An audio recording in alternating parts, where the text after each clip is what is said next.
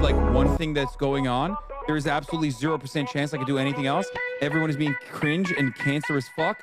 It's Game Awards time. Sorry. We are going to watch the Game Awards, okay? I can't deal with it. I know there's 20 minutes left, but they're already showing stuff, and nobody, and I mean nobody, wants to miss out on a single second of my fucking soy-facing ad! Oh, Bob! That's it! Game Awards!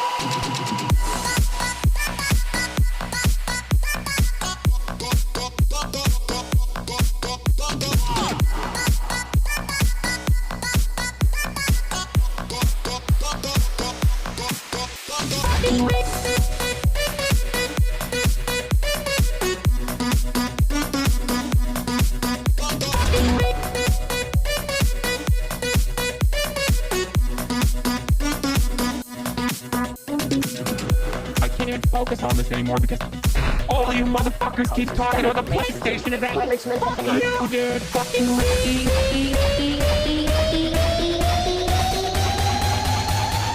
the fucking channel. Fuck, mommy. Sorry. Mommy. Sorry. Mommy. Sorry. Mommy. Sorry. Fucking mommy. Sorry. Mommy. Sorry. Mommy.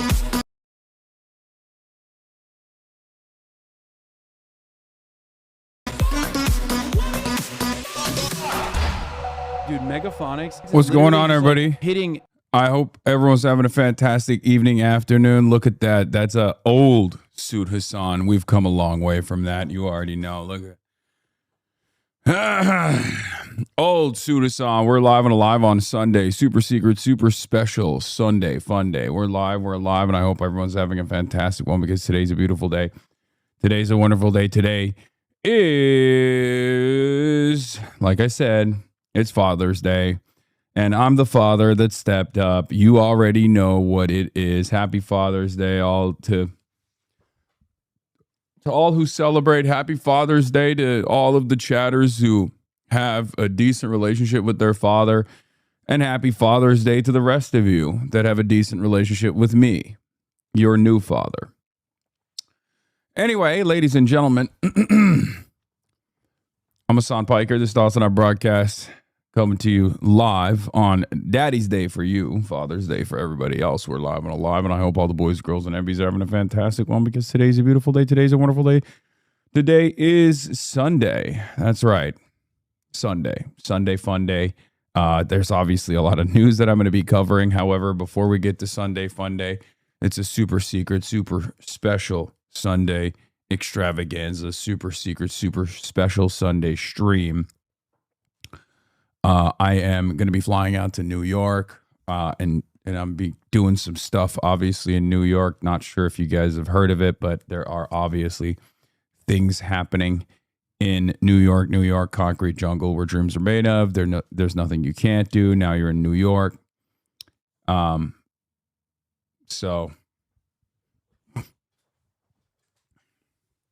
there's an election taking place there, obviously. Jube's embargo. Why? Is there a new Jubilee?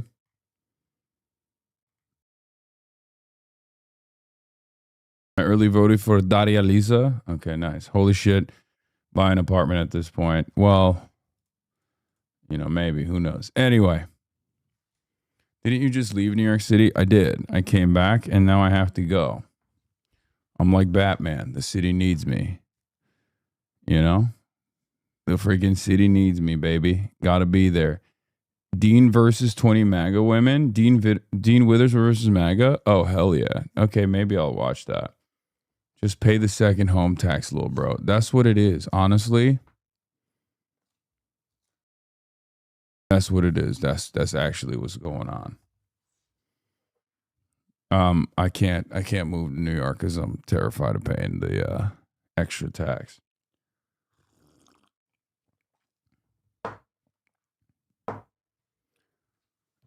Sure, we'll do the Jube today. Fuck it, why not? Anyway, so just buy a place in New York already. Come on, your vibes are better anyway. All right, well, we'll see. We'll see if we're... Look at this suit. Dog, this is a crazy suit. Okay, I don't even know if you can call this a suit. That's wild, though. Anyway, You need to mentor the liberal Aladdin. He won't listen to me.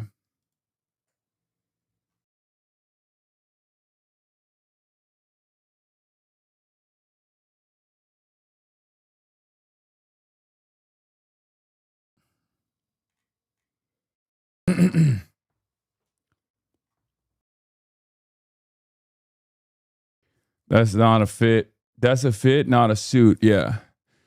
So, actually convinced a millionaire with several companies that socialism is legit today by being normal and had a normal convo. Hell yeah. I'm moving to New Jersey, so you swap into East Coast time benefits me personally, thus you should do it. Okay, got it. If you don't game today, I'm voting for Paxton over Tallarico. That's crazy. That's crazy. That's crazy. Free Hasan jerk off instruction. You want to jerk your peanuts? You want to crank your shit? You want to spank your shit? You want to beat your meat? That's what you want to do. You're telling me right now you want to fucking jork it. You want a goon cranking the worm, spanking the monkey, beating your meat,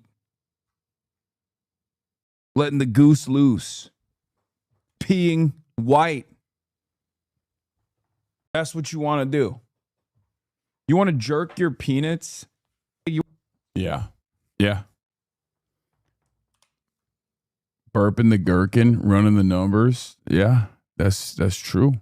It's valid. All of that is valid. I stand by what I said yesterday, and I stand by what I said today.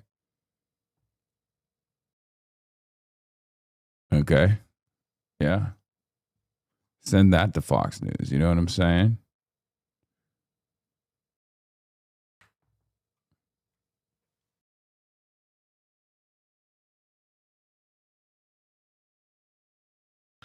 In any case, ladies and gentlemen, I got to give you a Father's Day. I got to give you a little bit of Father's Day information. Here is my old Father's Day take that Wendy posted earlier. I thought it was good to bring it back. The only man I ever trusted in my life was my father, and he fucked my mom. So never forget, you can't even trust anybody, not even your own dad. That's right. Think.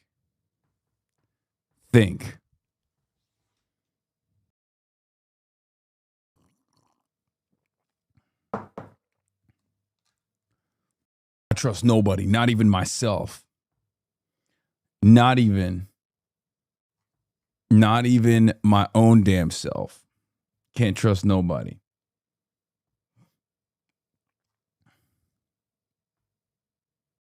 Can we send this to Fox News? I want to fuck my healthcare, dude. I want healthcare. I want my healthcare provider to clap my fucking cheeks. Bust me open, dude. Bust down Tatiana. I'm always thinking about these things, and I'm always saying these things. It's not that I love my doctors. It's not that I love my primary care physician or the kind of service that I can get in a facility, whether it's clean or not. God, my voice was so ass. Thank God we actually tweaked it. Isn't that crazy? That's what I have my second puberty. It's crazy that the second puberty hit at the young age of 30. So I could finally sound like this, as opposed to how I was sounding off. Someone was popping off with your medieval skids. Yeah, I saw this.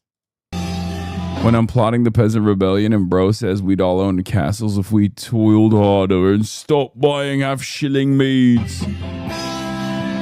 Me lordship.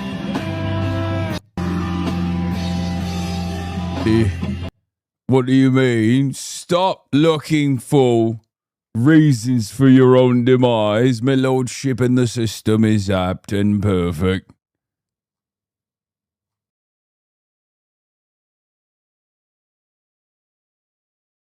Go on Las Culturistas when you're in New York. They only let on like one straight person per year. So get in there. Dude, I really want to, man. I really want to, but they keep ducking me.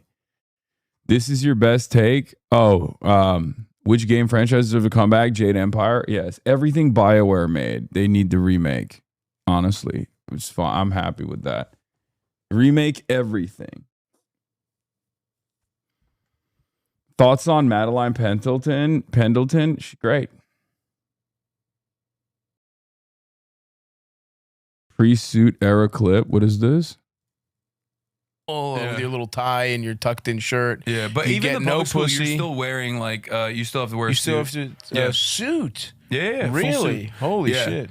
It's terrible. That's interesting. What the I used to fuck? fucking hate it, Of dude. course. But it prepared you for your life. Yeah, I guess. Yeah, I know how to tie a tie. So, yeah, it's good. I put that to great use all the time. Yeah. And now I do. Interior Motives have been calling you out for not getting back to him. Who's that? I don't know who that is. I don't know what that is. Interior Motives? Okay.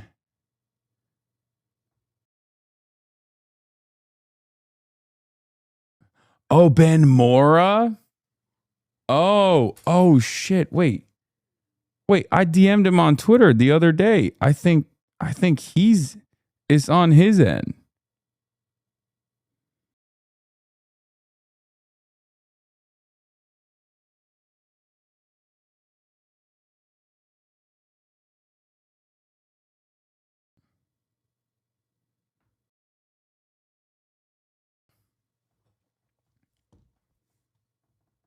I think it's on his end. I think the ball's in his court. Turkey's still knocked out. Turkey's knocked out, but you still going to the next game? Yes, I am. I will be going to the next game. Yes. And I will be rooting for Turkey, even though we obviously, and by we, I mean the Turkish team, is obviously not going to make it. It's over. Turkey never wins, man. Iran is about to play today, though.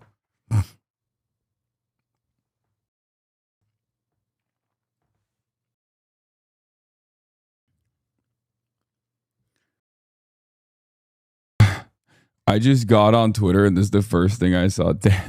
Damn, that sucks. Hassan wants to improve people's lives and change America, so it prioritizes education, scientific research instead of imperialism. He must be evil. This is why Hassan is the enemy. He wants to make the USA better. We want to move on without that illegal imperialist entity. This is just so much LARP. It's just such an unbelievable level of LARP to be like, no, you don't understand. Like, you can't advance towards more egalitarian outcome for Americans and like a retreat from the rest of the world. You have to be advocating for the death of America. Like you this is role play. Twitter role play is so funny. Okay? And it's exceptionally funny because like what are you doing? You're just tweeting on a pedophilic billionaire, apartheid billionaire's website about how you're going to, kill Americans or something. It's awesome.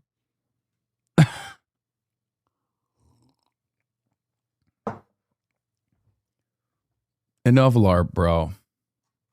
It's just pure unadulterated LARP, okay? I mean, more power to you. I'm glad you're having fun. I'm glad you're having fun posting. It's fun to post like that, But in any case, let's blast off. We got a lot going on, obviously, and I want to get through some of the. Happy Father's Day once again. I want to get through some of the news because there's obviously some news that we must discuss. Unfortunately, because a lot took place this morning. I actually wasn't planning on doing a lot of news. I thought we would do a full Sunday fun day slate, right? And I sincerely thought we would be able to do a full Sunday fun day slate, but unfortunately, JD Vance and my goat Abbas Araghchi, the most aura having foreign minister of the Islamic Republic of Iran. They got together. Abbas actually snubbed JD Vance. That was really funny. The Qataris also snubbed JD Vance. That was also funny. And then the entire Iranian delegation walked out. Also, speaking of the Gulf is on top.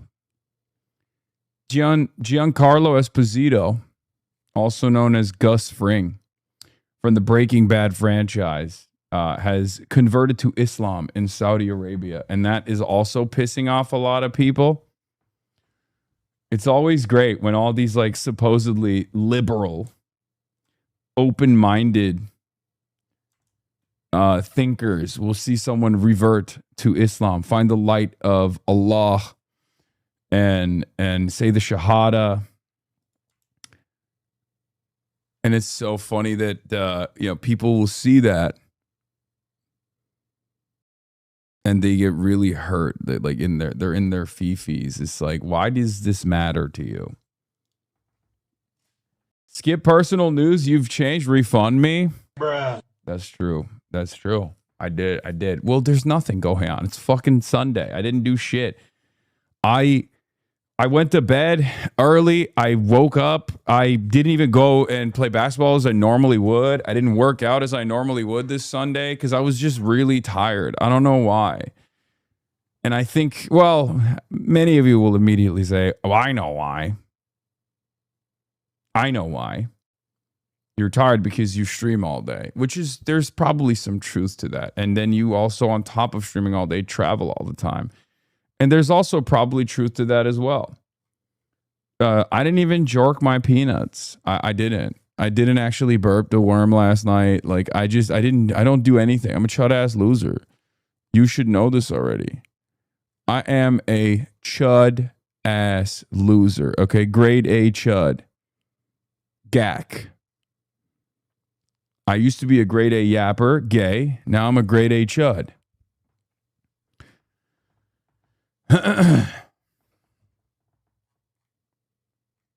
Just because you're old. Weren't you in New York City 3 days ago? Okay. Why are you paying close attention to my travels like that? Huh? Do I ask you where you've been? Do I come to your house and I say, weren't you at the same gas station 3 nights ago buying Swisher Sweets as well? And you're getting them again? How about I take a close look at your finances? What about your carbon footprint? If you are queer, do not check into Hotel Piker. It's psychological warfare. Yeah, you want to watch this? This is a diabolical thing that I did. So as you guys know, Casa de la Piker is open for business. And contrary to what my haters think, mostly it's occupado by gay men. Okay? But sometimes I love having a little fun. Okay, with my gay occupants. Christian had checked in the Casa de la Piker. Let's take a look. I've ever experienced at the hand of Hasan Piker, okay? It was actually evil, and I'm still not over it. So, as y'all know, sometimes I clock in, I check into Hotel Piker. Is that what he calls it? Hotel Hasan, Hotel Piker? I don't know. Okay, and I was there by myself because I was like going ahead of Austin because they were filming Fear and later on in the week, but I wanted to go to acting class, or maybe it was a voice lesson or something. My acting class canceled that week. Either way, it was a whole moment. Anywho, when I go to Hasan's, I try to be demure as fuck, okay? I try not to take up too much space. I try to be chill. I try to be, you know what I'm saying? I'm just trying to live my truth, get my shit done, but I don't want to invade his space. I don't want to feel like, I don't want to be bothersome, you know what I mean? I just try to be like as tiny, petite as possible, okay? And this is good context for the story, all right? And so I'm like chilling, whatever. I'm like talking with, Hannah, my queen. we're having a key, we're having a giggle, and Hasan goes to move by me, and I'm like sitting at the edge of like his kitchen island, okay? And there's like a plug in this kitchen island, all right? He like squeezes by me, and as y'all know, like I got a fat ass. Like, hell, let me show y'all. I know everyone's begging, like, what do you mean fat ass? Like, let me see. No, I know. Hold on. Like.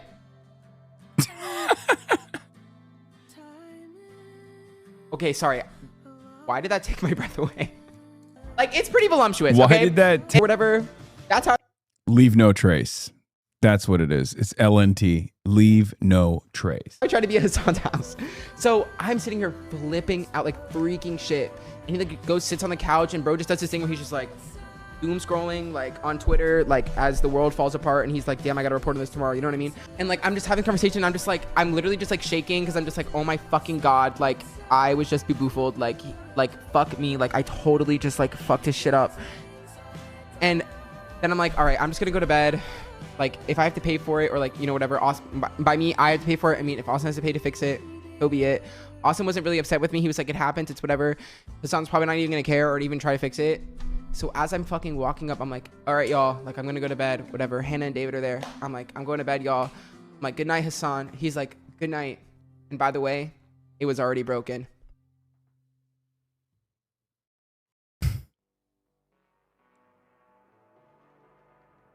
Bro literally lied to my fucking face when I tell y'all it was Oscar-worthy beat work. I would genuinely believed that I cracked his fucking kitchen counter with my ass, and it was already fucking broken. And Hannah and David are laughing their fucking asses off because they also knew that it was already broken. Like, what the fuck? I let him sit in that for like a good 15. Okay. I let him sit in that thinking that his fat ass cracked my kitchen island down to the bone. Okay.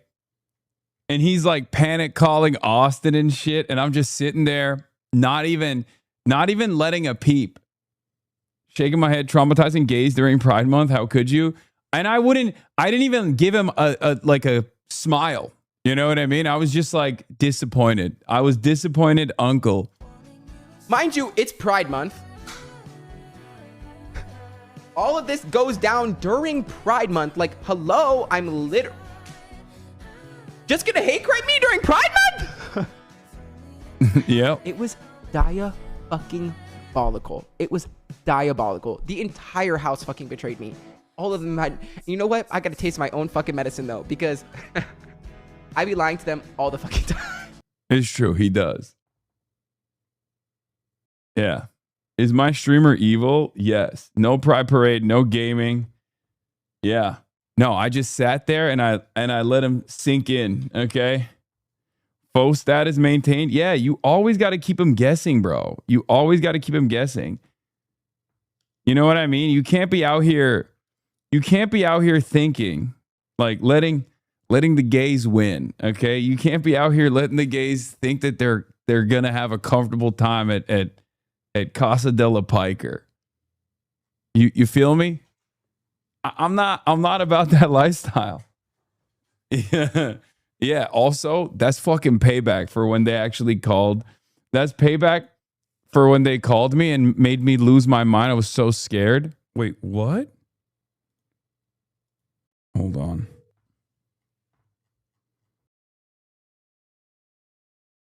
Hey. Wait, what's going on? Are you okay? I'm on stream and Christian is bleeding out on stream. Wait, what? Really? Can I have $20?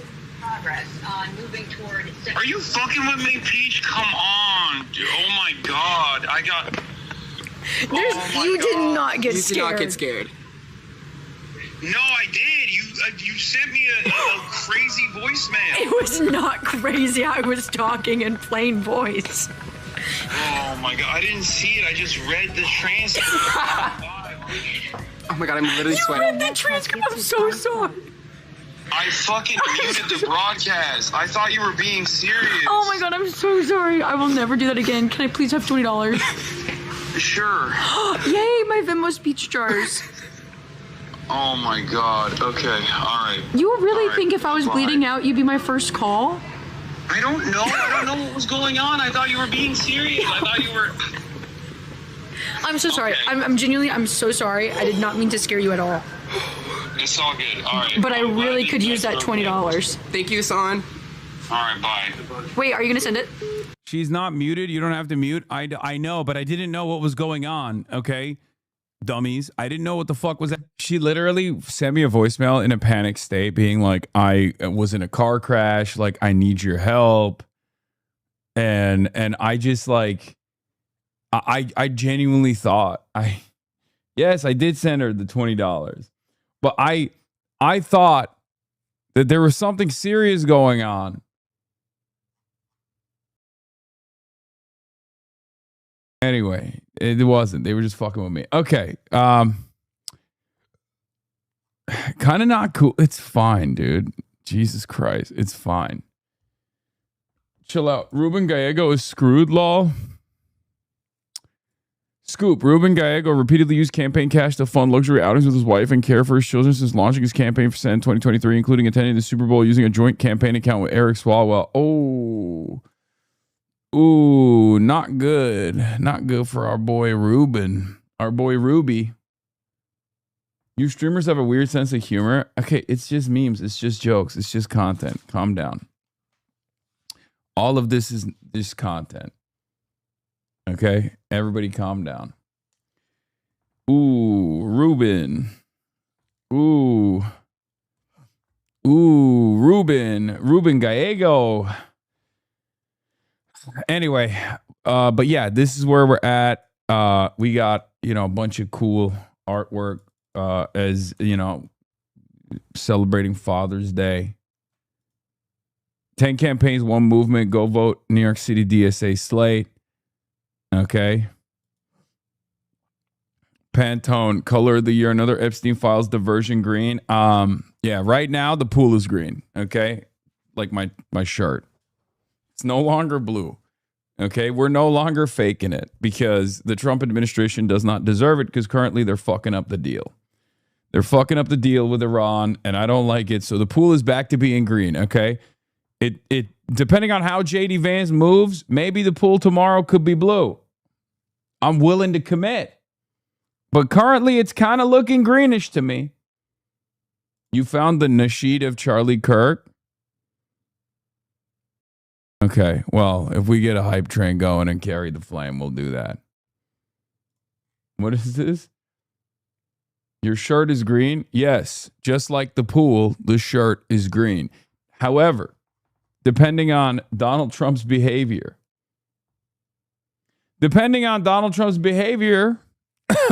maybe the pool's blue again. Who knows? But this morning he was being a bad boy, and that's actually where we're going to start off today. Do we have a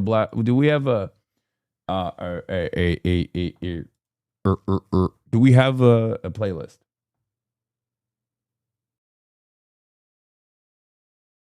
Send sexy leftist energy to us Colombians today. Hasan, we have a right-wing clown endorsed by Trump running against a socialist candidate. Results start coming out in 2 hours. Yes.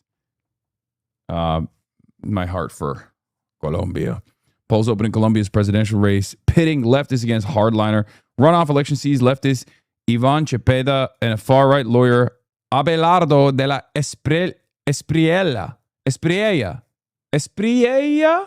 that how you say it? Vying for the presidency. Dude, that's just every fucking South American election is like nun turned community organizer, indigenous rights advocate versus fascist military dictator lawyer who made a living off of murdering people in his father's coal mine.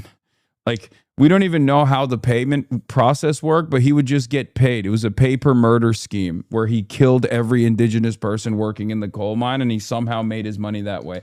Is always a Far Cry villain versus like, socialist leader.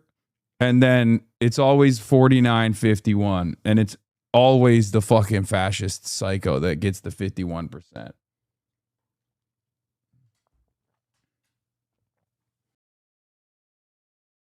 Colombian elections today. Tell the Maoist Colombian in your chat to vote for Cepeda unless they want Colombian Bukele in power. Yeah, copper mines, sir. Get it right. Yeah. Yeah. It's always like, hello, I'm a Chevron lawyer, and my father was a part of a paramilitary death squad. Or my father was in the halls of power and insert Latin American country's worst period of neoliberal austerity. And I'm running on a campaign of, I like Donald Trump, and we should make this country exactly like Donald Trump. I will not elaborate. And it's always the fucking, that guy is always getting like, because of the WhatsApp groups, because of Twitter, because of the misinformation that flies around, half of the country's like, yeah, I want to vote for the Far Cry villain. Let's run the numbers. Let's fuck it up. Let's fuck the bag up. Who knows? Who cares? You know, fuck this indigenous rights organizer or whatever, you know, and they'll vote for the fascists. And then 8 weeks later, they're like, actually, this was the worst decision of all time. I now want to burn the fucking Capitol building. Well, why did you vote for him? Why did you vote for the guy if you were going to burn the Capitol building? You know what I'm saying? What the hell happened? Speaking of which, there's actually some good stuff happening in Bolivia. Speaking of indigenous protests in general, general strikes.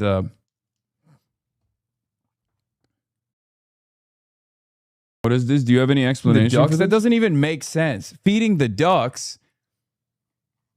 What the hell? That doesn't even make any sense.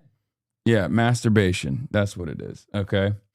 Did you see the Costa Rican president getting a gift from Donald Trump and basically losing her shit? No, I haven't like covered too much Latin American stuff because it's so ass.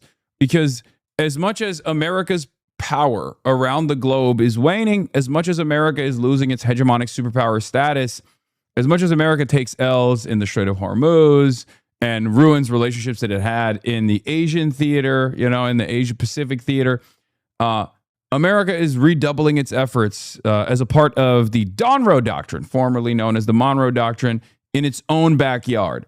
And that is the unfortunate reality. And every single one of these fascists are unbelievably pro-Israel. It's very strange.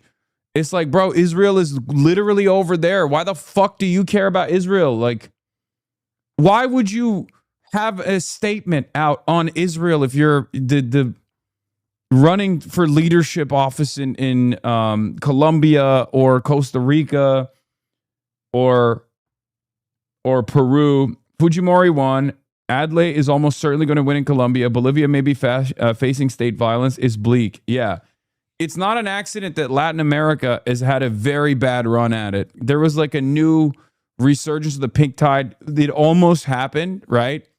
You got Lula, and then you had a guy in Bolivia. Like there was, or not Bolivia, sorry, obviously Evo Morales, but you had a guy in Chile, right?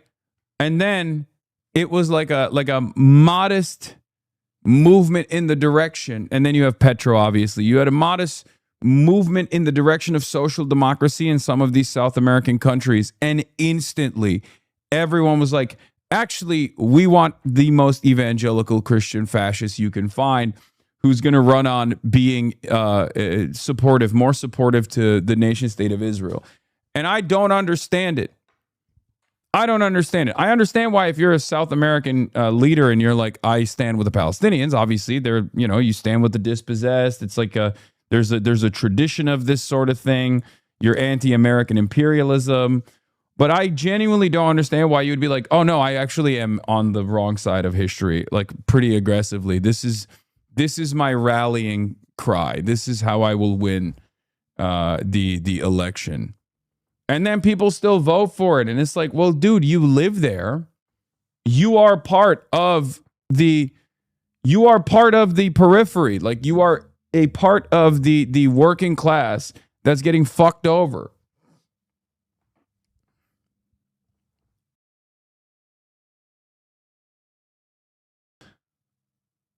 I will say this, though. There's got to be some meddling. But anyway, that's South America. We're not going to be talking about that. We're going to be talking about the Strait of Hormuz. This morning, as you guys might know, there was a war that was taking place over the last 110 plus days in the Persian Gulf. America and Israel struck Iran first, decapitated its leadership, and then, of course, Iran implemented its Mosaic defense system, started pummeling Bahrain, Kuwait, all the Gulf states. The American bases and American assets in these Gulf states were thoroughly dismantled and destroyed with relatively affordable Shahed drones that are approximately $10,000 a pop. And they never really stopped. And then there was a stalemate for like the last couple of months between the United States of America and Iran. Iran had actually shut down the Strait of Hormuz, which is where 20% of the entire world's energy supply transits through. And this was having a devastating effect on the global markets. Now, America came to the negotiating table with Iran. And one of the major demands from Iran, the first one, as a matter of fact, was to restrain Israel, to force America to restrain Israel, specifically in Lebanon, because Israel, of course, has been fighting a 18-front war at this point, constant frontierism, constant expansionist mentality, acquiring additional territory in Syria. They've also taken more territory in Gaza as well. When the initial Gaza ceasefire had started, Israel was only occupying 52%, which again is ridiculous. They should be occupying 0% of Gaza, but they had taken over 52% by this point now, almost a year after that initial ceasefire, the fake ceasefire was implemented. Israel is now at 64%. Israel's also taken 20% of Lebanon on top of everything else, and Israel is consistently pummeling Lebanon further and further, trying to push into Lebanese territory, violating Lebanese sovereignty, and having a tough go at it. Having a tough go at it because the Hezi boys are fighting back with FPV drones. Okay, your interview with The Independent dropped. Hasan Piker left is in a state of disarray. Hasan Piker criticizes UK left wing but praises Zach Polanski. Oh, damn. Oh, dang. Oh, dang. I didn't even see that. You know, taking advantage of the vacuum and precisely that. But as God, this far is, as like German, why is the video footage so bad?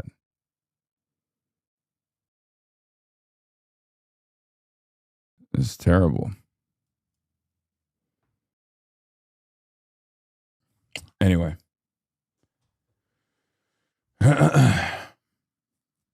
Where was I? I got distracted. So yeah, we arrive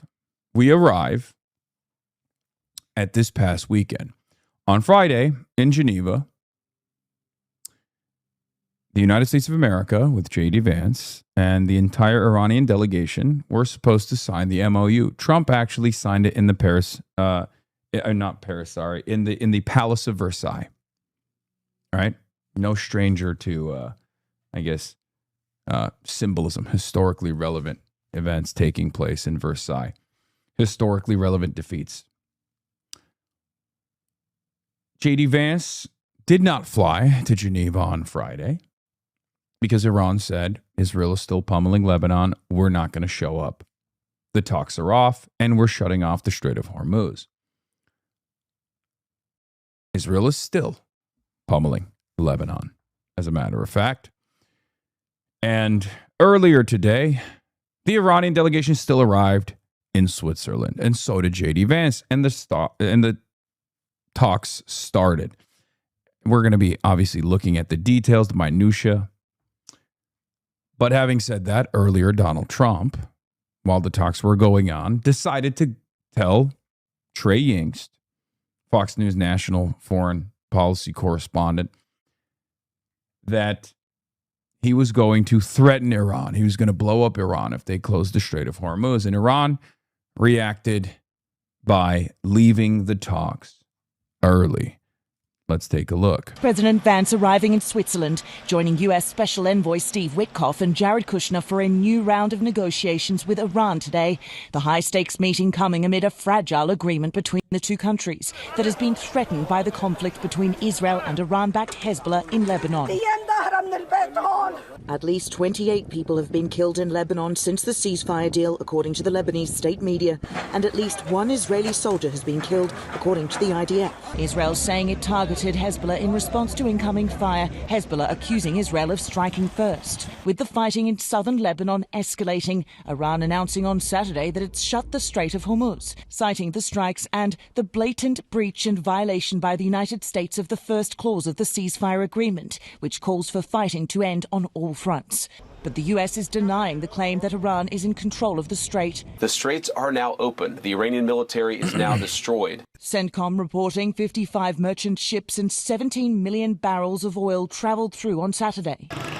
Still not up to the previous standard. Almost half, or, it's approximately 100 vessels that normally transit through the Strait of Hormuz, but that's a sign that things are changing for the better. Of course, there's conflicting reports here because Iran is saying they're closing the Strait of Hormuz. They've made a big deal about closing the Strait of Hormuz, just like they've made a big deal about leaving the negotiations. I personally think that maybe it's a little bit of showmanship from the Iranian side, and there's not a lot of real interest in fucking up the negotiation, which I worry that the Americans are aware of, which is why Trump is doing the theatrics here in America and Iran is doing the theatrics in Iran. It's still unclear whether that vital waterway is open. Amid the uncertainty, President Trump declaring the U.S. will not tolerate tolls on ships passing through the strait unless they are imposed by the U.S. if the talks fail. But the signed deal says... That was really funny. Yeah, Trump said, actually, we are closing the Strait of Hormuz and we are going to militarily seize control over the Strait of Hormuz. This is what he got from Lindsey Graham, by the way. We'll get to that as well. Lindsey Graham had a 4.5-hour conversation with Donald Trump about what to do next, which is always terrifying to think about because he's an animal. But Trump was reiterating that he would militarily overtake the Strait of Hormuz, something that they were not able to accomplish, but magically maybe this time they will be able to. And then they're going to charge a toll, which I found to be very funny. Trump said that they will go back. If Iran closes the Strait of Hormuz, America's going to go back to the Strait of Hormuz, and America is going to militarily dominate the Iranians and overtake the Strait of Hormuz, and then they are going to charge a toll. And I find that very funny because, well, you didn't get to do that. Like, you could have done that in the last 100 days, and there's a reason why you're doing a ceasefire instead of currently controlling the Strait of Hormuz. And I think that's precisely because you are not capable of doing that militarily. If you were able to do that, you would have done that. Also, shouts out to the Iranian team. Iran scored a goal, it seems. Congratulations. Congratulations to Iran. Let's go. Hi, I'm a Christian. Hi. Hi, Christian guy.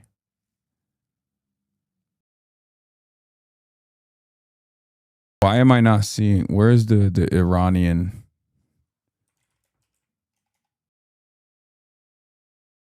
They're playing in Los Angeles right now against Belgium. It's 1-0.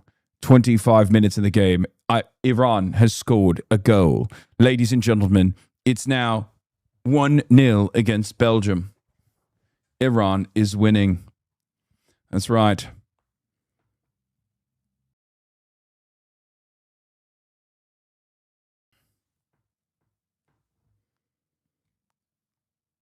VAR?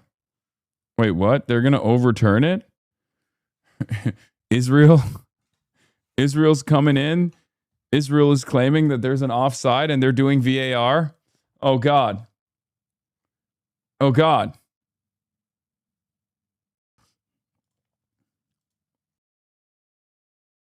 Israel has decided, my sources are telling me that Israel has decided that the Iranian goal is actually offsides. The VAR reporting has shown that Israel's decided that Iran's scoring is technically anti-Semitic.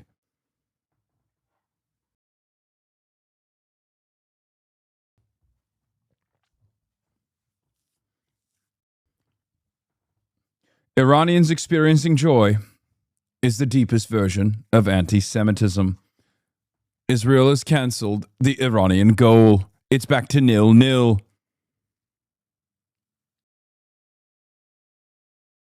The Iranian team is kicking the ball. Now replace ball with Jews. Not so funny now, is it? Yeah.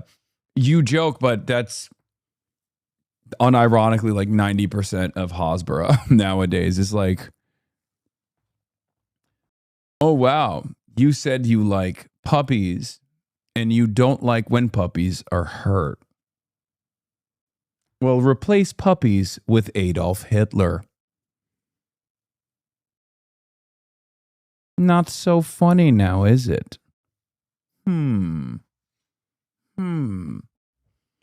This fundamentally changes the perspective, but it doesn't matter.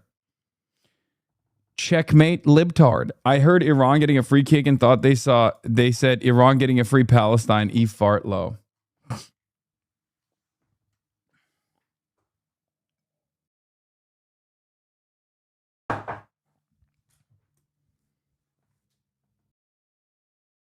Anyway.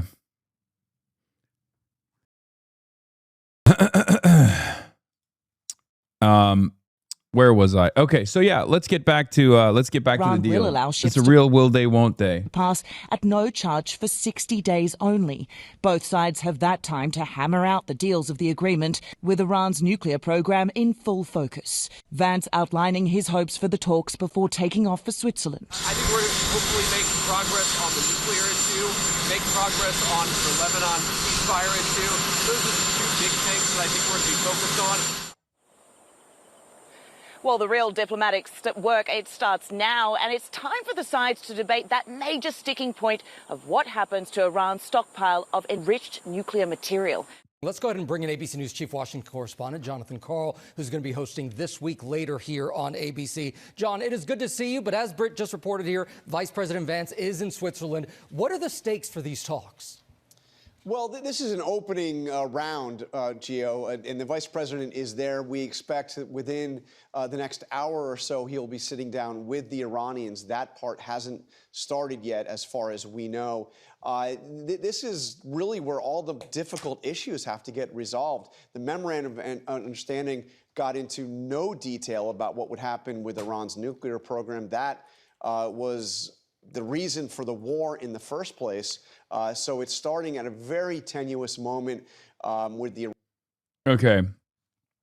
As a suit guy, I've changed a little bit. And I've realized that I like notice certain things as a suit guy. I have to say something about Shabazz Sharif. Okay? As a suit guy, I have to recognize that his fucking suits are out of control. You're not a suit guy until you get matching pants so far as you're just wearing a blazer? What do you mean? I have plenty of suits that are matching. I just choose not to. I like mixing and matching it. This man genuinely throws fits nonstop, and he does not get the appreciation he deserves. Pakistan Zindabad. Not even a big fan of the guy politically. But honestly, great fits. I think Derek Suit Guy would probably agree with me. I don't like him, obviously. Free Imran Khan, but I'm just saying. And neither do the Pakistanis, but he always puts that shit on, bro. He always puts that shit on. That man does not miss, bro. He does not miss. Issues have to get resolved. The memorandum of understanding the war in the first place. So it's starting at a very tenuous moment with the Iranians backing out for a bit because of what was happening in Lebanon and saying that the Strait of Hormuz is closed. They can't even agree on whether or not the strait is open. So expectations are not particularly high, but certainly the stakes are. So the stakes are high. So how easy? See, Derek Suit Guy approved.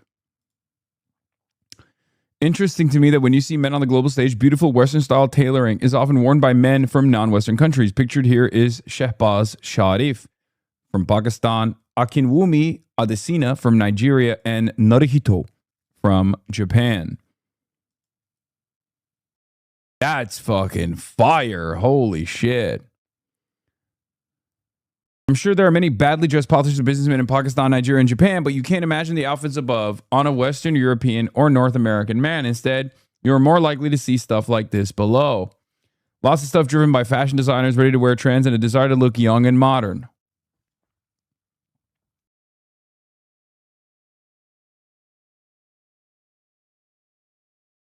To be fair, Pete's style is ass, but his suits are very well fitting. They're form fitting. I don't like the cut. The pattern matching on the suit is so great. The stripe matches across the gorge, which is the seam that connects the collar to the lapel. It also matches across the sleeve head and the body. And crucially, the jacket has a front dart, but the tailor created the dart in such a way to pull the stripe into another stripe, thus allowing the pattern to match across the pocket flap.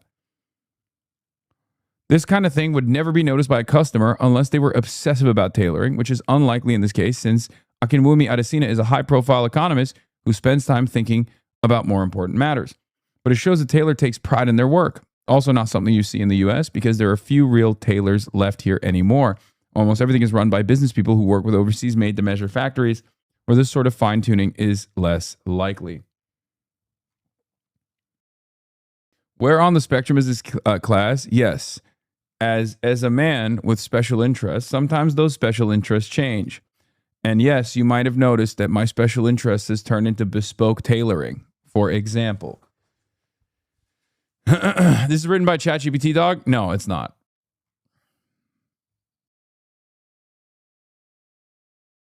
I have had suit autism for a little bit, but it's been great. Anyway, let's continue. Obviously, I'm not wearing anything bespoke today. Nothing tailored today. Just straight off the rack. Polar Ralph Lauren. I really do like this modern fit jacket, even though it is whatever. Easily could the peace process really fall apart because of that conflict?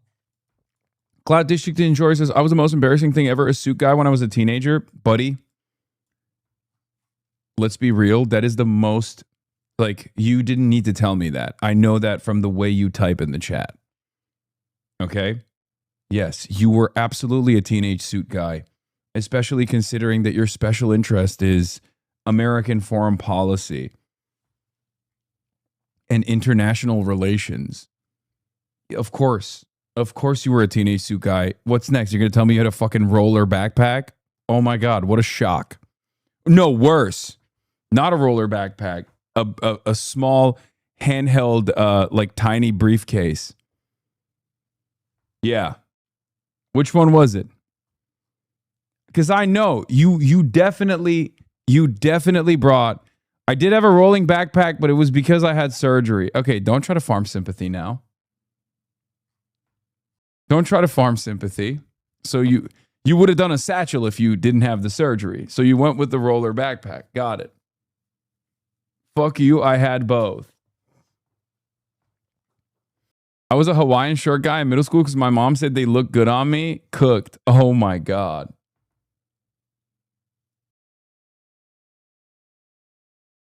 My little brother took a leather briefcase to elementary school. My brother was a roller backpack kid.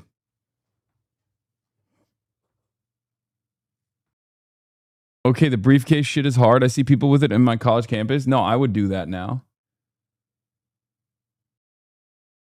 I would do that now. I'm a suit guy now, but I'm 34. And it kind of makes sense. As a 34-year-old, it makes sense to be a little bit more into suits and wear and have a fucking briefcase that you between bring Israel everywhere and with Hezbollah you. and Lebanon. Well, it's astounding, Gio, when you consider that during a 48-hour period, you had the ceasefire between Hezbollah and Israel broken and reinstated twice back and forth, back and forth. So look, at any moment, that can jeopardize the peace talks. Remember, neither Israel nor Hezbollah are signed the memorandum of understanding, but both of them effectively have the ability to blow it all up. We have about 20 seconds, John, but I want to ask you, if the talks fail, what could be the next move for the Trump administration? Well, there's two options. One is to say that, look, we diminished Iran's military. We're just going to go along and basically at an uneasy status quo. And the other option, Trump has suggested, they could resume the war. But he has also said that if the war resumes, we could face a global depression. So not a lot of good options. All right, and we always appreciate your insight on a Sunday. John Karl, thank you so much. And tune into This Week Later. John interviews Energy Secretary Chris Wright and former Obama National... Demon. Anyway, we'll get to the U.S.-Iran talks. I just want to give you a brief showcase of how hard Israel defenders go. Okay, I'm not going to give you any notes. I just want you to listen to British Colonel Richard Kemp, retired, talking to the Jewish News Syndicate Summit in Jerusalem. No notes, no commentary. I just want you to listen to what he is going to say. I speak as a goy, a mere goy. The Jews were put on the face of the earth to be a light unto nations. And Israel is being that light in defense of its own country. And I think most particularly, not just in military technology, but in the way in which those extraordinary men and women of the IDF have shown the world how to fight. And many countries in Western Europe, which are going to face this violence, will be looking to Israel to see how they're going to fight. So the narrative is one thing, but action, I think, is even more important.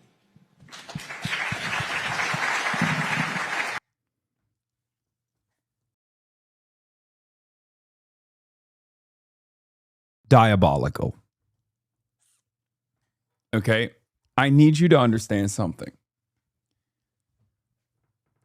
I need you to understand something. First of all, obviously, I'm not one of those people that's like, oh my God, you know, the white race is being undermined here. Like, I don't care, right? I don't have a bone in my body that believes silliness like that. But this level of boomer philo-Semitism is actually insane. It is a manifestation of mental illness and nothing else. How did it happen? Okay, how did this happen? It's also my favorite thing to watch, like, you know, the Jewish National Syndicate or the you know, there's like a million of these conferences, as you guys know. Like, Zionist groups love throwing conferences together, and at those conferences, they love having, like, you know, American Jews or European Jews go up on those conferences and be like, we are controlling the media and it's awesome. We love controlling the media. We've been doing it for a while and we're going to keep doing it at the behest of Israel. And it's my favorite thing to basically make sure that Westerners don't have free speech. That's my favorite thing. I am Jewish, by the way, and I'm co-signing this. I'm endorsing it. It's my favorite thing to do. It's great return on investment. We love doing it. And I don't know why. And then there's thunderous applause in the room. My favorite genre of clips is like this exact thing that happens over and over again. And I genuinely don't know, like, what the purpose of it is. Like, who is this for? Okay. But yeah, just normal. I'm going to run that back again. I'm going to run it back again. I speak as a goy, a mere goy. The Jews were put on the face of the earth to be a light unto nations. And Israel is being that light in defense of its own country. And I think most particularly, not just in military technology. It's memory for anti-Semites. Yes, but memory is a Israel Knesset funded operation to, like, clip stuff out of context. this is not out of like, this is just what he's saying. Memory also will take advantage of the non-Arabic speaking world's attitudes towards Arabs in general. They'll like mistranslate things sometimes. You know what I mean? And they do it all the time, as a matter of fact. It's a very deliberate misinformation operation. JNS, on the other hand, is just straight up doing this on purpose and celebrating it. And it's not just JNS either.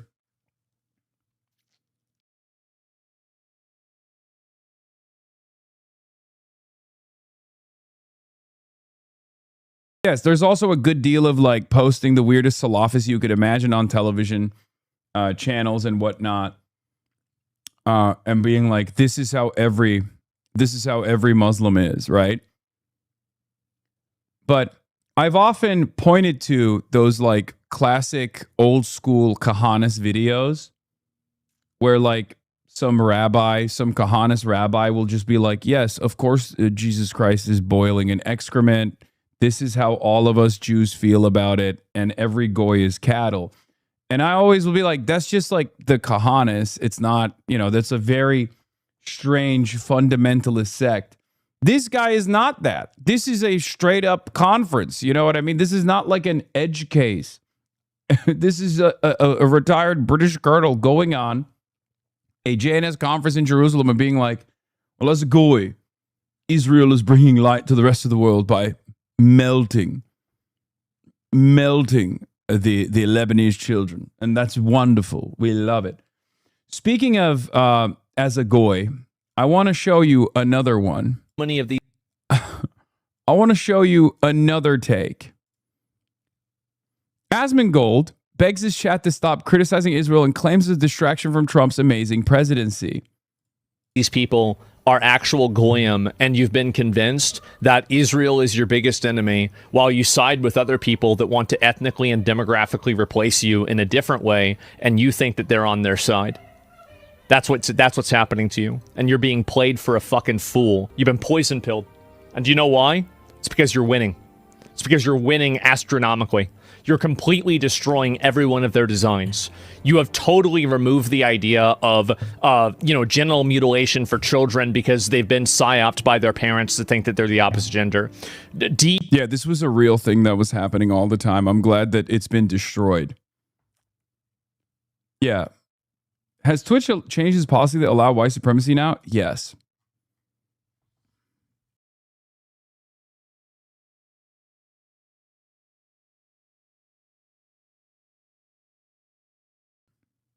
He spent about an hour and a fucking half on you because he was salty about that tweet. Oh, Asmongoy was salty? Mold Man was salty? He was mad?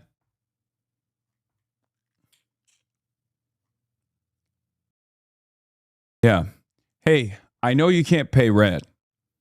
And I know you will have to probably take on a second gig economy job from an American Silicon Valley tech firm.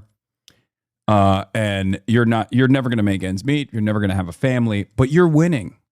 You're winning so hard. Why? Because Donald Trump made it illegal for transgender athletes to participate in the NCAA. That's a pivotal accomplishment. You're winning super hard, dude. Okay, sure. It cost a fucking arm and a leg to keep up with your groceries and keep up with your bills, but you're winning. Why are you winning? Because we're owning the libtards. Okay? Also, it's perfectly cool and normal and valid to have to sign a document that says you will never disavow the beautiful nation state of Israel if you want to keep your job. It's good. I love signing loyalty pledges to Israel so I can be a school teacher in the state of Texas. Why would you ever say that that's strange? Excuse me? What are you, an anti-Semite? EI has been all but destroyed. You've had all of the pride flags hanging off the White House replaced by muscle cars and fucking motorcycles. You have a UFC fight in front of the fucking White House that the president attends for his birthday. his position is also my favorite type of guy because he's like, he has to maintain anti-Semitic conspiracies because he's like holding on to the Nick Fuentes audience. He'll be like, I'm a funnel for Nick Fuentes.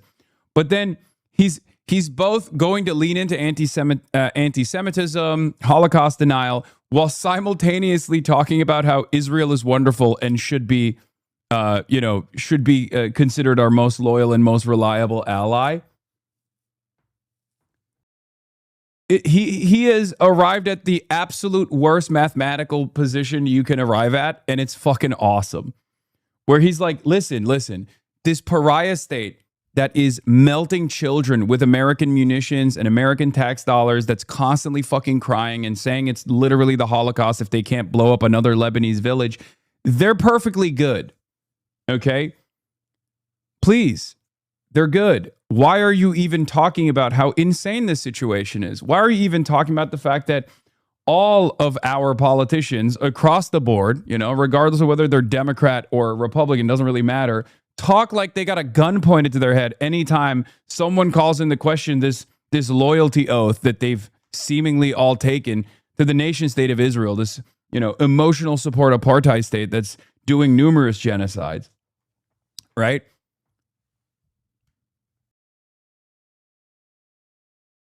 Why would you talk about that? Well, just stop talking about Israel, please. You have had a cultural victory that is so massive and widespread that it's caused them to cancel entire TV shows because they're afraid of the backlash. You have completely destroyed them culturally. Yeah, TV shows are better now. They hit so much harder. And the only thing that they can do, they know they can't beat you. They know that you're winning. They know that the Chud, the year of the Chud, is so powerful, so they're trying to poison you by fixating on something that's not them. Stay focused. Stay focused, because there's never been a moment in my life where I have maintained this position that like TV shows are woke now, so that means it's good, and that means we're fucking winning. As a matter of fact, during peak woke, many people might not have known this about me. I routinely railed against the quote unquote SJW messaging campaigns that hyper focused on television shows. And I said that this was a byproduct of, being powerless and recognizing your powerlessness, which is why you were choosing to have some semblance of control and some way of feeling as though you have, as though there is an avenue where people are responsive. An institution is being responsive to your needs. And it was usually during, it was just Hollywood, right?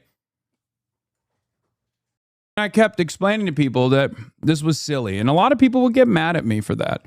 And I was like, no, the real power comes from actual political organizing, labor militancy, being able to claw back some of your own productive output that you are responsible for, having some autonomy in the workplace, or getting your wishes across to politicians. That is real political power. All this other stuff is bullshit, meant as a distraction to make you feel like you are, actually accomplishing something. Asmongold is now doing the other side of that. It's the reverse SJW. It's the anti-woke SJWs, the injustice, the social injustice warriors, okay? From the social justice warriors to the social injustice warriors, that's precisely what Asmongold's goals are here. Do not focus on material needs. Do not focus on making demands that will change your material reality. Focus on television shows that are now anti-woke. That's idiotic. They're not done yet. They're not done, and there are still too many of those people in the problem. And I understand you have problems with Israel. But all I'm saying is that those problems should be dealt with after these. Stay on target. They want to distract you with Israel because they don't want you to look at them. Yeah, no. Guys, please stop focusing on Israel. Please just focus on canceling television shows instead.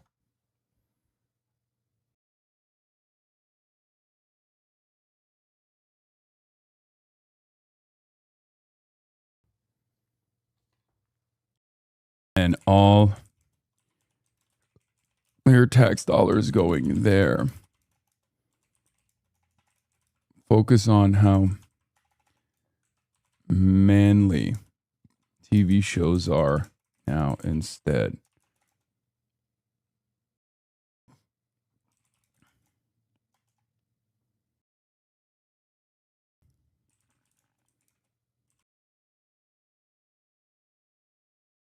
Just culture war. I think this is a rallying cry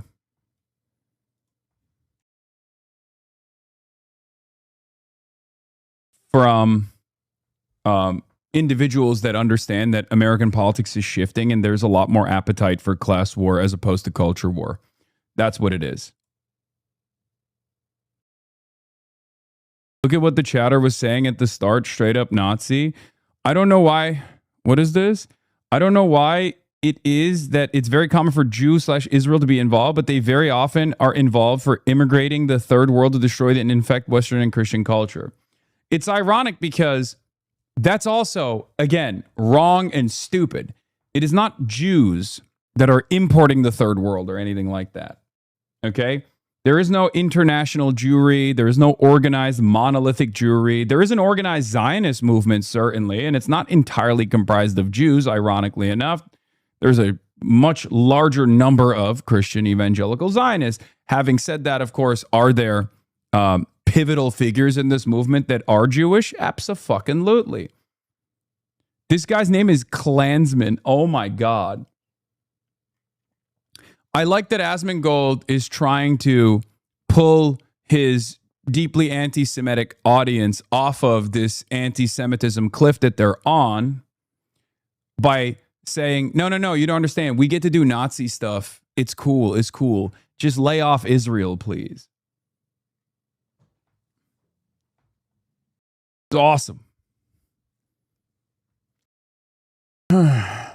You're using big words you won't understand, man. Talk down at his level. Yeah. Okay. No group of individuals are a monolith. They don't all operate with the same fucking boundaries, with the same understanding of the world, with the same exact goals and same exact purpose. Okay. It's that simple. And Jews are no different. They're not like a super special secret lizard group of people. Okay. Any kind of idea, any kind of understanding, whether it be saying all white men are like this, or all white people are like this, or all Guatemalans are like this, is idiotic. We don't believe it. It's stupid.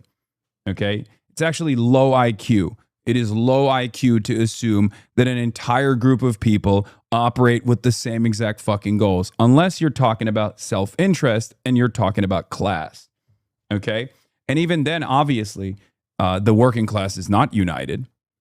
Nowhere near as united as the billionaire class or the owner class is. Okay? But there's an expression of self-interest. Go dumber? Okay, I don't know how else to go dumber. What am I supposed to go? How am I supposed to go dumber than that?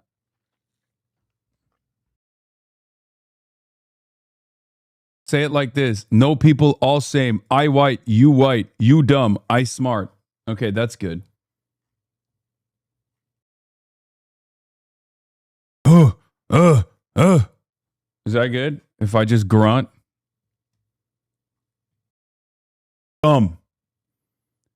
Ape together, strong. Ape together on class. Ape divided on culture. Do not divide on culture. Unite on class.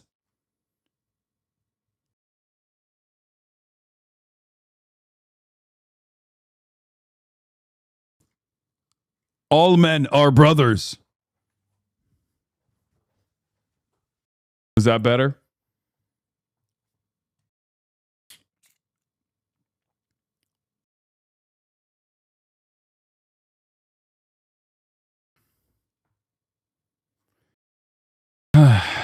Hopefully this gets through. So, but yeah, Asmongold begs. What is this? I made a present for Asmongold. Make sure. And I know because I'm one of them. Now, did you not get deplatformed through all this? I simply, I am a very pragmatic person. I have no problems not saying things or not doing something if I feel like it won't be advantageous for me. So I just simply don't say things that I think will get me in trouble, and until it's okay to say them. That's literally it. You're a good boy. Yeah, I like Nick doesn't do that. Nick says exactly what he thinks, and it's respectable. It is. I don't have any negative about it. Sometimes you gotta be the villain. Epstein's my boy, dude. Let's just be honest. Epstein was cool as fuck. There, I said it. What are you gonna do? Go ahead, cancel me. To me, I view my role as being a more mainstream ally towards this stuff without necessarily spearheading any sort of like real controversial change, because I can't really do that. You niggas are not ready for that conversation, but Jeff Epstein, not a pedophile, but you're not ready for that conversation. All of his victims, 14 to 17. That's not pedophilia. But y'all niggas ain't ready for that conversation. People say that's normalizing pedophilia. No, that's defining pedophilia. It would compromise my position. That's the reason. I'm a funnel. Yeah, I kind of do that. Yeah, like a funnel in a way. So that's the reason why I do most things that I do are like there's reasoning behind them. You have your Wayne for sure. Yeah, I do. And then we got the white quarter zip, white Epstein quarter zip, causing a lot of consternation among the disabled, the dumb, the disabled, cognitively impaired. Epstein quarter zip. Let them know you fuck with Epstein. Yeah, we fuck with Epstein. I like people that aren't retarded. I like people that aren't hospitalized right now. I like people that don't lie that they're not Jewish when they really are. He also said his mom used to watch your show before she passed. Really? Hands emoji. Well, that's true. 100%. Yeah, what a nice guy. Yeah, I appreciate it, Nick. And yeah, I remember, bro, like I remember walking in, my mom was listening to Nick, and this was like back in the day. This was like 2020, 2021, right? And so, yeah, she was in it. She was in on it on the ground floor. And Hey, properly aged, like wine. Women don't age like wine, they age like milk. They don't age like wine. That's not how their hormones work. That's not how they work. Yeah, I gotta find my 16-year-old wife.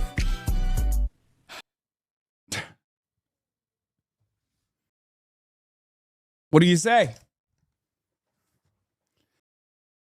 Oh, it's cool, man. Well, Asmund Dad watched me.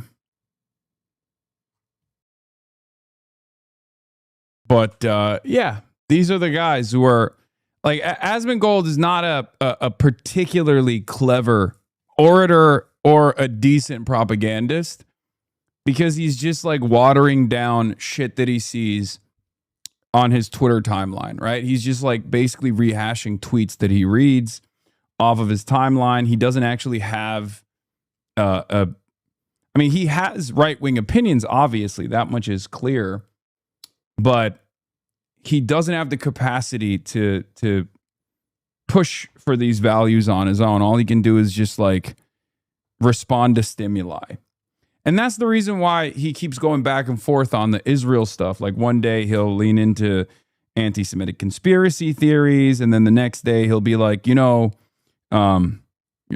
I do genuinely appreciate people like Nick Fuentes for all the bold advocacy that they're doing that I agree with, at the same time, we got to stop talking about this Israel stuff, right? And it's inconsistent. And as long as he keeps hitting the, fuck Hasan line, as long as he keeps saying like, no, these wokes are actually ruining your life. Think about the culture war. Think about the culture war. As long as he hits those lines, then it's fine. Austin McNamara, also known as Gremlo, had an interesting take. Said, Zach isn't nearly as articulate as his right-wing media peers or even the lib media talking heads, but all three apply the same aesthetic-focused approach. Neither UFC cage fights or pride flags of the White House materially improved anyone's lives. We have to break free from this cycle. And it's my point as well. A lot of this stuff is not actually improving your life in a meaningful manner. It's just making you feel like you are getting some kind of change that you desired. And that change can only be reflected on by owning your ideological opposition, right? Owning the libs or owning the cons. That's all people care about, because they've completely given up on advocacy for healthcare, or they've completely given up on protesting for certain things, and certain things like, ending American militarism and focusing on ourselves, and maybe improving our infrastructure, improving broadband, improving access to the internet, improving our schools. We've given up on all of that.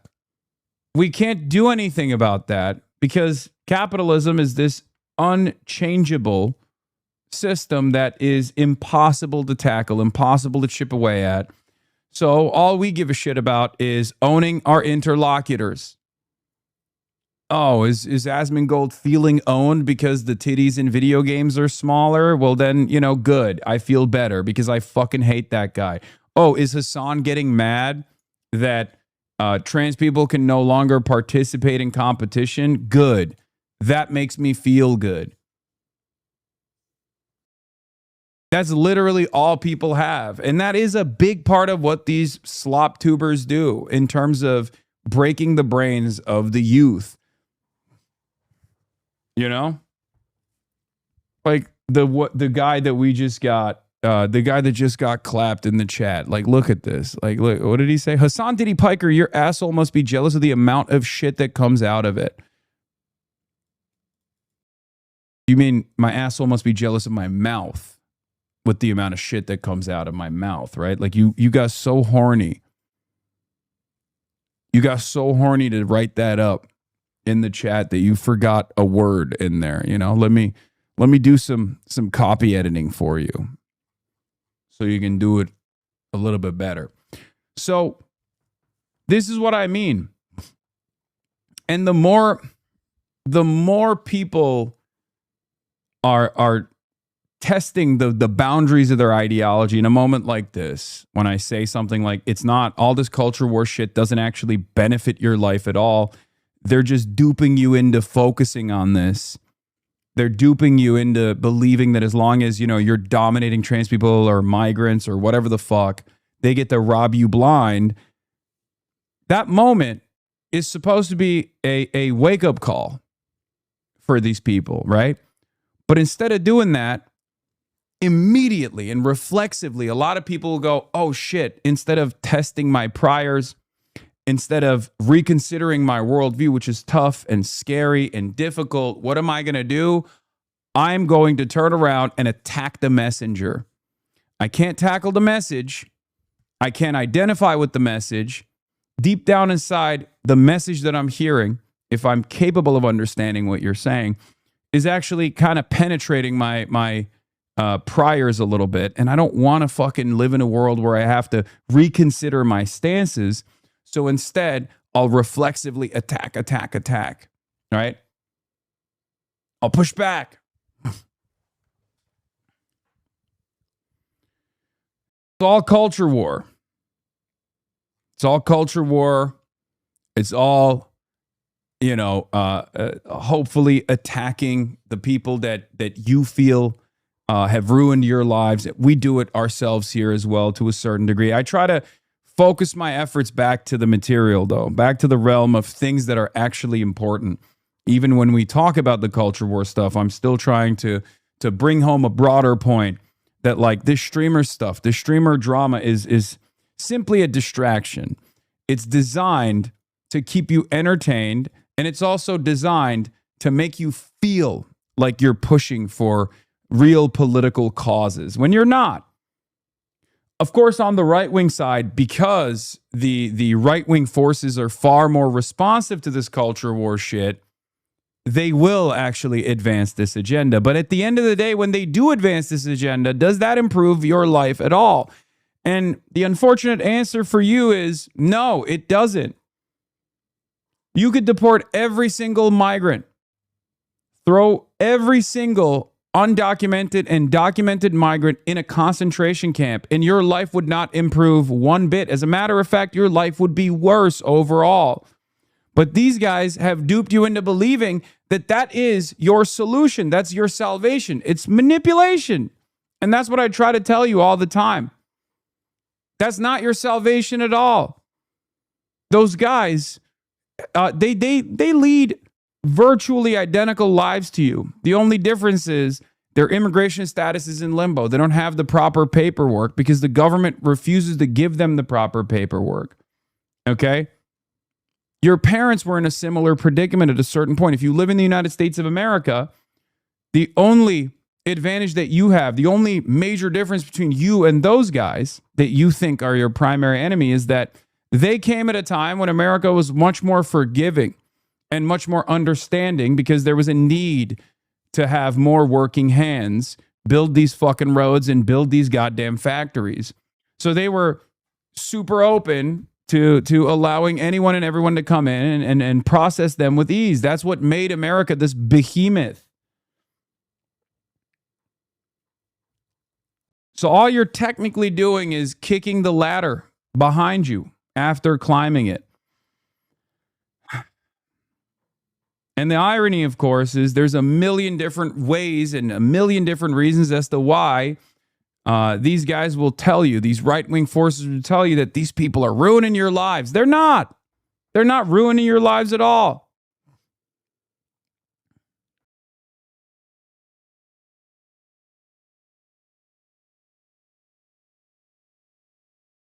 But it's the act of punishment against them that this administration and even other previous administrations that came before the Trump administration, that act of punishment against them is what keeps you motivated. It's what makes you feel like the government is responsive to your needs. First, they create this desire within you by telling you over and over again that these guys are the migrants are the ones who are actually responsible for why you don't have a good job. As though if we deported every single migrant on U.S. soil, all of a sudden you would go fucking toil the land or pick the crops or something, and then you would actually be able to pick the crops not for pennies on the dollar, but instead for $100,000, $200,000 a year, doing backbreaking labor at that price point at those wages. It's never going to happen. It's not going to happen. And the argument here isn't, take advantage of the slave labor of migrant workers. That's not my argument at all. You have to fight to make sure that those guys get the proper documentation and can be a part of a larger labor union and organize on the boundaries of class alongside yourselves so that they and you can get a larger piece of the fucking pie that you are baking. Okay? That's it. But that is too difficult a concept for many to broach. It's too difficult for people to understand. It's much easier to say, no, it's actually the brown guy that's the, scary brown guy that's stealing your job. Scary brown guy stealing your job. That's the reason why you don't have a good enough job. That's the reason why you went to college if you did. And now you have to, deliver Uber delivery to other people and have no financial security whatsoever.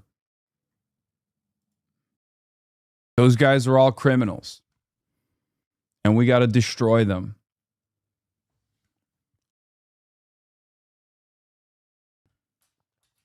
Anyway. Yeah, people always say, well, my family came here legally, but most of those people's ancestors came here before immigration law really even existed.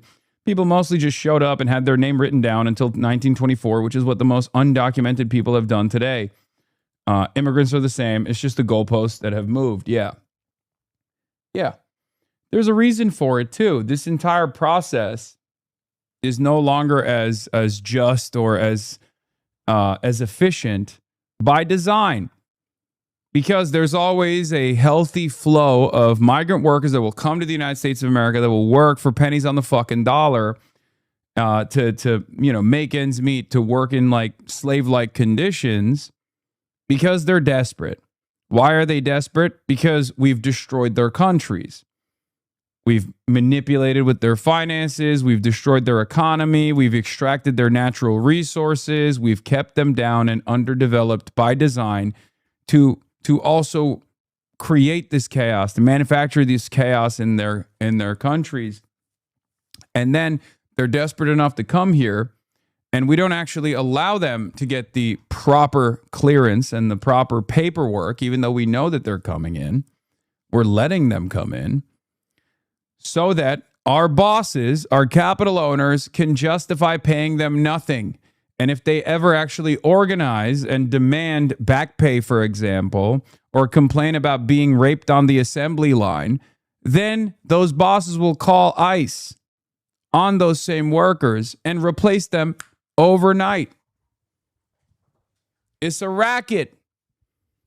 That's why the system is designed that way.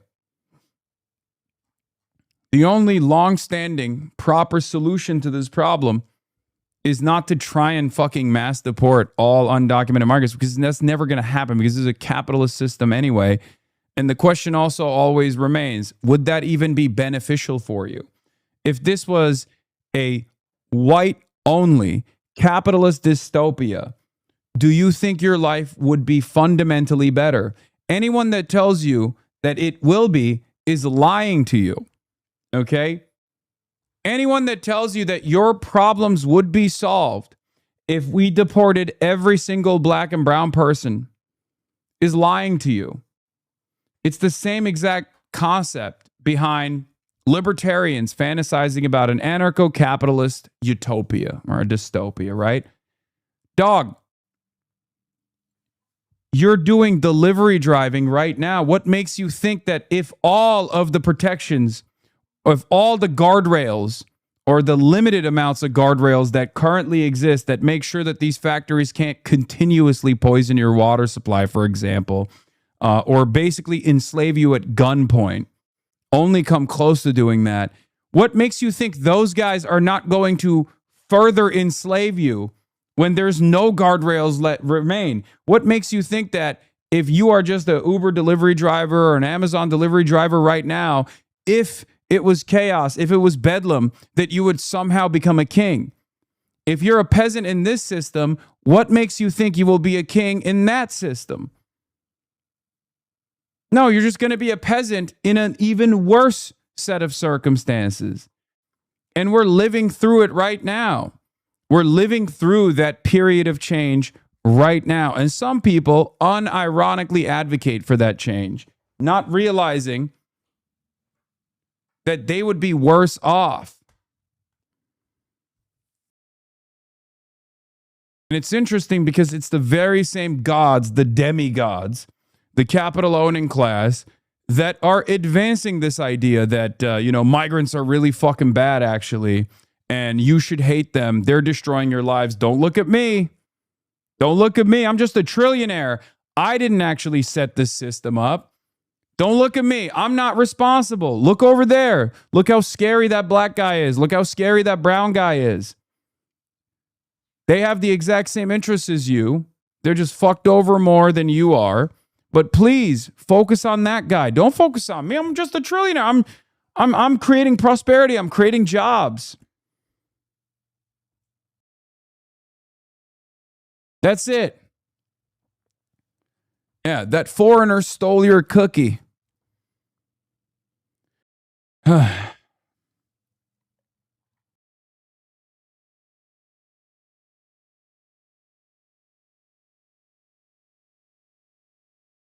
He's rehashing the age-old anti-Islamophobia. I'm just criticizing religion nachos right here. He's reheating them. Let's see. The Islamophobic hate crime that took place in was it Edinburgh? Because anyway, so Islamophobia is a made-up word that's used to silence. All words are made up, big dog. That's just kind of how words work. That's what it is.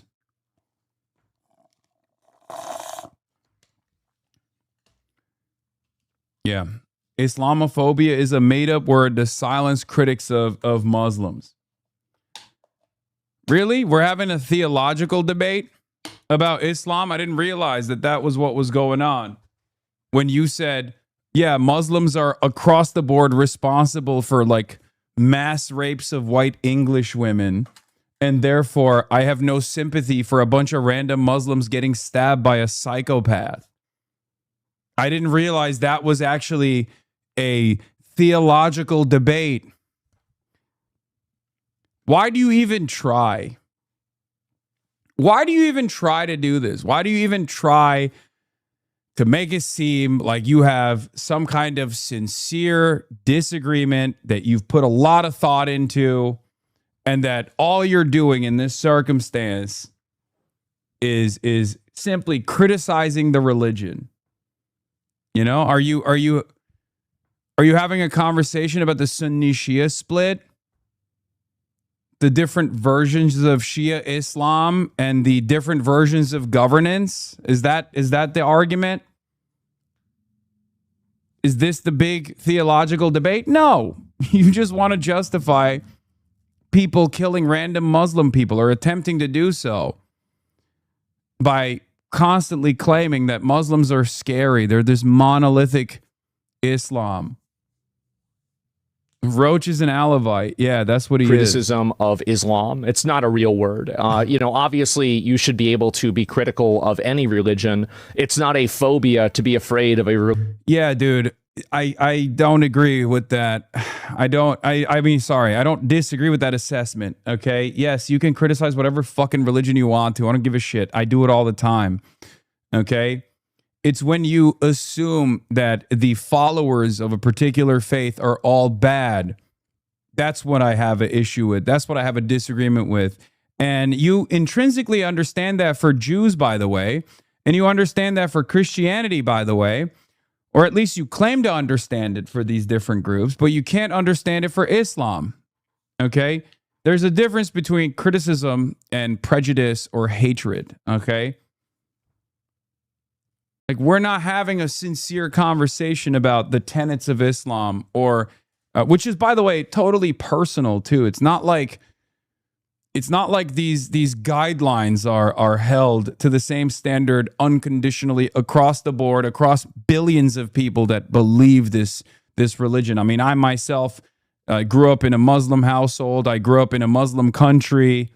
I don't believe the same things that other neighbors of mine believe, right? I mean, I don't believe in many of the same things. So clearly it's completely up to the individual how they interpret their own faith. Religion. It's not a phobia to disagree with what a religion teaches. That's not a phobia. That's an idea. That's a disagreement. So you trying to reframe people that don't like a religion as some kind of phobia like homophobia or racism is just inaccurate. Islam is a Yeah, also, I mean, you also don't believe in homophobia and transphobia either. I've heard Asmongold and many others make the exact same argument. I'm not afraid of trans people. I just think they're fucking weird. I'm not afraid. It's just, it's the dumbest argument of all time. It's like, it reminds me of when people say like, oh, well, Semitic people, Arabs are Semitic people too. It's like, dude, that's not how language works. Okay. All of this shit is made up, and we collectively identify and associate certain words with certain groups. It's just, I'm not trying to have a conversation about etymology here. Okay. It is an incredibly pedantic, incredibly stupid argument to make. Oh, Islamophobia. Phobia means fear. I am not fearful of Islam. I'm just critical of Islam. Jesus Christ, dude. Collection of ideas. Disagreeing with that collection of ideas is not in any way, shape, or form a unique thing or a problem at all. Disagreeing with ideas is what Western... Yeah, the dumbest guy you know that delivers pizzas is looking at this and going, fuck yeah, dude. Fuck yeah. That's base, dude. Can Amat and Bailey be disarming? I mean, this is what it is. Yeah, Islamophobia is a made-up word, has been the number one way that Sam Harris and all these other fucking idiots will argue to defend their idiotic worldview, their idiotic and cowardly worldview that is actively trying to foment hatred towards all Muslims, billions of them, and to get you to believe that, like, people who believe in different things than you do, that are not all that different, are actually your enemy. Civilization is built on, and words like Islamophobia work to subvert Western civilization by making certain ideas and groups of ideas off limits. So this is just not true. It's fake. Yeah. It's awesome. Yeah, no. The criticism, remember, the criticism I had here was, hey, it's kind of fucked up that you're justifying a hate crime that took place against random Muslim people, like tying random Muslim people to the perceived crimes that you think all Muslims are committing. That's just fucking idiotic. That's just unbelievably racist. And this guy's like, no, it's just a valid critique of Islam. Really? That's insane. Anyway. All this is a way to try and justify your point of view in the most cowardly manner possible. Yeah, I want to just get away scot-free by saying all Muslims are rapist pedophiles and you should be able to do hate crimes to them. And if someone actually calls that shit out, then it's like, oh, I'm just critical of Islam, dude. I'm just critical of Islam.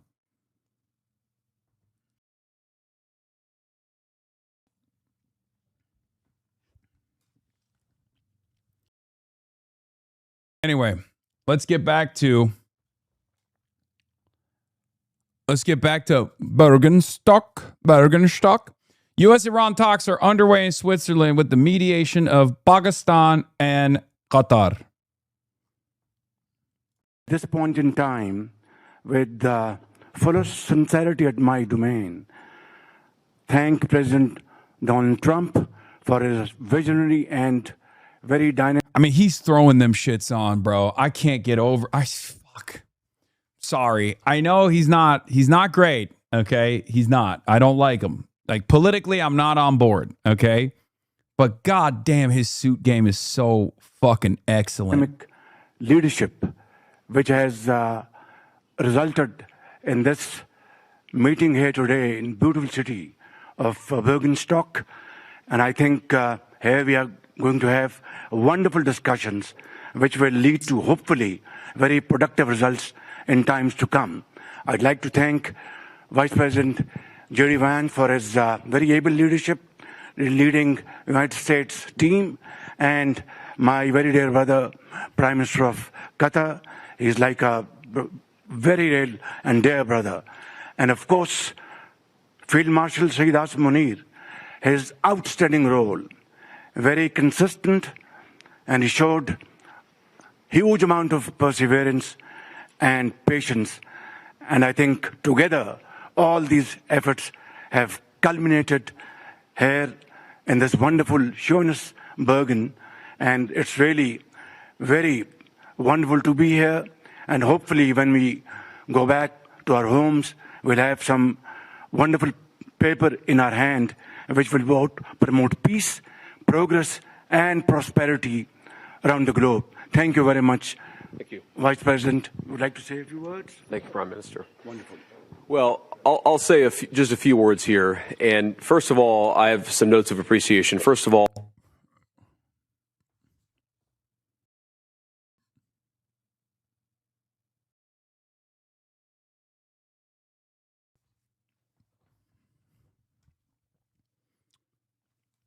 Jared Kushner looks like he's out of a nightmare in the background. Look at him. Looking like freaking Slender Man up in here. I want to thank the President of the United States, who sends his best to all the great leaders assembled here, because he's empowered us to find a diplomatic resolution to a host of issues that matter to the American people, but I think the world.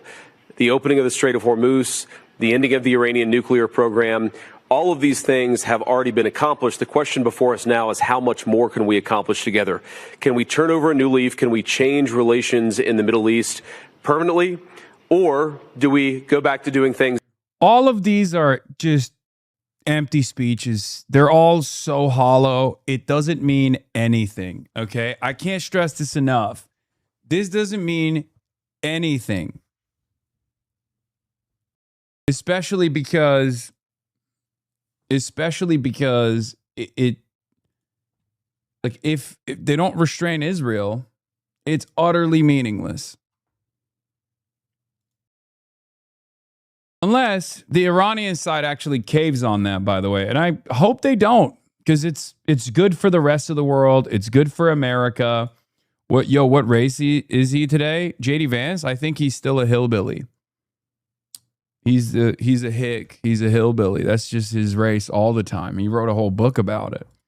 The old way, which is not our preference, but is certainly very much something that can happen. I have a few other notes of appreciation. First of all, to the Prime Minister of Pakistan. A dear friend of the president's, a dear friend of mine, a guy who has been, with his leadership and his very careful and skilled negotiation, has got us to this point. To his Field Marshal in Pakistan, Asim Munir. I will say that since Field Marshal Munir welcomed us with the Prime Minister in Islamabad, I have joked that I have two very, very important people in my life, an Indian and a Pakistani. The Indian is my wife, and the Pakistani is Field Marshal Munir. Am I crazy, or every time he like tries to talk about this stuff, it's like not only cringe but also weirdly racist? He's like, I got two of the most important people in my life. One's an Indian, one's Pakistani. It's just odd. It's odd. It's odd to say it like that. He tried to be woke. He's too much of a faillennial. He's always doing this. And I've probably talked to Field Marshal Munir more than I've talked to anybody else over the last 3 months. Would not be here without his statesmanship. He is, of course, a great military leader, but I think he's shown himself to be a great diplomat. And, of course, who's an amazing friend of the United States of America, but has been also an important part of getting us to this point. I think it's important for the American people, but people all over the world to appreciate that what's brought us to this moment is the president's leadership and the president's willingness to see a Middle East that is much different 10 years from now than it was 10 years ago. And what we're trying to accomplish here is something very simple.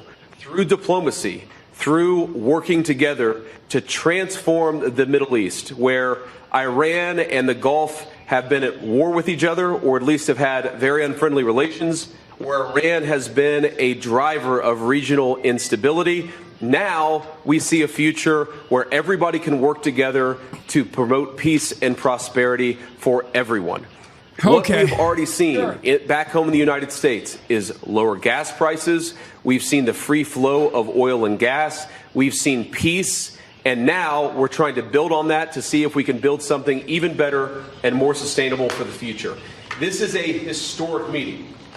Never before, outside of Islamabad and here, so outside the last few months, never before has the Iranian and American leadership met at such a high level. What the president has asked us to do is turn over a new leaf, to transform our relationship with the people of Iran and to extend an outstretched hand that says to the people of Iran that if your leadership is willing to give up being a driver of regional instability, if they are willing to give up nuclear weapons ambitions for the long term, then the United States is willing to fundamentally transform our relationship with that country. That is certainly our goal. We've already made great progress over just the last few hours, and I expect that we'll make additional progress in the hours to come. Thank you all. Is it possible just one question, Mr. Vance? The main issue is... Let Sheikh Mohammed speak, please. First of all, I would like to welcome you here, Mr. Vice President, Mr. Prime Minister. Your leadership and Field Marshal leadership actually initiating that process, that's what brought us here today. I think that every one of you has highlighted how important is this meeting, how historic is that event, and how significant is that agreement, not only on the security of the region, but also for the security of the world and for the global economy. What we have done and what we have achieved, we wouldn't achieve it without the dedication and the hard work that was done by you, Mr. Vice President, and Mr. Steve Witkoff and Jared Kushner, Prime Minister and Field Marshal, and also on the Iranian side, Dr. Ghalibaf and Dr. Arakji. I would like to thank all of you for your leadership and determination that put us in this room, and this is not really the main celebration. Our celebration when we reach the ultimate agreement. Hopefully this is just the beginning, and I wish everyone all the best. Qatar will stay dedicated to this partnership to support these mediations until the end, until we reach a solution. We will always be a partner in bringing more peace, prosperity, and hopefully better future for our region. Thank you very much. Thanks, Sheikh. So, guys, we'll take just a couple of questions, and then we're going to have to kick out the media and get started with the hard work. Go ahead. Do you have a message for Prime Minister Netanyahu with regards to Israel's military operations in Lebanon? Well, first of all, we've seen great progress over the last just couple of days in ensuring that the ceasefire holds in Lebanon. These things are always a little bit messy. If you go back to how much was happening 3 months ago and compare it to 3 weeks ago, great progress has been made. If you go back to 3 weeks ago to 3 days ago, additional progress has been made. The president has committed us to see a full regional ceasefire. We found great partners in working with the Qatar. Belgium got a red card. All right, we got to get VAR on there. We got to get Israel involved again. That's anti-Semitic. It's anti-Semitic to give Belgium a red card and to give an advantage. Give an advantage to Iran. The Pakistanis, our friends in Israel, we're all working towards regional peace. There, of course, are going to be sometimes disagreements about precisely how to get there, but I actually feel great about where we are in Lebanon. There's still some additional wood to chop, but we're going to keep on working at it. I know you had a question over here. Realistic. Are you ready to stop genocide in Lebanon? As you know, your alignment, Israel has something like genocide in Lebanon. The main issue is stopping this. Well, ma'am, I think that the President of the United States and the United States of America have done more to stop the conflict in Lebanon than any government anywhere in the world over the last... except for Iran. One reservoir for every VAR offsite call. Explosion at Ras Laffan facility in Qatar.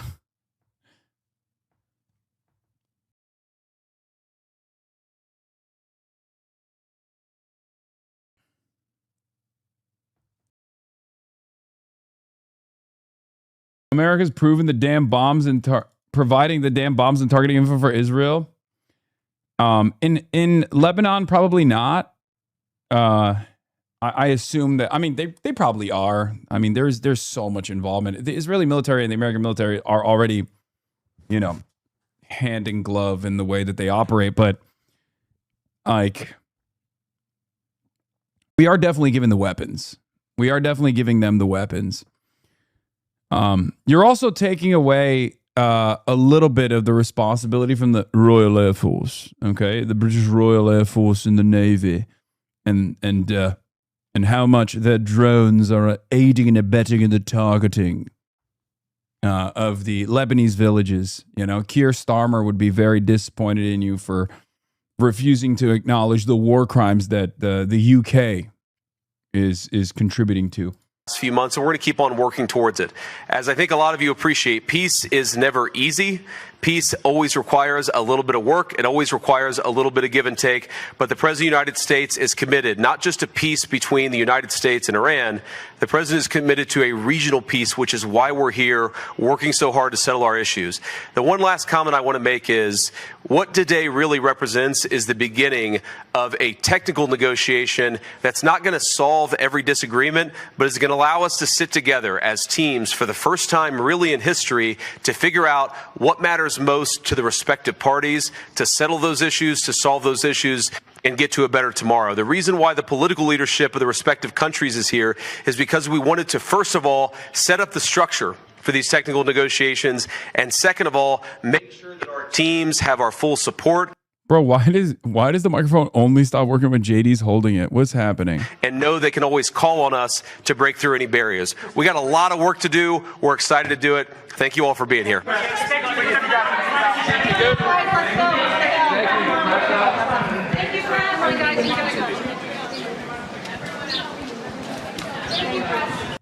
So there were some funny moments from this back and forth. Obviously, one of them was first of all, Tehran has hardened its stance on U.S.-led talks in Switzerland, declaring that the Iranian delegation will not return to the table until President Trump apologizes for recent threats.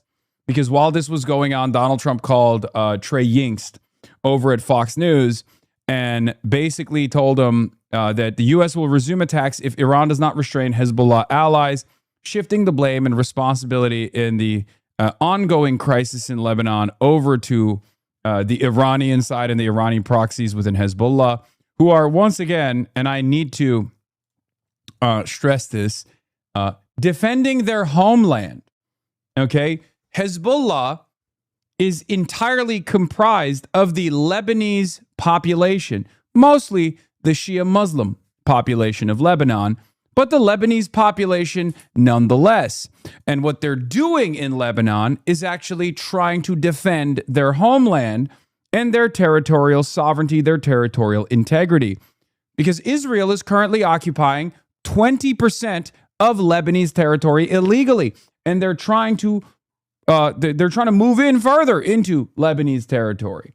So they're totally just, as long as Israel does not retreat, they're totally just in lasering Israeli occupying forces, officials and soldiers and whatnot, just so we're clear. And a part of the memorandum of understanding is to stop Israel from taking further Lebanese territory and retreat, to get the United States to demand that Israel retreat from Lebanon. Okay?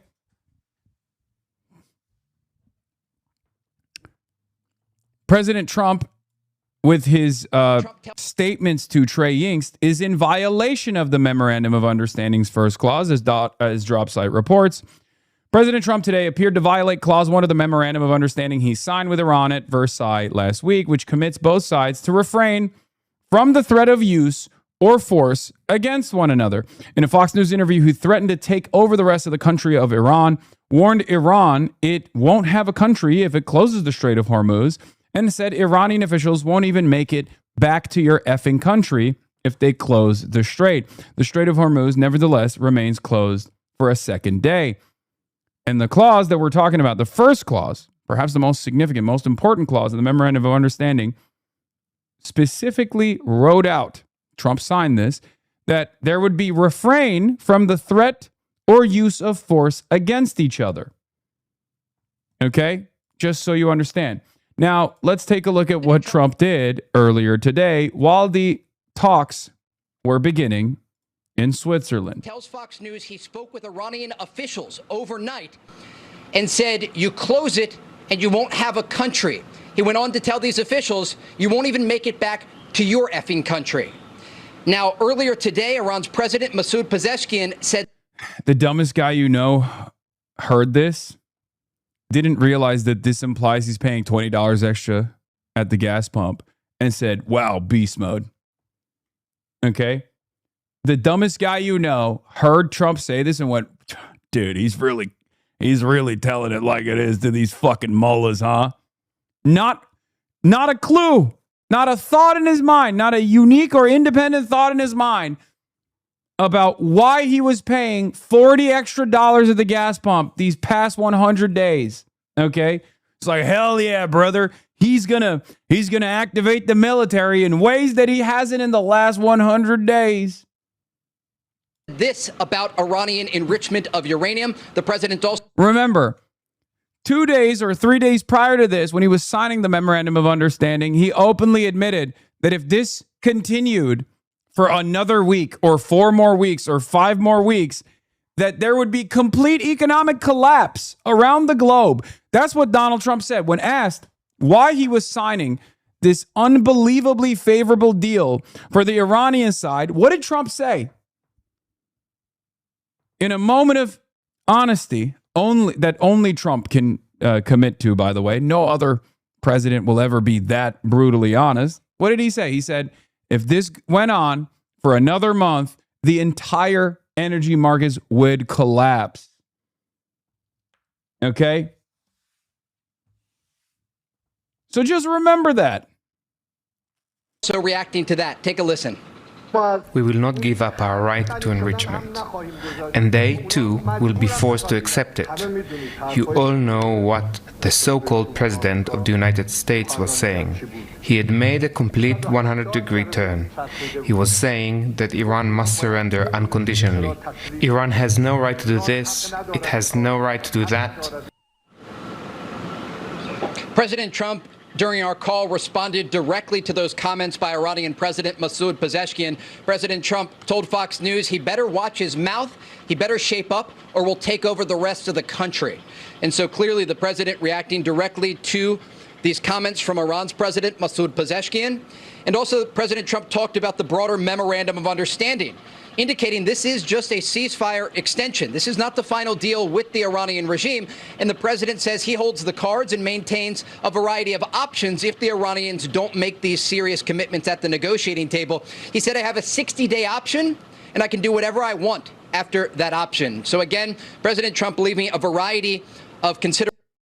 Let's take a look at what he was saying last week. Get bad press, I know that. Now, if I did the opposite, if I went out and continued to bomb them for another 4, just bomb the hell out of them, I'd get bad press on that. No, there's nothing I can do. But what this does is it allows the ships to go.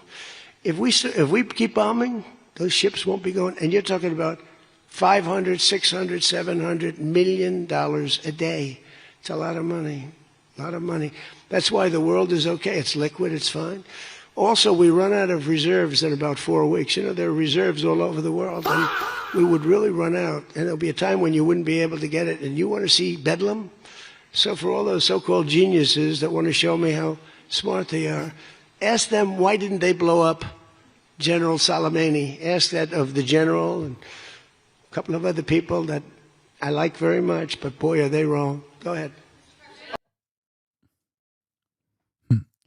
Galabap's advisor says, in the Swiss negotiations, Iran's negotiating team is focused seriously and uncompromisingly on realizing the 5 conditions. The team's main priority is the issue of a complete ceasefire in Lebanon and the regime's withdrawal. Iran believes that America violated the agreement in Lebanon from the very first hour. The issue of suspending oil sanctions and releasing Iran's frozen assets is also on the table. Following the escalation on the Lebanese front, the Strait of Hormuz has been closed since yesterday through the efforts of the Iranian team. The pressure regarding the Lebanon issue and the closure of the strait, coinciding with the negotiations, has intensely angered the American team, especially Trump. Additionally, Iran has not allowed any discussions on the nuclear issue in the negotiations. Trump's remarks today were an attempt to prevent further humiliation in the talks. The immediate response from the head of Iran's negotiating delegation to Trump's threat and the Iranian team's departure from the negotiation site has put America in a difficult position. The negotiations are ongoing. So that's the reality. It doesn't matter what Trump says. That's still the reality. And if you want to see the timeline, Midas Touch, shouts out to Midas Touch. They have a timeline. Okay? They have on March 9th, on April 1st, and then on June 17th. Here are the different things that Trump has said so far. Let's take a look. So much oil. We have tremendous oil and gas, much more than we need. We're now totally independent of the Middle East, and yet we are there to help. We don't have to be there. We don't need their oil. We don't need anything they have. I'm going to get bad press. I know that. Now, if I did the opposite, if I went out and continued to bomb them for another 4, just bomb the hell out of them, I'd get bad press on that. No, there's nothing I can do. But what this does is it allows the ships to go. If we keep bombing, those ships won't be going. And you're talking about $500, $600, $700 million a day. It's a lot of money. A lot of money. That's why the world is okay. It's liquid. It's fine. Also, we run out of reserves in about 4 weeks. You know, there are reserves all over the world, and we would really run out. And there'll be a time when you wouldn't be able to get it. And you want to see bedlam? So for all those so-called geniuses that want to show me how smart they are. Yeah. Cooked.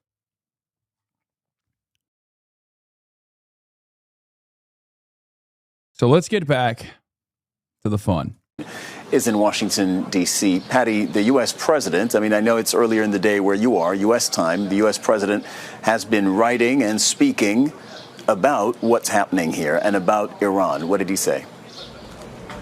He has, and it's a complete juxtaposition from what we heard from his vice president, J.D. Vance, when he was speaking before the cameras. And really unprecedented, talking about remaking the Middle East. It was conciliatory, it was hopeful, but then we get this post on social media from Donald Trump, and he wrote, Iran must immediately stop their highly paid proxies in Lebanon from causing trouble.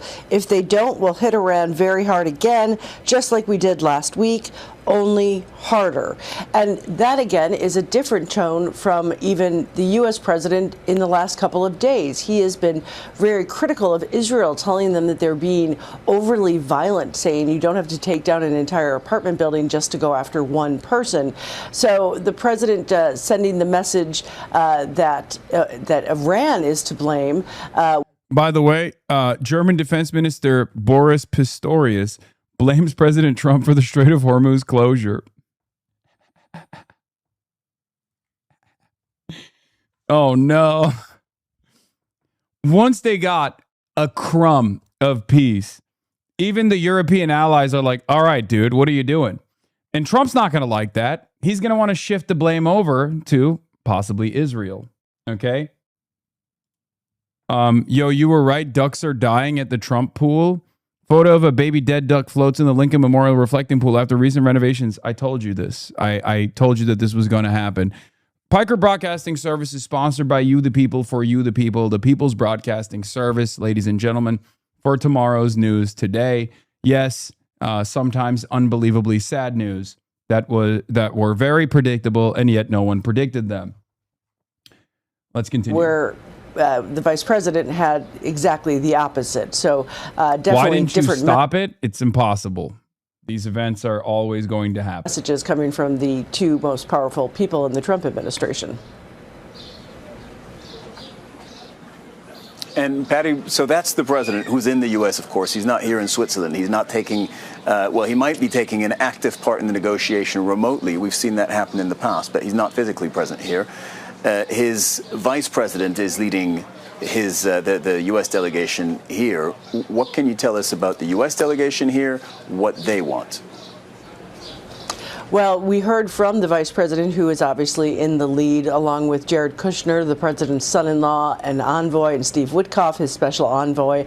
We're not clear exactly what the backbenches, the technical teams. Obviously, when you're talking about nuclear weapons, nuclear enrichment, you need scientists. So we haven't gotten any sense or any readout from the Trump administration as to who else is there. But obviously, the three that I just mentioned taking the lead role. And we heard from the vice president, even before he got on the plane, saying that the biggest issues that he wanted to focus on is Lebanon, which obviously is the #1 issue for the Iranians, and also the nuclear talks. And that is where there's been a bit of confusion in the United States. J.D. Vance has been going to pretty much all the media outlets trying to sell this deal, and he keeps telling people that the U.S. is going to get the enriched uranium from Iran, but the agreement calls for them to dilute it inside Iran with the supervision of the IAEA. So when he says he wants to tackle the nuclear issue, it's not quite clear if what he's telling the media is what he's going to try and get, or what's in the agreement is what they're going to focus on. The top of the hour. Good morning to those of you just joining us. Yeah, you won't have a country. Trump fires back at Iran over the Strait of Hormuz. These guys are awesome. Like, obviously there's some wires being crossed here. On the one hand, they clearly have to always defend Donald Trump. But last week Donald Trump was saying mean things about Israel and also going against Israel's interests, and these guys also have to obviously defend Israel. So now hopefully they can bring this back to a place where Trump's goals and Israel's goals are aligned in destroying the Memorandum of Understanding. It is 9 a.m. on June 21st. This is Fox and Friends. Just moments ago, Vice President J.D. Vance meeting with leaders from Qatar and Pakistan in Lucerne, Switzerland, as peace talks are underway. Chief Foreign Correspondent Trey Yingst is live in Tel Aviv with some breaking news and reaction. Hi, Trey. Yeah, hey guys, good morning. I just spoke with President Trump for more than 20 minutes, and he gave some new insight and reaction about the ongoing talks that are taking place in Switzerland and the threats coming from the Iranian regime. President Trump telling Fox News that the U.S. may take over the strait in the future if they have to and collect tolls. The president described this as the United States being the guardian angel of the Strait of Hormuz and the Middle East. And the president said ultimately that would involve the U.S. taking 20% of the oil that passes through the strait. Remember, this comes in reaction to the Iranians saying they will close the Strait of Hormuz in response to Israeli strikes against Hezbollah in Lebanon. President Trump tells Fox News he spoke with Iranian officials overnight and said, you close it and you won't have a country. He went on to tell these officials, you won't even make it back to your effing country. Now, earlier today, Iran's President Masoud Pezeshkian said this about Iranian enrichment of uranium. The president also reacting to that. Take a listen. We will not give up our right to enrichment, and they, too, will be forced to accept it. You all know what the so-called President of the United States was saying. He had made a complete 100-degree turn. He was saying that Iran must surrender unconditionally. Iran has no right to do this, it has no right to do that. President Trump, during our call, responded directly to those comments by Iranian President Masoud Pezeshkian. President Trump told Fox News he better watch his... They can't send Trey out of Tel Aviv. I know you're thinking, like, why is Trey not in Switzerland? He's their top foreign correspondent, but his ass is just sewed. His ass is tied to Tel Aviv. Like, they've strapped him to Tel Aviv. He can't leave. Mouth, he better shape up or we'll take over the rest of Tel the Aviv country. Trey. And so clearly the president reacting directly to these comments from Iran's President Masoud Pezeshkian. And also President Trump talked about the broader memorandum of understanding, indicating this is just a ceasefire extension. This is not the final deal with the Iranian regime. And the president says he holds the cards and maintains a variety of options if the Iranians don't make these serious commitments at the negotiating table. He also only has black t-shirts because he came in with a tiny piece of luggage. He thought he was going to be there for like a week. And now they basically strapped him onto that chair. So he has to wear the same t-shirt over and over again. You guys don't understand. This is a man who is tormented and tortured. He said, I have a 60-day option and I can do whatever I want after that option. So again, President Trump leaving a variety of considerations on the table and says that the United States could become the guardian angel of the Strait of Hormuz and collect tolls itself while taking oil. Around 20%, the president says. As it relates to oil, President Trump also said that 19 million barrels of crude oil exited the Persian Gulf yesterday as a result of this memorandum of understanding with the Iranians. Guys? So, Trey, as always, a fascinating report and fascinating interview you just had with President Trump. When he says something like the United States will be the guardian angel of the Strait of Hormuz and that the United States reserves the option of taking 20% of the oil that passes through there, is that a message as much to Iran as it is to other world leaders around the globe that you need to participate in this and help us make sure that the strait remains open to the free passage of oil? Yeah, absolutely. Because remember, during Operation Epic Fury, President Trump called on these other countries to get involved because the United States uses just a few percentage points of its oil that actually comes out of the Persian Gulf. And these other countries didn't want to get directly involved in securing this critical international waterway. It was only after the fact that they actually were offering to help and send military reinforcements. With what military capabilities? Can someone explain this to me? With what military capabilities? And if America had this capacity, why did they not do it? Did they just simply choose not to do it out of the kindness of their hearts?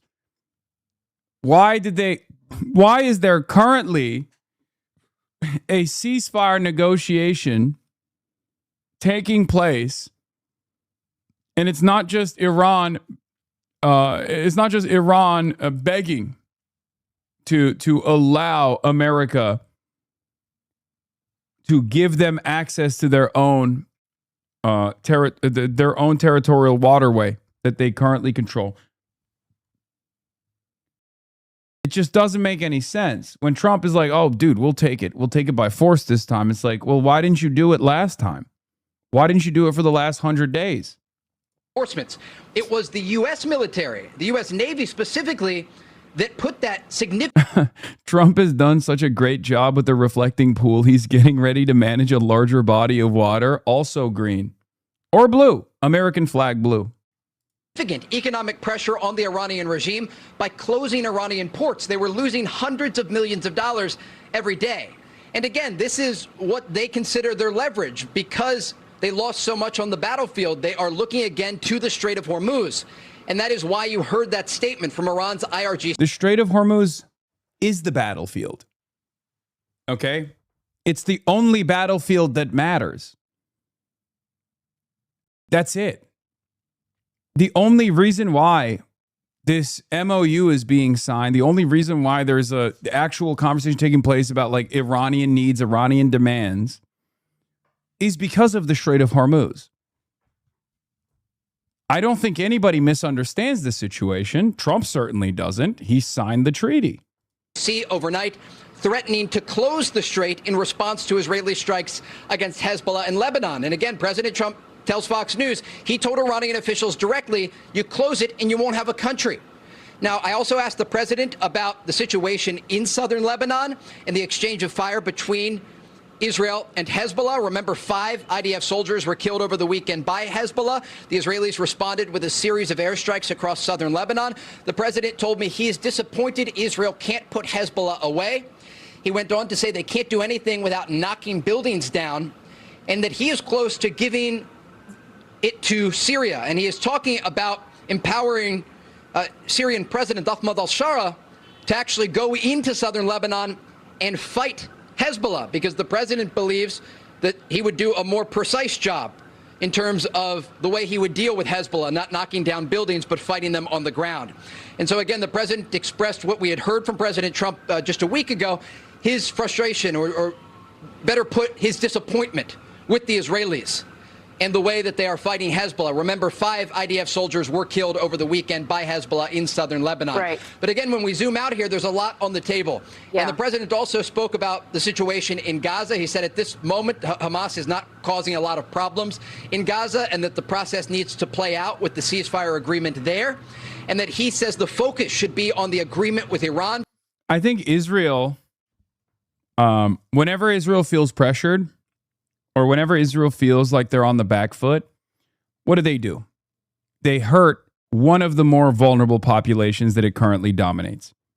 Okay? And obviously, the most unguarded population, as it stands currently, is the Palestinians in Gaza. I think this is also a mistake. Israel, by way of Kojat, denying aid to enter the Gaza Strip, Israel taking over more territory in the Gaza Strip in violation of the other ceasefire, is going to backfire on them. It's going to put Gaza back in the forefront of the conversation. And considering the amount of leverage that Iran has, and considering the amount of goodwill that they gain from keeping Lebanon in the conversation as a point of contention, like Israel's violations of the MOU in Lebanon as a major point of contention, is actually causing the rest of the world to look at Iran more favorably, because they don't give a shit about Israel's territorial ambitions. They want the pain to stop. They want the bleeding to stop. They want the energy markets to return to normal. They understand the possible economic calamity that will take place if the Gulf is restricted, if the Strait of Hormuz is still blocked by the Iranian Navy. So for them, this is a wonderful trade-off. Okay, we get to restrain Israel. We get to sit back and watch America restrain Israel. And then in exchange for that, oil tankers can cross through the Strait of Hormuz. Fantastic. So if Israel continues pushing in Gaza, then the conversation will expand into Gaza as well. It won't just be Lebanon, it'll be Gaza too. So I think that they're biting off more than they can chew once again, and reminding the world that they're still dominating the Palestinians in Gaza, because they have never stopped. Because once Iran is taken care of, many of these other issues will fall into place. Guys. Yeah, the president, based on what you're telling me, clearly sending a very strong message to Israel, saying it's too brutal the way you're handling it. I think an al-Qaeda guy can do it better, more precisely than you. Not a good look for Israel for sure in this.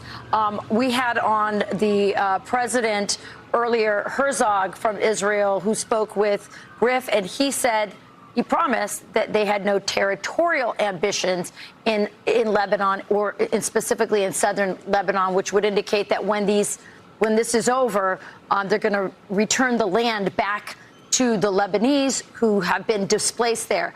Now, we just saw J.D. Vance very diplomatically handling things in Lucerne, Switzerland, and then your conversation with the president, a lot more aggressive. Is this a case of good cop, bad cop? I would say that the president is looking at the reality on the ground. And when the Iranians are making statements about closing the Strait of Hormuz, first of all, we know that that's propaganda because international shipping data indicates that many vessels are still passing through the Strait of Hormuz, this critical waterway. But the president clearly, he told Fox News, wanted to send a direct message to Iranian officials, even telling those officials, you won't even make it back to your country if you close the Strait of Hormuz. I think it's also important to note the fact that so much oil actually made it out yesterday, 19 million barrels, according to President Trump. That's a very significant number and an indication that there are still vessels leaving the Persian Gulf. And this is not talking specifically about Iranian ports. We're talking about these Gulf countries, allies of the United States. And the president said there was such a backlog of oil that it's now gushing out of the Persian Gulf.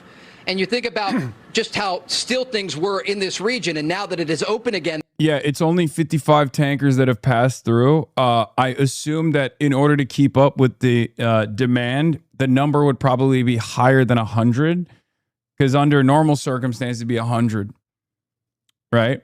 So the fact that it hasn't even gotten to pre-Epstein's Fury levels and beyond, which is what it's supposed to be at, then, you know, Iran has successfully stopped at least some of the ships from crossing. And I think today, since they said that they would close the Strait of Hormuz again, I don't think any ships have passed today.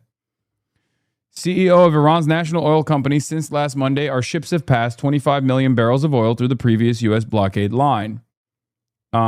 The Iranian ships that passed through in the initial the initial signage of the Memorandum of Understanding.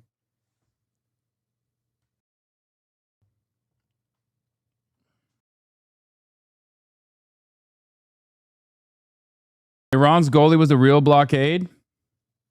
Oh, did the game end in a tie? They stole that goal from them. It's messed up. They called it offside in the VAR and stole it. These vessels can actually export this oil. But I think really an important point here is what the president is leaving on the table as it relates to the Strait of Hormuz. He says we may take over the strait if we have to. I'll blow the S out of them.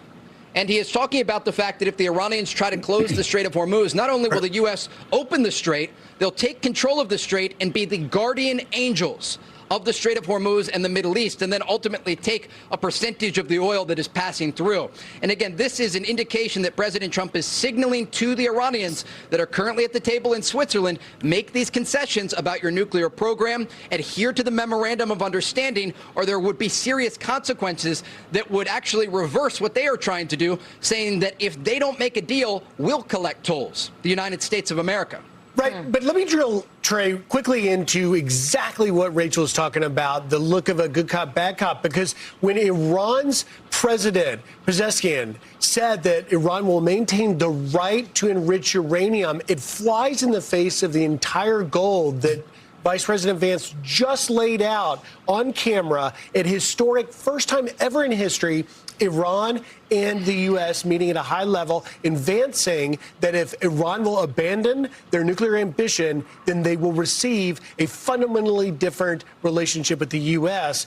Does President Trump even have a, he pretty much has to tell the president of Iran, Pezeshkian, that he should watch his mouth because he's threatening to derail this on the eve of it actually happening. I mean, there's only one country that he should be restraining here, and it is not Iran, it is Israel. But of course, you're never going to hear that on Fox News. As ship positions, in the Strait. Vessels continued to enter and exit the Middle East Gulf on June 20th. Data from Lloyd's List intelligence shows, despite Iran claiming it was closed the Strait, traffic was seen moving with AIS on via the northern route and also the southern route for the first time in weeks. What about today is the real question.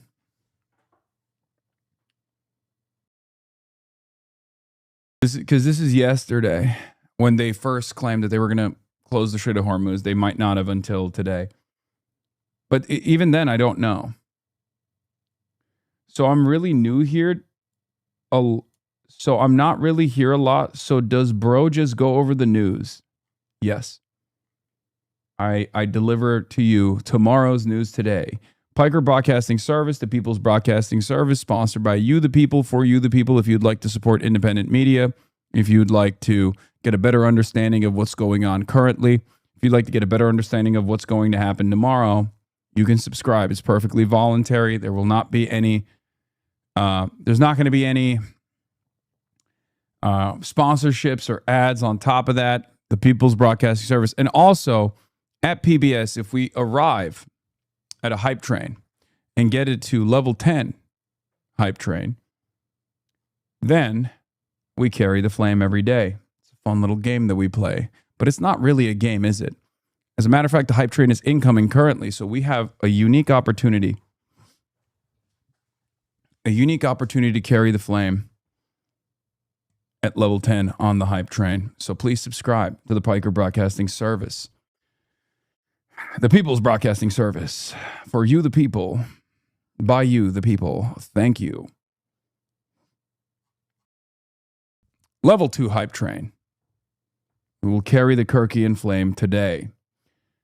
For example, if you were tuning in to the People's Broadcasting Service, PBS, since day 2 of Operation Epic Fury, Operation Epstein's Fury, you would have a really good understanding of exactly what was going on, as most of mainstream outlets kept repeatedly telling you over and over again that America was pummeling Iran and that Iran was in a dire situation.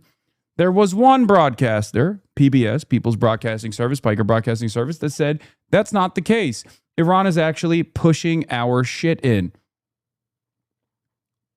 100 days later now, the entire world is forced to arrive at that conclusion. And I kept saying it over and over again. And everybody yelled at me and everybody said, Hasan, you're wrong. Before we started blowing up Iran, I said over and over again that Israel's goals here are to destroy Iran. There's no regime change happening. That's not their actual goal. And we shouldn't even have a say in this regardless.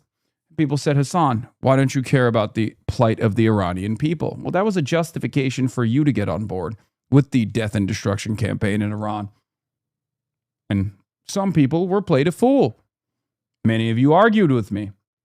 One of those people actually was Asmongold. Remember Asmongold's tweet from the Iranian uprisings that were taking place? He was like, oh, finally, we will deliver peace, prosperity, and freedom to the people of Iran. Like he gives a shit.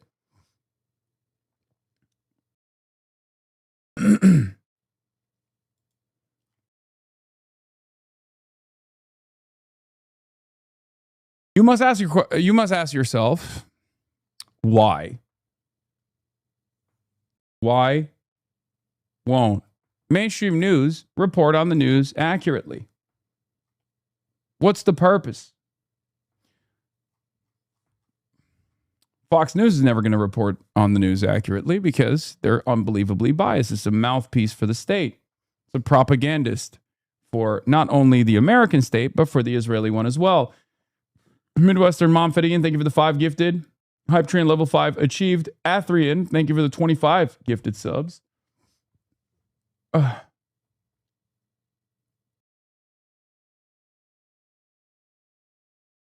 Well, the reason why people were not giving you the news accurately is because of the biases that they have, the biases towards whatever the State Department goals are. Most mainstream outlets, unfortunately, fail to deliver the news and analysis in a truthful manner to you because their primary purpose is to do the bidding of the state, specifically the State Department. Atrian, thank you.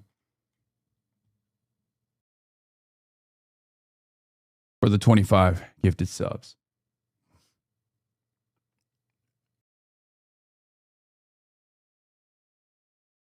But we don't do that here because I'm not backed by ExxonMobil, Chevron, Shell, British Petroleum, Raytheon, Lockheed Martin, or numerous other companies that want wars to continue.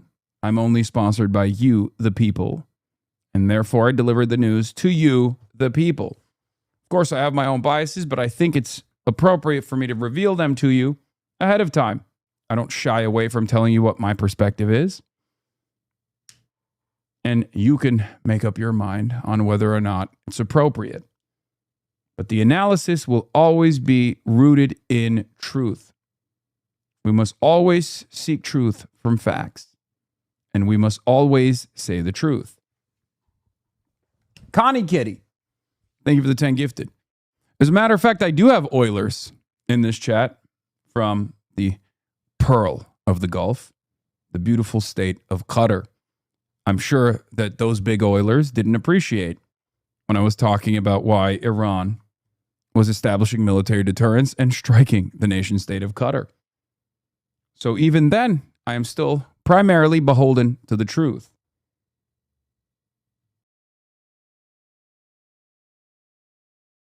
And we just... But let us get back to the analysis. That's Rich considering you lie on stream all the time. Let me guess. Because I say I game. And I never do. That's what you're going to say, right?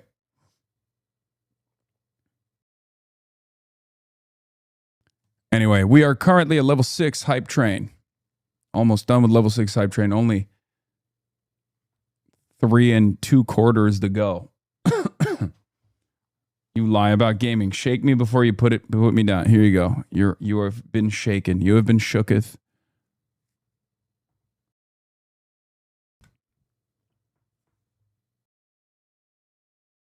It's true. You lied just last night about gaming. You lying liar. Okay.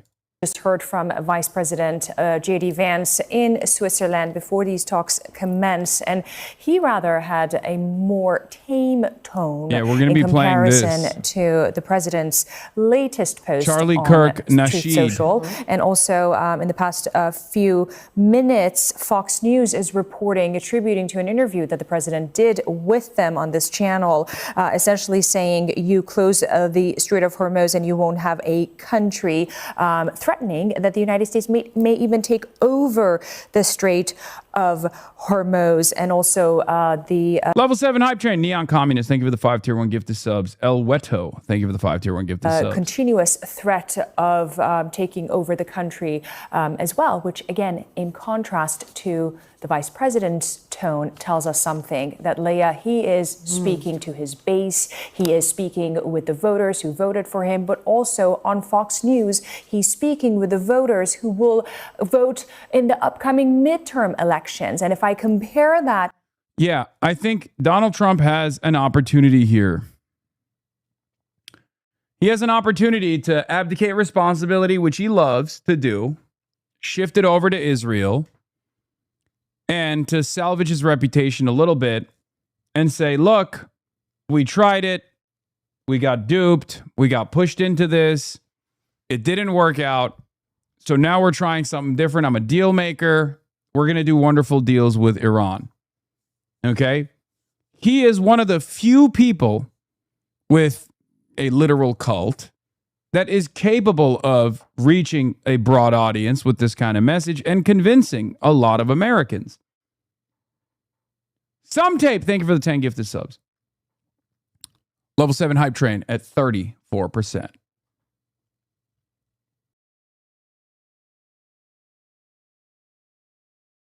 Reporter here, the Iranian delegation just leaked that a new tenet of the updated MOU is streamer Hasan Piker resuming a gameplay of Telltale Batman. That's crazy. I didn't realize. I knew Arakshi was a Hasanabi head, but I didn't know he was a gaming watcher as well. He must have snuck that one into the memorandum of understanding. Oh well, I guess full-blown peace will never be accomplished. With the rhetorics of the president of Iran, who spoke earlier today, he too is speaking with that domestic hardline base. And that's how I read into what the president of the United States has said, and also that of Iran. All the while, these historic talks seem to be going as planned. Yes, and we heard from JD Vance there, didn't we? He says he hopes to make progress on the nuclear issue and on the Lebanon ceasefire issue. Two red lines that have been big talking points during this time, Tara. Indeed. In that few brief moments that he spoke, J.D. Vance, there, along with the Pakistani and Qatari counterparts just about an hour ago, he somewhat alluded to the issue of Iran's nuclear file and also the Strait of Hormuz somewhat being resolved, and that these talks would be the start of the technical discussions that we were expected to see in the 60 days that were to come after. Say you will game this month if you get to level 15, learn how to farm subs. Okay, sure. I'll play a video game this month if we get to level 15 hype train. But we can't even get to level 10 hype train. We got a minute remaining on level 7. Okay? I promise you. 100%. It's real. After the signing of this 14-point MOU. But that is in stark contrast with what the Iranians are saying. Interestingly enough, we did not hear from the Iranian delegation. We heard from the Qatari prime minister as well as the Pakistani prime minister and J.D. Vance, but not from the Iranians. There we don't see the Iranian presence. And so the Iranians are saying, according to the spokesperson of the foreign ministry, that no, this is for us to just come into an agreement over the first pointer of this MOU, which is a conclusive end to hostilities in Lebanon. That promise is as real as the MOU? Really interesting. Well, let me show you something here. Let me show you something. I downloaded Mecha Chameleon. Okay? That's right. I downloaded Mecha Chameleon already. So, you might be closer to that.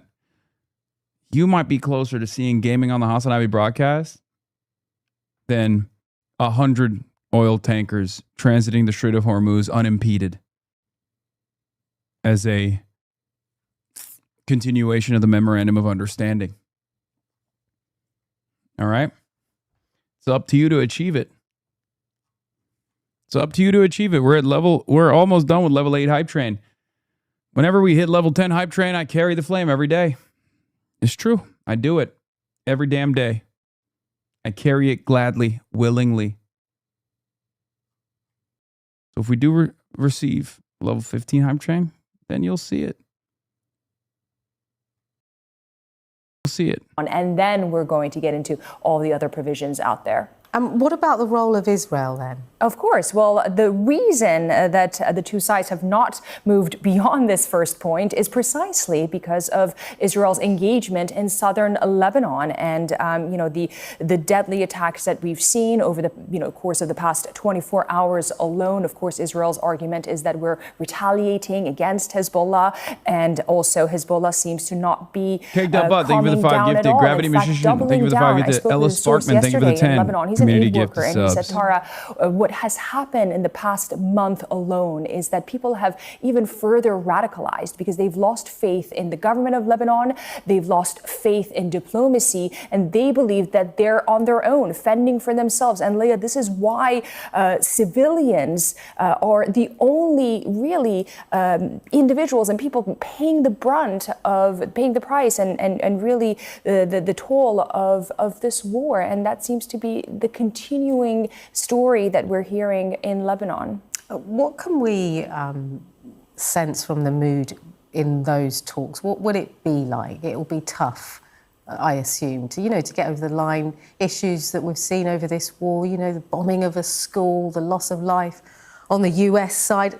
In other words, so much has gone on. How do they clear the pathway for genuine peace? Indeed. And I think that's the question on everyone's mind, on people's mind. If I speak Atlas. with sources and people in Iran, Lebanon, Thank you Israel, for the 10. people are tired of wars and conflicts, and people want to move beyond the rhetorics that they're hearing, quite frankly. Okay. We know all this. All right, joining us now. Danny Denon, outrageous. Danny Denon rips media for blaming Israel over terror. Now, Israeli ambassador to the United Oh Nations. my God. Fox News is literally competing with ZBS and CNN to be the #1 most trusted news resource in Israel. Oh my God. Danny Denon gets yelled at or starts screaming because the United Nations is like correctly calling Israel's war crimes out. And then instantly the next day, he's on Fox News to defend Israel's honor. Danny Denon, Israel is #1 nation. Danny Denon, ambassador, great to see you. Good morning, Shannon. Thank you for having me.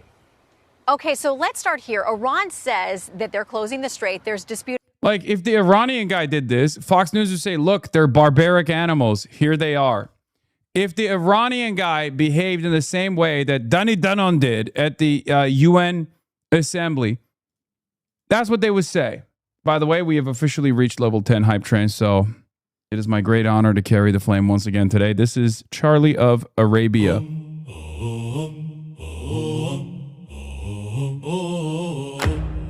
This has a story attached to it. In the shimmering heat of the Arabian desert. This is the story of Charlie al-Kirk, known to the Bedouin as Abu al-Nur, father of light, known to the British as Charlie of Arabia.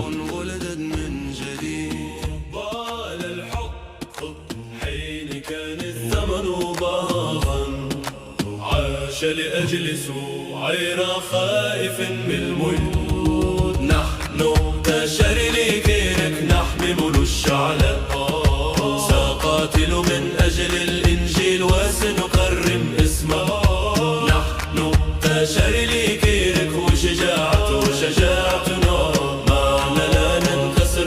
We're at level 10 hype train. If we get to 15, gaming will unlock on the broadcast this month. يقرب وعائلته إلى جواره بيت بني على الكتاب المقدس وعلى إيمان بلا خوف حاول العالم إسكاته لكن صوته باق فينا يتردد وبالمسيح يثبت نحن بشر لكيرك نحمل له الشعلة سنقاتل من أجل الإنجيل وسنكرم اسمه نحن بشر لكيرك وشجاعتنا معا لا ننكسر سنجعل السماء معروفة المعركة محتدمت والظلام سيسقط ننهض بروحه ونلبي النداء الحق أبدي والصليب دليلنا ومع الله قائدا لنا نسير جنبا إلى جنب نحن تشر لكيرك نحمل الشعلة سنقاتل من أجل الإنجيل وسنكرم اسمه نحن تشر لكيرك وشجاعتنا معا لا ننكسر سنجعل السماء معروفة نحن تشر لكيرك حيون إلى الأبد نحن تشر لكيرك ومع الله سننهض نحن تشر لكيرك حيون إلى الأبد نحن تشر لكيرك ومع الله سننهض والنص مأخوذ من. That's right. I was at the Costco this morning and saw a dude wearing a black hoodie that had a picture of Charlie Kirk on the back with 1993 to 2025 underneath it. Lamau, Alberta, by the way. Hell yeah, dude. It's great to see people. Kali al-Kirk was debating his local ummah about the Sunni versus Shia relations. He posed the question, counting or not counting Hashinshin violence when an infidel's arrow pierced his neck. Rest in Jannah. Yeah, thank God He actually said the Shahada and found the light of Allah and reverted to Islam on the spot. Okay, all right. I'm not going to read this whole thing. Jesus Christ. Wise words from the gaped crusader. Jesus Christ. All right. Now let's get back to someone who has not been carrying the flame. Danny Danon. About how effective that is and is not at this point. But they say it's because Israel and Lebanon, that conflict continues. Vice President Vance talked about this in the White House briefing room this weekend about how that complicates Israel's action, what we're trying to accomplish in the Middle East. Here's what he said. What the president has grown frustrated sometimes is that we seem to be right on the cusp of a major breakthrough in the agreement, and then all of a sudden there's a major explosion that goes off in a civilian population center in Beirut, and a lot of people who have nothing to do with Hezbollah lose their lives. So, Ambassador, what are the conversations like? What are the understandings like between top U.S. and Israeli officials at this point about what's going on with respect Thank to you for the Lebanon? 10 gifted. Regarding Lebanon, we talk directly with the Lebanese government, and we want to thank the Secretary of State and the U.S. officials for mediating the talks. Okay, I can't listen to this fucking guy. Is this the new one? Fox News is complaining again about socialism. They're doing this every day now. We are just 2 days away from major primaries in New York, where the city's congressional races are drawing nationwide attention.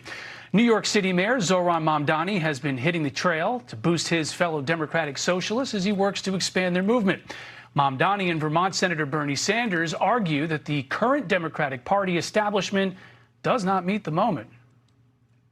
For far too long, our party has seen its job as managing decline instead of delivering material change for working people. It has seen its job as explaining why we cannot instead of showing.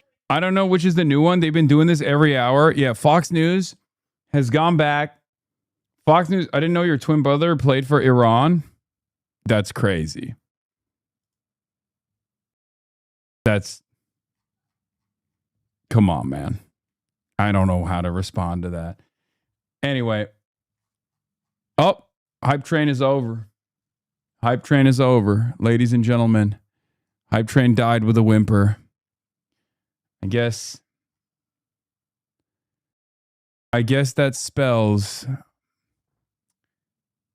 another summer with no gaming, another season with no gaming. How we can.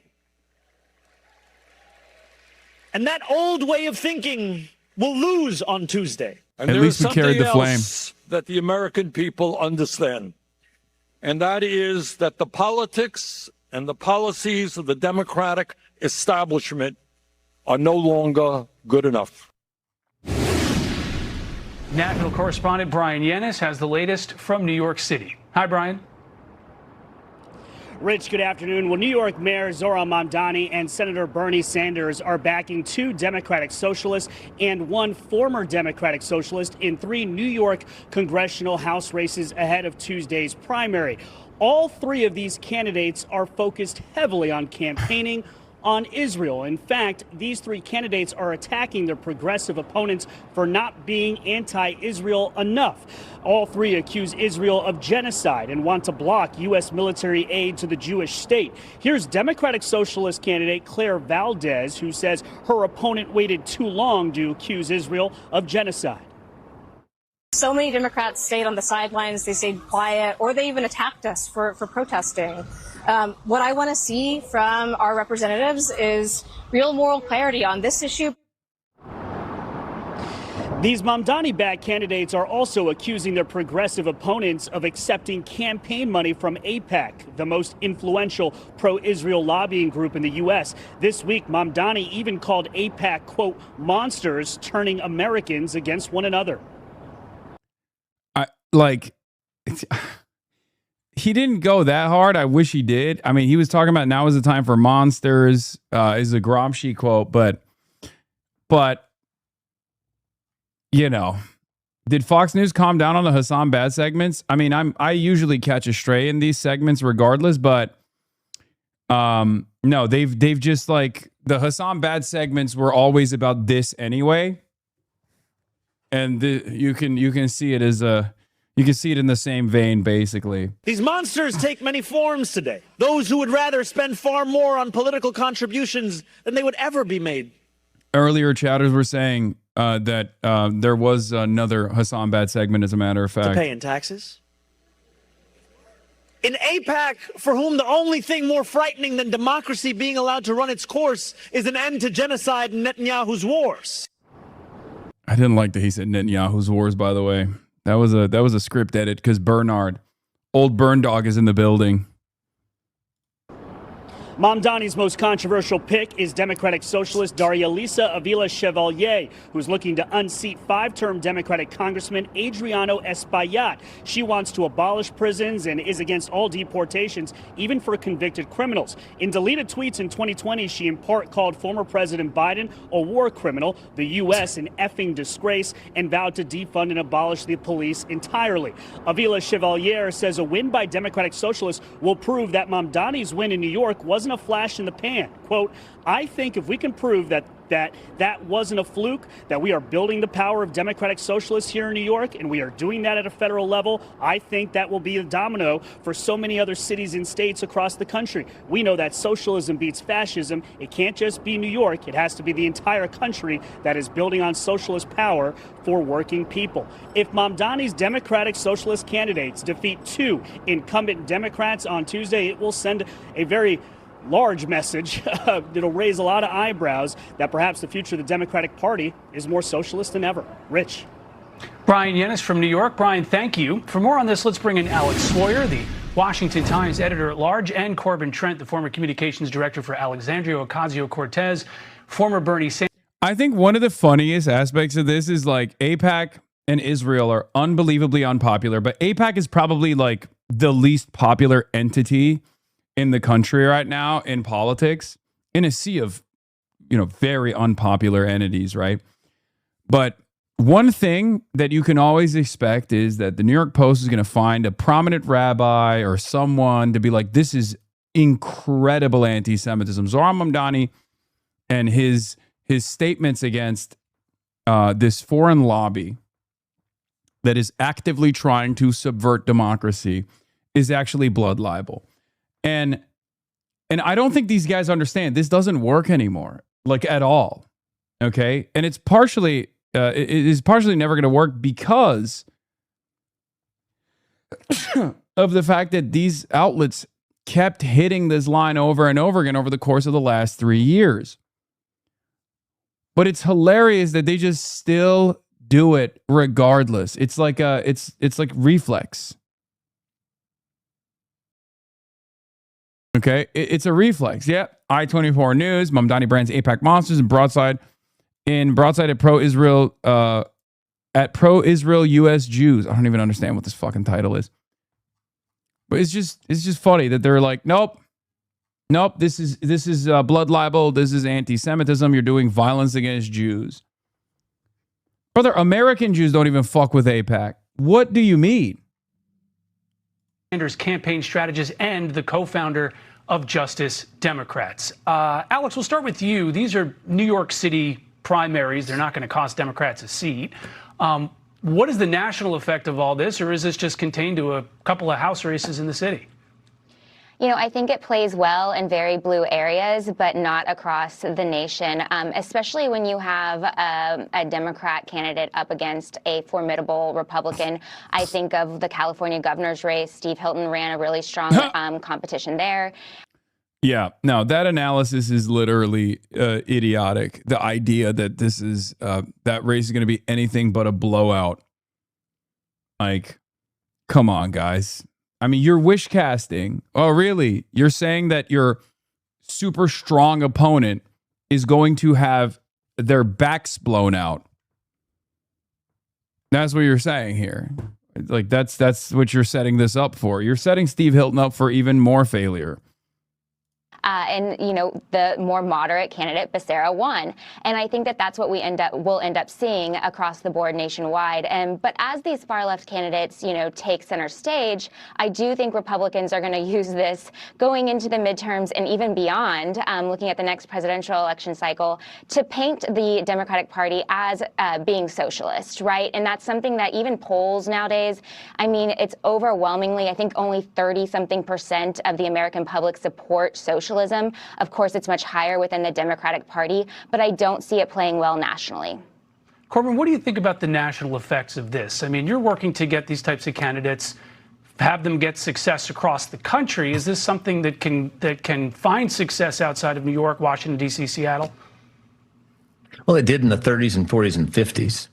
So that's exactly what the New Deal was based on. That's exactly what the TVA was. Which was really bad. And we should never repeat that.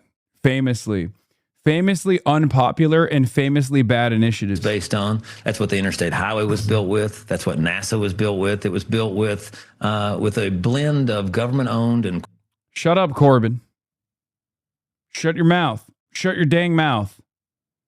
We don't like those things. And company-operated, sometimes government-owned, government-operated entities. And that's how we built America. Who's this Georgia man? Oh, no, he's an AOC, former AOC comms director. He's a good dude. I'm playing the role of the Fox News. I'm playing the role of the Fox News host when I respond to his bad and terrible things that he's saying. Built the largest middle class in this nation, and the current economy that we have is not working for the overwhelming majority of Americans. I mean, people can't afford housing, they can't afford education, they can't afford childcare, they can't afford groceries, and we've tried so many ways. Go back to Obama in 2008, and then you go forward to Bernie Sanders, you go forward to Barack Obama, and then Donald Trump a couple of times. People have been trying to vote their way out of this mess for a long time, and I think they're ready. They're willing. People are willing to try different things. And he cooks every time he goes on Fox, and the other guy that cooks every time they go on Fox is obviously Faze Shakir and Corbin Trent are the two guys that they always let on Fox News in like the earlier hours. They'll never be like a permanent panelist or anything, and they'll never go on like Laura Ingraham, but on the weekend shows, they allow some of these dudes to go on Fox News and just like to defend democratic socialism, and it's awesome. What we need is better competition. Like NASA, we basically handed the keys from NASA over to a trillionaire now. Elon Musk, the welfare king. And I think that people are saying, hey, this is not working for me. I want to try something different.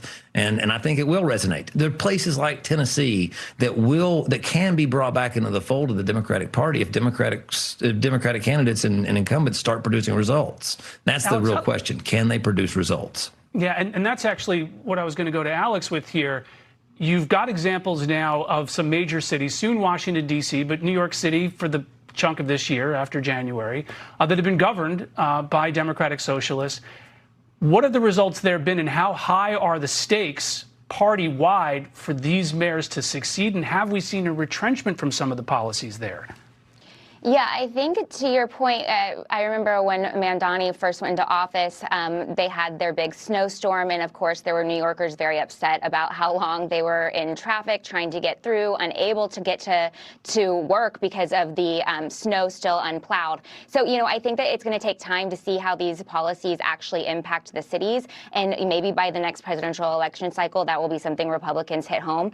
I think that Corbin said something that I think is across the board, speaks to voters, especially younger voters. The American dream is still being able to buy your own house. And that's something that, I think if you look at the 70s, the average housing price was in like $20,000.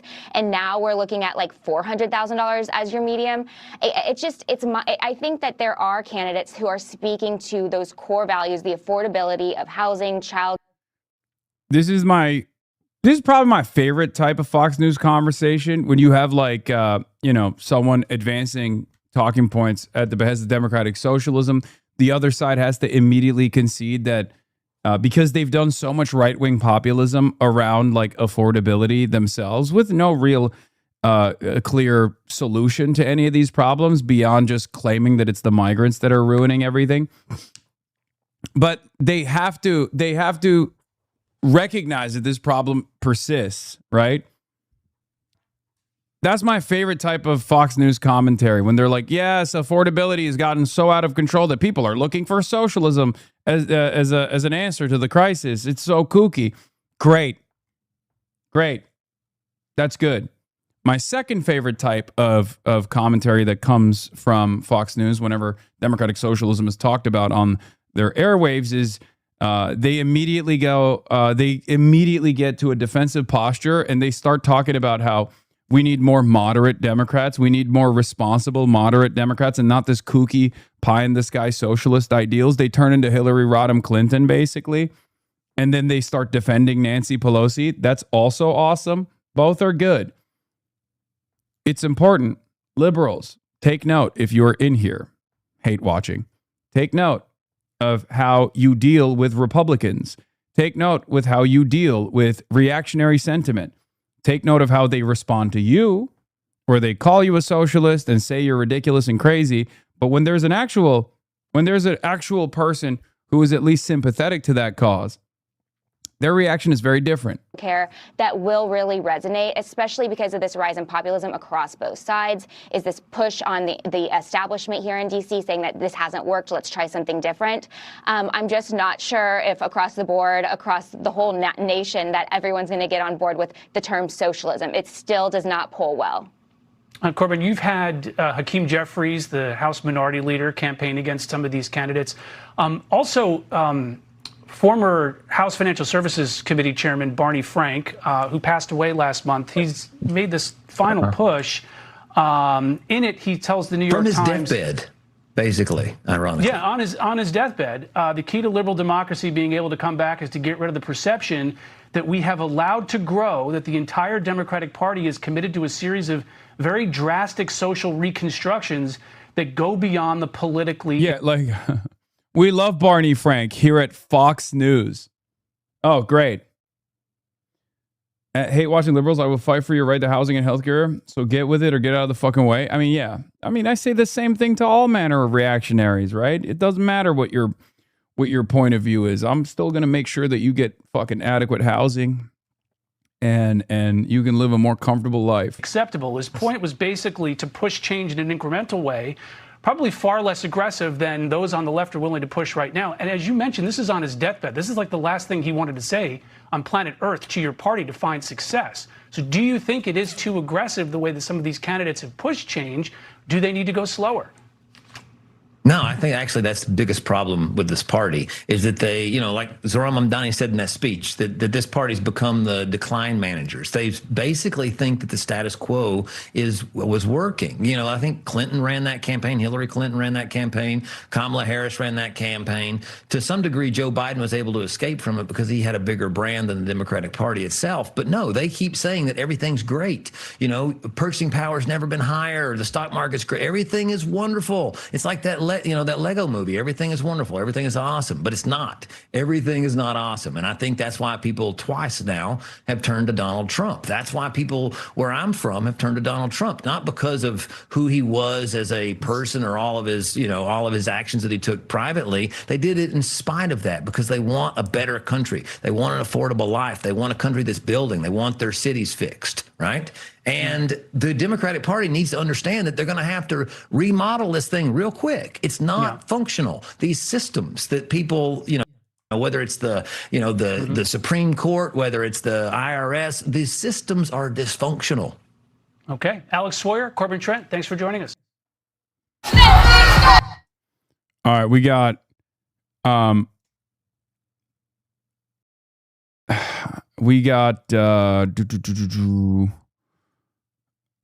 the Inside China's Insane Propaganda theme park. The music industry is broken by Drew Gooden. We got Meet the Former CIA Agent Who Wants to Abolish the CIA.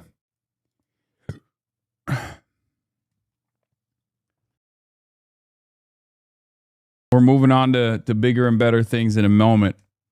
Okay, we're moving on to more fun conversations in a moment.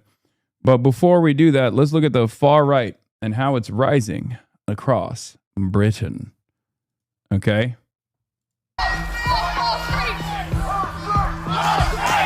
Let's take our country back! Let's Take the country back, lads. There is a magma chamber of anger sat underneath British society right now. This is when Fox News brought you up today, by the way. Okay, now someone else who's had a lot to say about the Supreme Court, not positive, and would like to see changes as well, is Hasan Piker, very popular streamer. He's been out there backing a lot of progressive candidates. That's where you fall with a lot of these progressive candidates as well. But Karl Rove writes in the Wall Street Journal about the danger of associating with Hasan Piker. He says that Karl Rove wrote about me?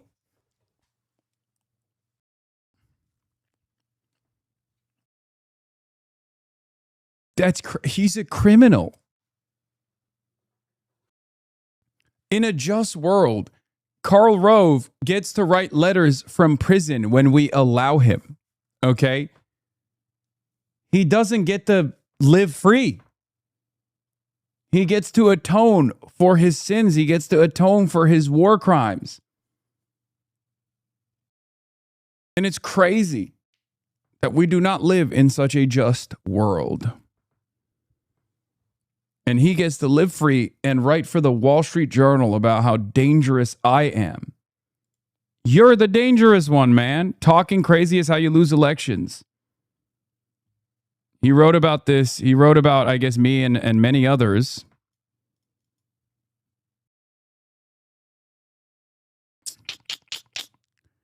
Back on June 17th.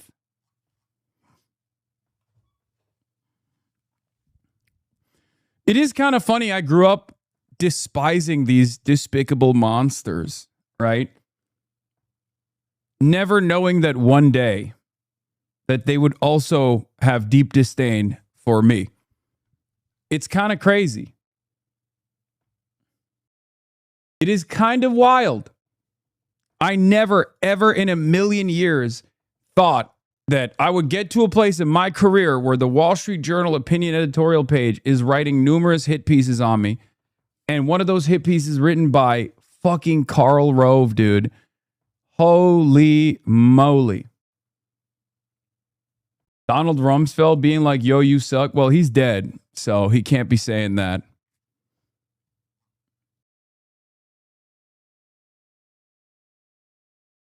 I mean, look, these guys are villains. These guys are monsters, right? So I don't mind.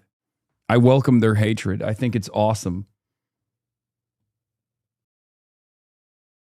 Zoran gave a fire speech at the NAN Saturday Action Rally. Yeah, and it's getting no coverage. Daria Liza's race is not getting the necessary coverage it deserves. And the only type of coverage that Daria Liza's race is getting is like objectively negative, talking about her old tweets, talking about how crazy her opinions are.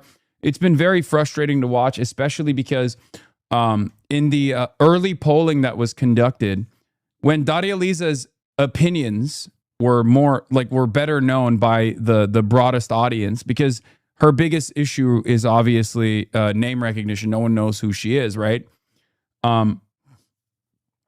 And basically, whenever they got to know her policy positions, she shot up. So obviously, this short period of time in the primaries in New York 13 was supposed to be all about getting Daria Liza's policy prescriptions in front of people. And unfortunately, that's, I feel like there was a good deal of that. There was definitely some moneyed interest backing the race on the Daria Liza side too. You know, Justice Democrats were pumping a lot of ads into the race as well, so it's good. And I'm not talking like this is over, by the way. I mean, there's still election day, and hopefully you guys can phone bank and canvass even on election day. But it has been really gross. Like, it's been an unbelievably toxic race. The way that Adriano Espaillat, hit some of the most odious lines against his younger opponent, Daria Liza. Here is one of the things that obviously took place. Adriano Espaillat has taken $7.4 million from real estate, Wall Street, Apex Network, and GOP mega donors. Now big money is flooding New York 13 to stop Daria Liza Avila Chevalier. Okay. I said lots of young people feel apathy after they go out, protest, get arrested, and vote every 4 years, and their lives don't change. No change takes place because these old relics keep winning their comfortable seats in primaries when no one's paying attention. All this investment, all these, donations, are what ensures Harlem continues to be gentrified, ISIS funded like a nation's military, and Israel keeps converting your tax dollars into murdered children. The New York 13 congressional primary has been so unbelievably negative, so racist. The smear campaigns against Dadializa are unlike anything I've ever seen before. Dadializa simply has a bold vision for change. That's it. Okay? She's been a fighter for some of the most vulnerable populations her whole life. Espaillat is a corrupt relic of a bygone era. That's what's at stake here. New York City has the opportunity to be this change nationwide. Voting isn't the end-all be-all, but it's the easiest, most consequential thing you can do. Yeah, they activated like the Dominican bot network, and they were flooding her replies, calling her a Haitian over and over again. Now, obviously, to the onlookers, you might not know what the specifics of that is or why that's a racial smear. It's a racialized smear. The intention of that is a racialized smear. Cole Sandick says, Espaillat is running one of the most racist, dirty campaigns I've seen from a Democrat. At every poll site, his people are screaming that Dadializa is Haitian. He has bots spamming her social media with racial slurs. He won't condemn it. None of his backers will condemn it. It's yet another example of how liberal identity politics, with all its attention on symbolism and representation, constantly polarizes into nativism, racial sectarianism, and eventually fascism. Liberals should care about this stuff more than the diversity of canvas pictures. Yeah. It's crazy.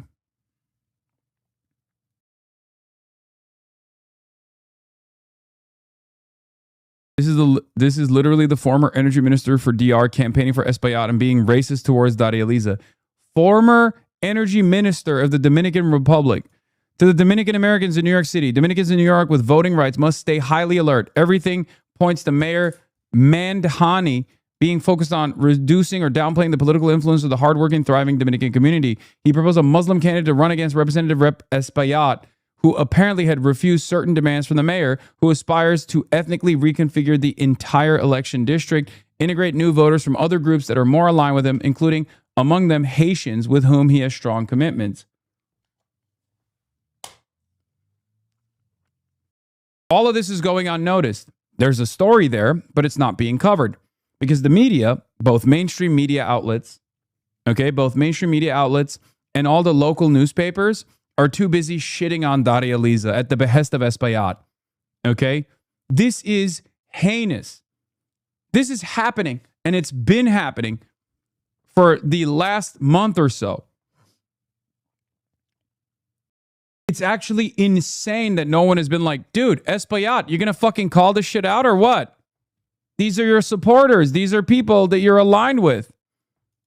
The mayor of New York City has just appointed a sheriff of Haitian origin. North Americans of Dominican descent must respond with unity to that crazy strategy of Mandhani. At the same time, they must remind Representative Espaillat that he must give the highest priority on his agenda to denouncing the international crime being committed against the DR. There is no Dominican solution to Haiti's problems. Yeah. Representative Espaillat is welcoming this kind of racialized hatred, this racialized animosity against his much younger, much more progressive Afro-Latina opponent. Okay? She's also Dominican, by the way. She's also Dominican. Yeah. He didn't even show up to the New York 13th Congressional Forum hosted by local community organizations, of course.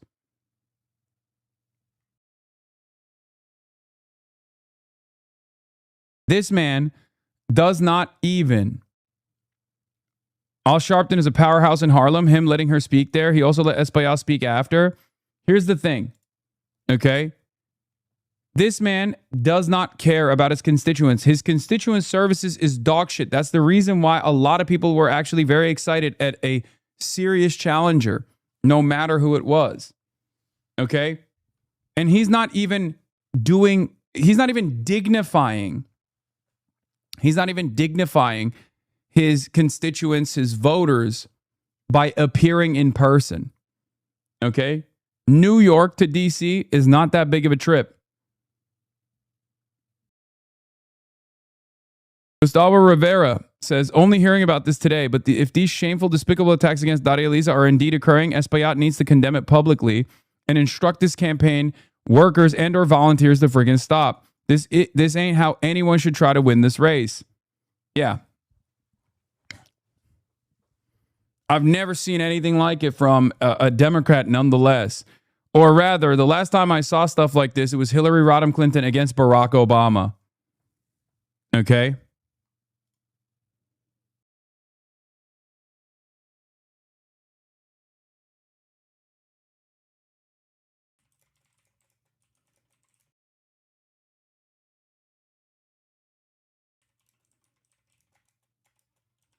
From an establishment Democrat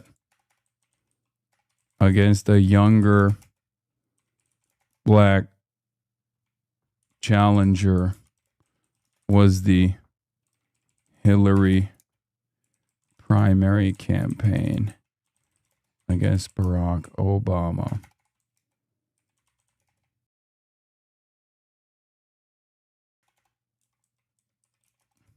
Is coming from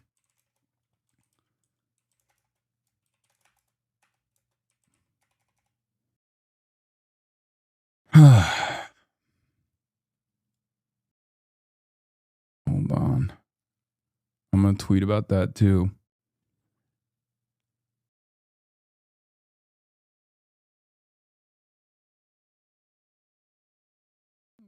Energy minister as he campaigns.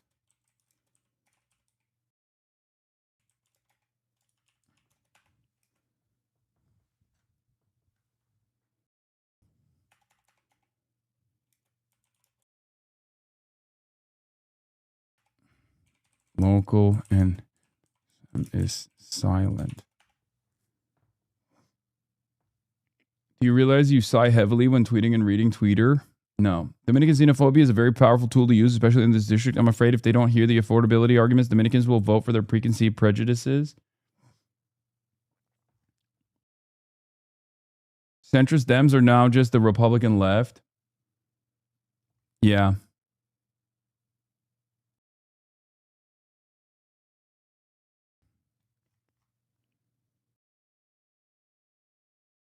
Yeah. Son, you look good. How do you do that? I don't know. I do it very carefully. Last time I saw this much open racialized hatred from an establishment Dem against a younger black challenger was the Hillary campaign against Obama. This kind of hatred is coming from the former DR energy minister as he campaigns for Espaillat. Local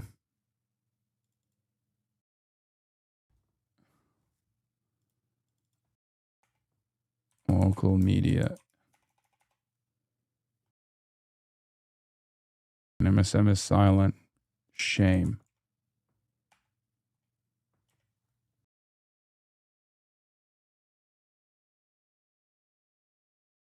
Cuomo's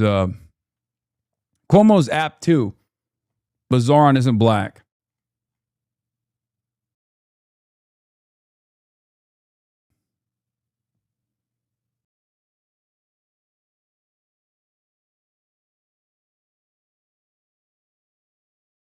Espaillat is focused on building his personal political machine. His daunting list of proteges and disciples is so notorious the media have dubbed it the Squadriano.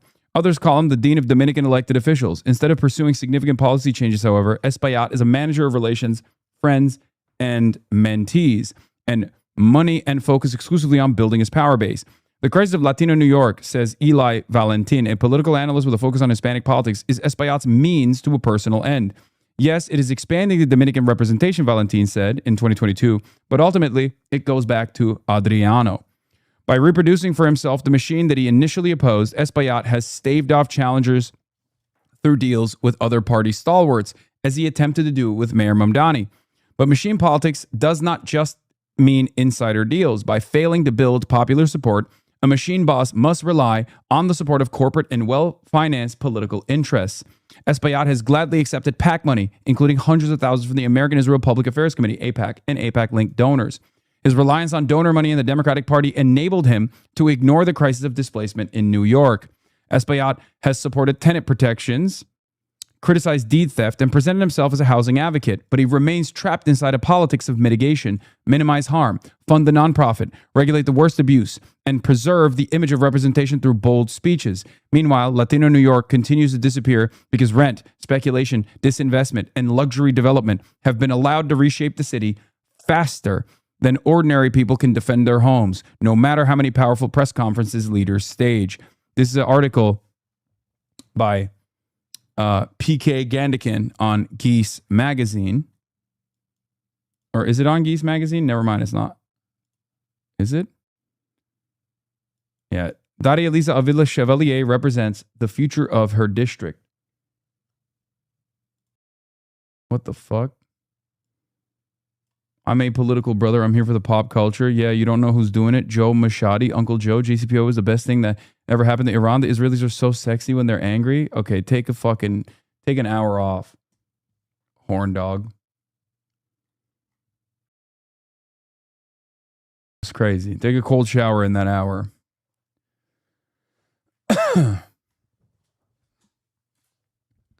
As someone on the ground in New York 13, there are countless reports of Espaillat people verbally harassing or physically threatening Dari volunteers. Insane shit, bro. I saw today. No, he's doing mob boss shit, dude. It's fucking crazy.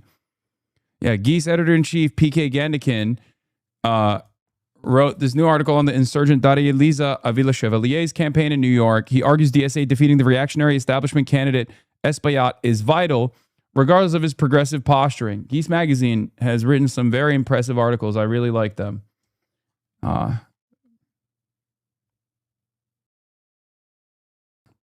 Anyway, it's insane. And yet, as always, the media is not covering this shit, right? Part of the reason why they're not covering this shit at all, in my opinion, is because they are also objectively terrified of this kind of politics gaining mainstream popularity, gaining momentum, right? So all they're doing is look at our old tweets, look at our old tweets, look at our old tweets. They don't talk about Espaillat's failures. They don't talk about Espaillat's, like you have an incumbent machine politician that is a high-ranking Democrat, and he can barely get 38% in his own internal polling a couple weeks out from a primary election. That implies that there's a real crisis there. That implies that his own constituents do not like him.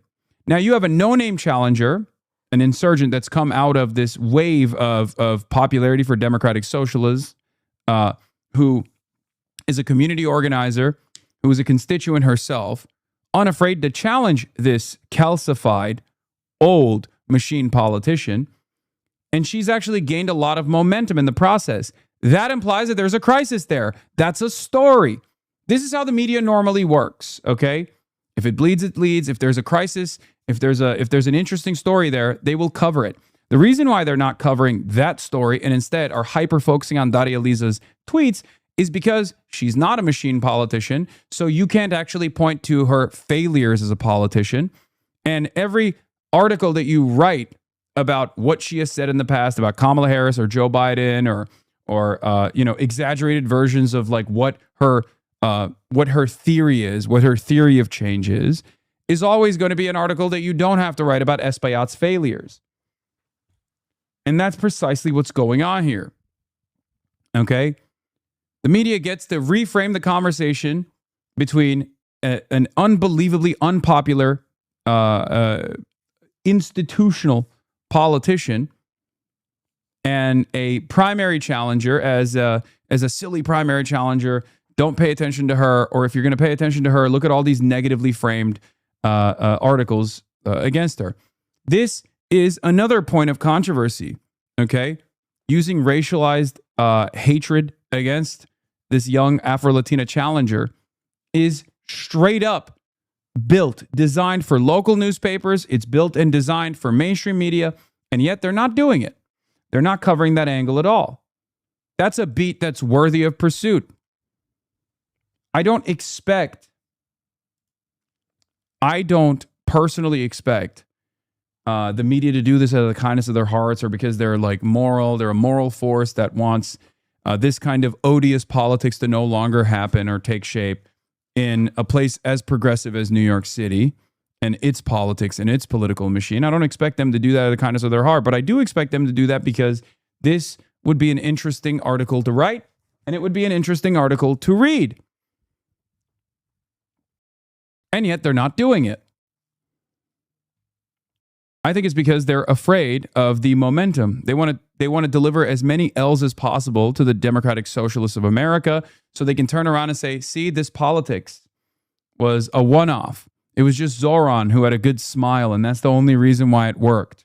And that's precisely the reason why it's extra important to push for both Claire Valdez and Daria Liza. Okay? We know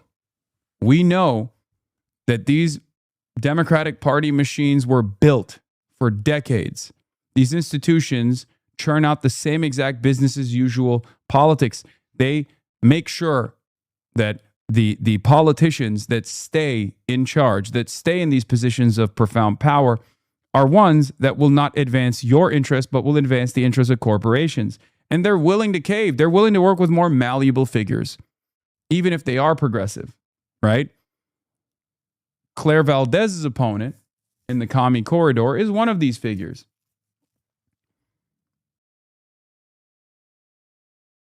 But we have to keep pushing. We have to push extra hard. We have to support these candidates.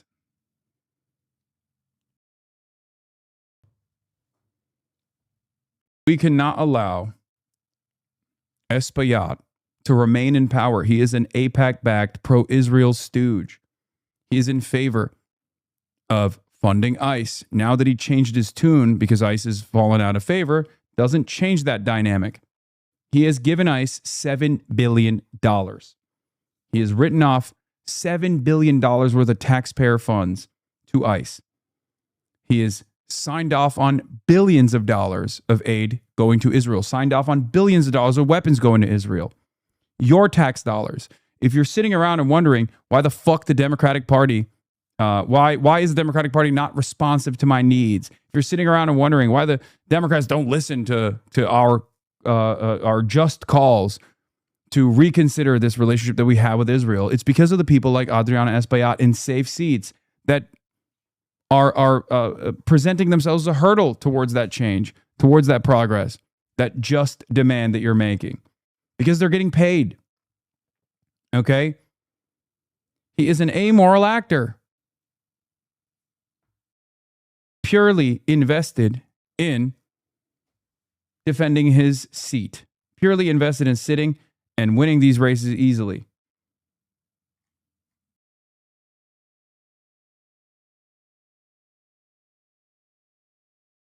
And yes, this applies to Grace Meng as well. It's not mum's the word on that race. Chuck Park for Queens. I'm in favor of it. I'm in support of it. There's a reason. I, however, also don't have an infinite amount of time and bandwidth. Okay. The DSA itself is also obviously not this omnipotent this omnipotent force in New York politics. Is growing. Okay, you have to understand, like, we have to make these calculations at times. I mean, it's great. Yeah, go vote for Chuck Park. I'm fully in favor. Why wouldn't I be?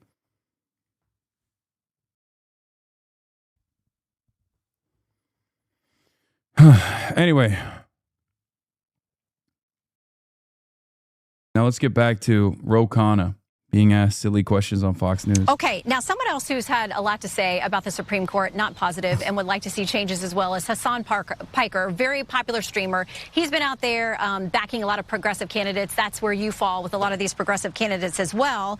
But Karl Rove writes in the Wall Street Journal about the danger of associating with Hasan Piker. He says this.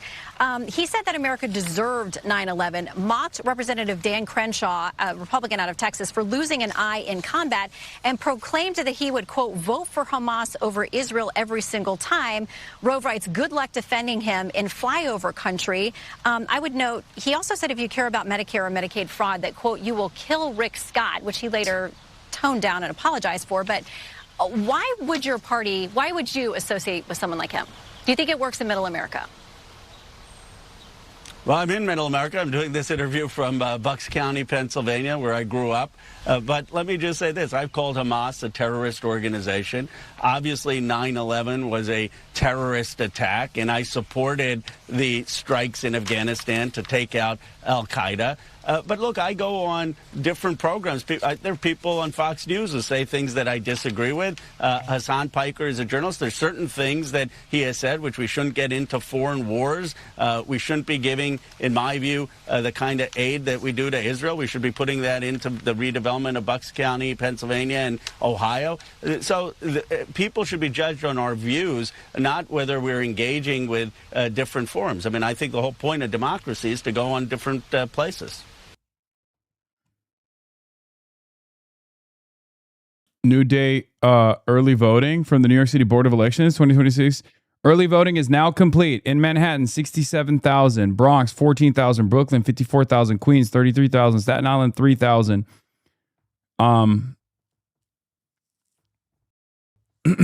Brooklyn turnout is mostly 7 and 10. Queens is mostly 7 and some 6.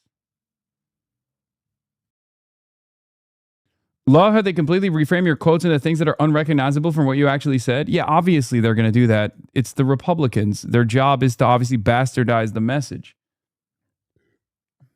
Why would they be like Hasan Piker? In the way that Ro Khanna explained it, he said, Hasan Piker wants all of the billions of dollars that we're spending and wasting on foreign entanglements to go back to Bucks County, Pennsylvania. That's true. That's my take. You think Fox News is going to cover it like that? Of course not. They can't, because then it's not all that different from what Trump is saying. Remember when Trump was also saying, oh, well, I'm an isolationist. Why are we getting into wars? We should do peace. We shouldn't be giving so much money to these foreign countries. We should be focusing on ourselves. That's what Trump said too. Obviously, the reason why Trump said it is because it's a popular and very powerful message. It's a message that the average American can understand. It's a message that the average American agrees with. That's why they fucking voted for him. Okay?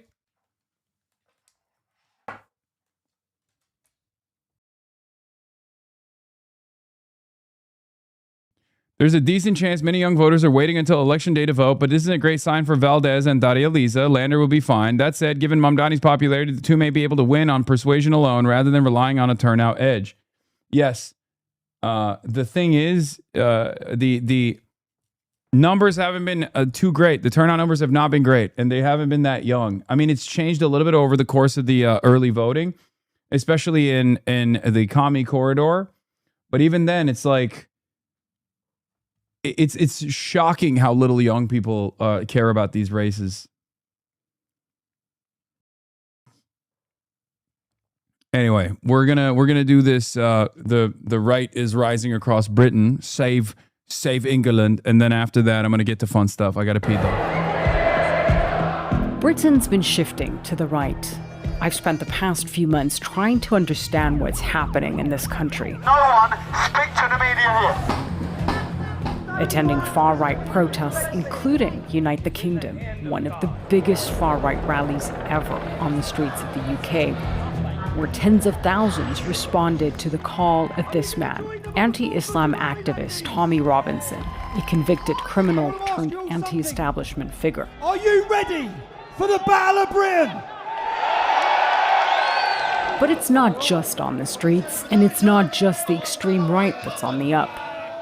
The populist right-wing party Reform UK, led by longtime Trump ally Nigel Farage, made massive gains in local elections in May. This rightward shift isn't one single movement. The different groups represent different shades of right-wing politics, but they all seem to be feeding off of a divided Britain. At the heart of those divisions is the issue of migration.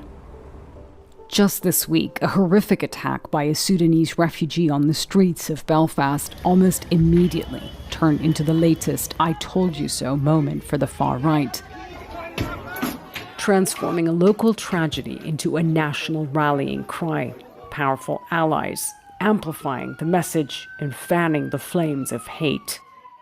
People in Britain are angry. Joe Mulhall infiltrated far-right groups, undercover here in the UK and in the US. He's one of the UK's top experts on these movements. You know, if you look at the way that people's lives have been, you know, lack of jobs, houses, schools, hospitals, stagnated wages, living standards going down or stagnating for years and years, and they feel that mainstream political parties have not met their material needs. What the far right are really good at is going to those people, and they turn up and they say, you're right to be angry, and they give them a scapegoat, and they say it's because someone has come to this country and taken it from you. They're really good at redirecting people's anger from where it should be directed. I've seen exactly what Joe's talking about. There have been hundreds of protests across the country over the past year, according. Just posted with friends of the show. Last June, we made history. This June, we fight for a city you can afford is on the ballot again. Get out to vote for Abercawas, Eli Northrup, Iapa, Sairi Tupac, Samantha Catan, Brian Romero, and of course, Clara, Dari, and Brad. Go New York, go.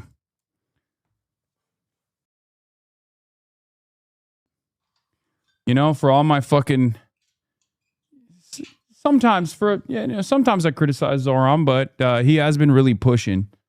He has been really pushing for these guys.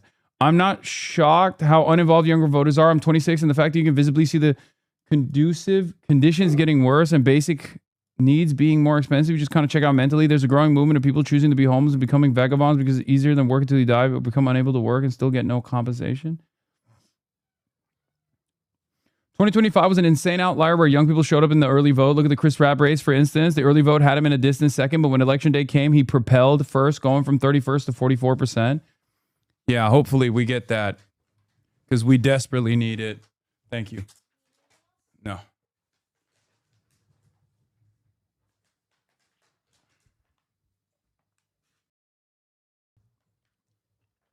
I will say, though,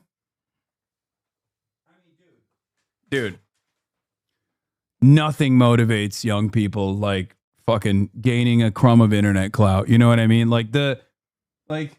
I do become an old man a little bit, but like you look at the turnout for like a Kai Cenat streamer university event, right? When you see stuff like that,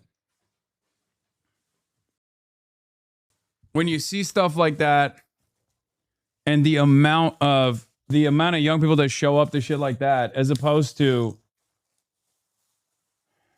you know, going out and voting, you realize we got a long way to go.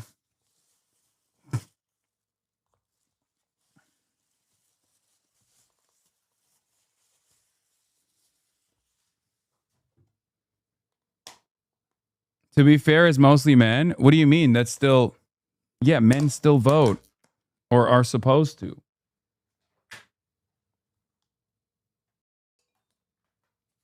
How do we get clout in political activism? I mean, I'm trying. What do you mean? What do you think I'm doing? I'm trying to. Those are 14 to 17-year-olds? Yes, exactly. No, those aren't just 14 to 17-year-olds. You're wrong. Many of them are over the age of 18. I think you literally are. You're totally wrong about that, actually. There's a shit ton of people that are over the age of 18.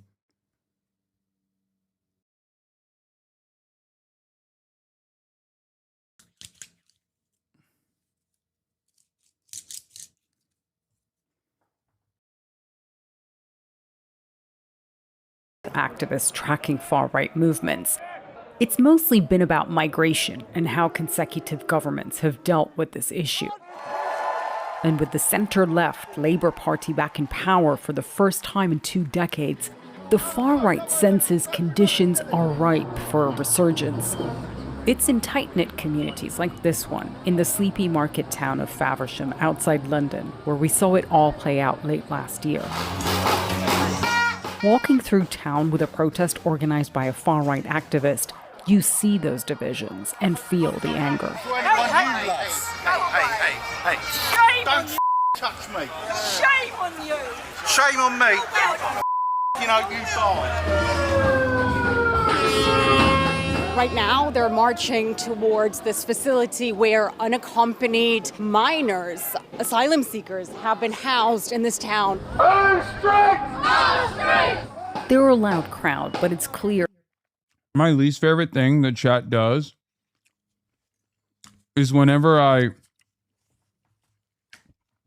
say, I'm about to move on to fun stuff, and don't instantly move on to fun stuff, they go, you said we were going to do fun stuff. Like, shut the fuck up. Okay, it's 3 more minutes. There are more noise than numbers. And you do see locals coming out to confront them. No hate, no fear. Refugees are welcome here. The main event kicks off with a rambling mix of racist rhetoric, fear-mongering, and white supremacist conspiracy theories. They're teaching about Muhammad and Allah. We will not tolerate our children to be taught about LGBTQ and what pronouns and belief, what they can identify as. We will not tolerate that round here. Keep up the pressure and one day you will be victorious! At this one tiny town's protest, we find one of the leaders of the UK's extreme right. Our country's been taken over by mass immigration. We're fed up. This is not the future that our grandparents and great-grandparents fought for in 2 world wars. They didn't fight for this to be done to our country. We want our country to be like it was before this immigration invasion was foisted on us. Yes, you mentioned far-right, neo-Nazi, all that a minute ago, as if that kind of stuff, that doesn't hold any power anymore. You must have learned this with Trump's victory. No one cares if they're called a racist anymore. Those terms are just used to silence people. The re-election of Donald Trump is not only an inspiration for this one extreme right figure. At every far-right event I've been to, it is a constant theme. Trump's Make America Great Again has come to the UK. This is mega. Make England great again. He's the man. Trump is the man. I have so much respect for President Trump. He is saving not just America, he is saving the West and he's saving the world. You're wearing this because I'm a Donald fan.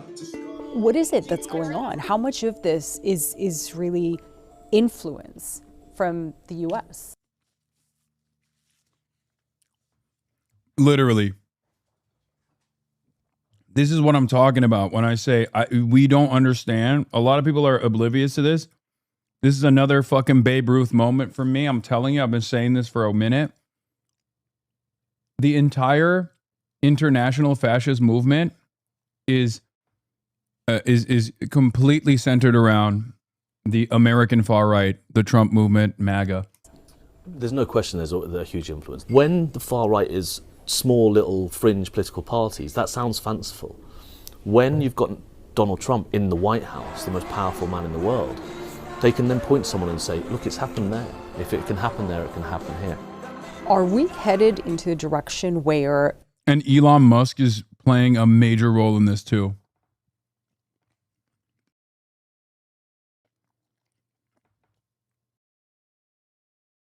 the far right is turning into a significant political force in Britain?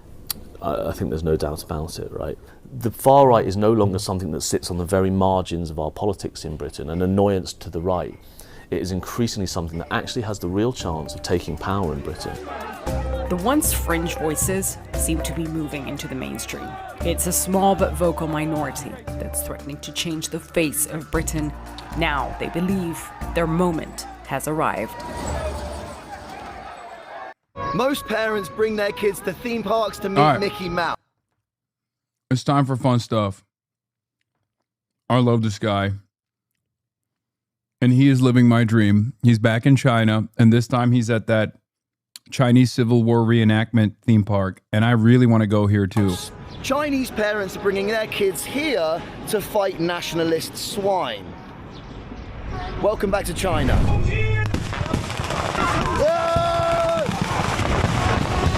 This is Red Tourism.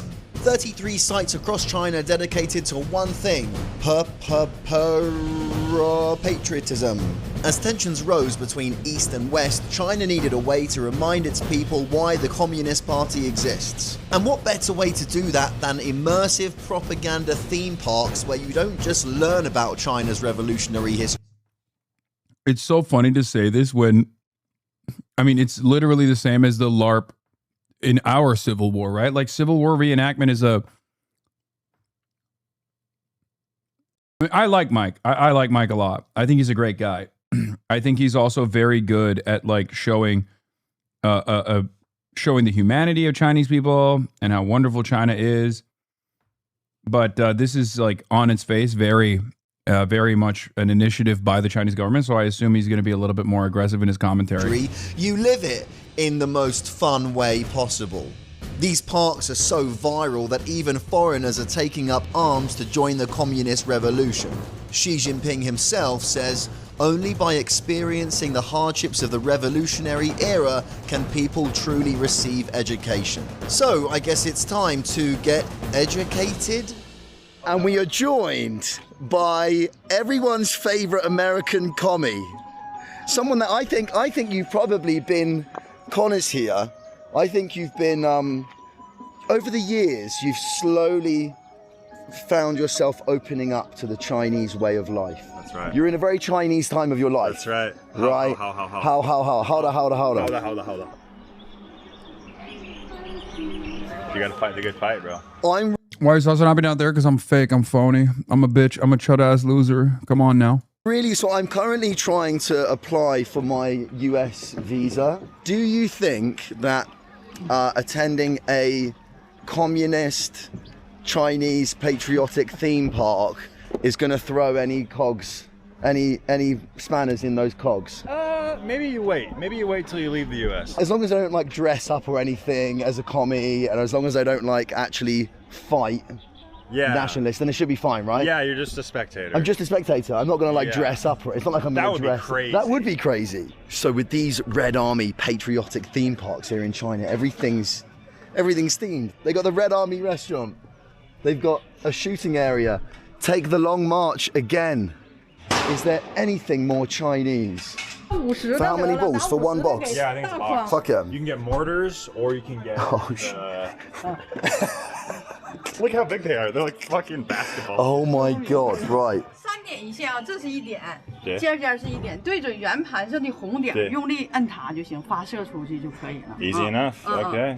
发射。 Yes. 打中了，后面的把牌会倒的。 Now are they? Is that Hitler on the left side over there? Can you tell us a little bit about these people that we're shooting? 就是打中了啊，我们会下雨，打中了，它后面的把牌会倒下，就像打中我们会倒了。Now, There is perhaps no greater demonstration that all men are brothers and the Chinese are so spiritually American than this exact enterprise. Okay. This, to me, as an American, it speaks to my base desires. Okay. And in the most Chinese fashion, they took something that Americans can understand, comprehend, enjoy, appreciate, and they made it even more fun. They made it more interactive. They took the Civil War reenactments and they turned it into an interactive theme park. It's fucking awesome. Did you retain any of the information on how to use this gun? Yeah. You load it from the right and then hit the green button. Let's try to demonstrate for the good folks at home.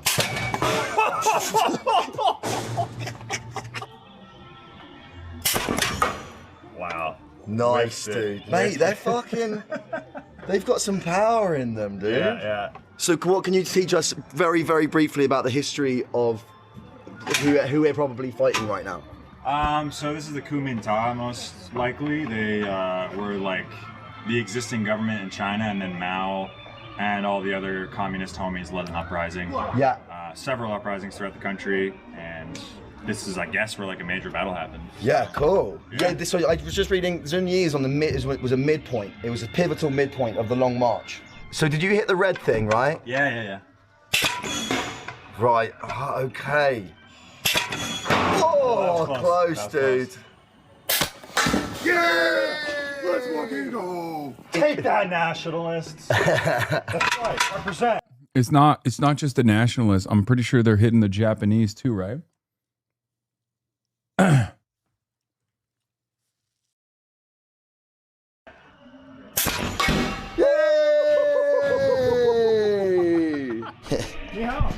Can we shoot the cannon? You go.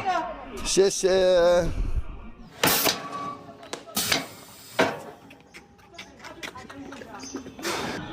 我之前我在哦，打那个前面那个啊。Hey, yeah, that could definitely kill you, yeah. 谢谢。Yeah, so they've got old, what looks like propaganda paintings. So you have Mao, looks like leading the Red Army into battle.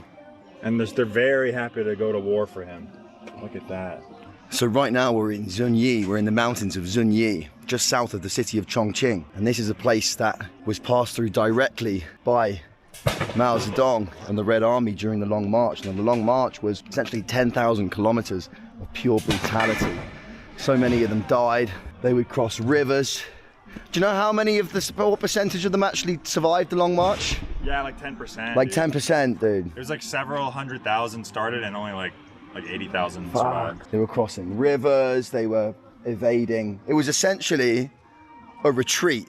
It was a strategic 10,000 mile long retreat. I mean, you can look at these mountains, man. You're traveling just through this with whatever supplies you would have had in 1934, which would have been fuck all. And this theme park here just commemorates that journey, because Zunyi was a pivotal moment on the Long March.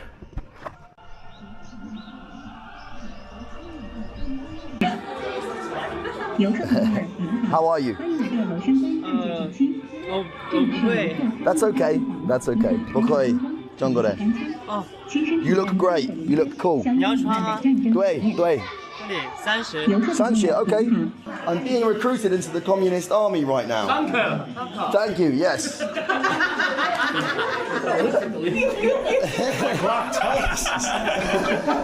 I missed that part of the Civil War history where they had Glocks.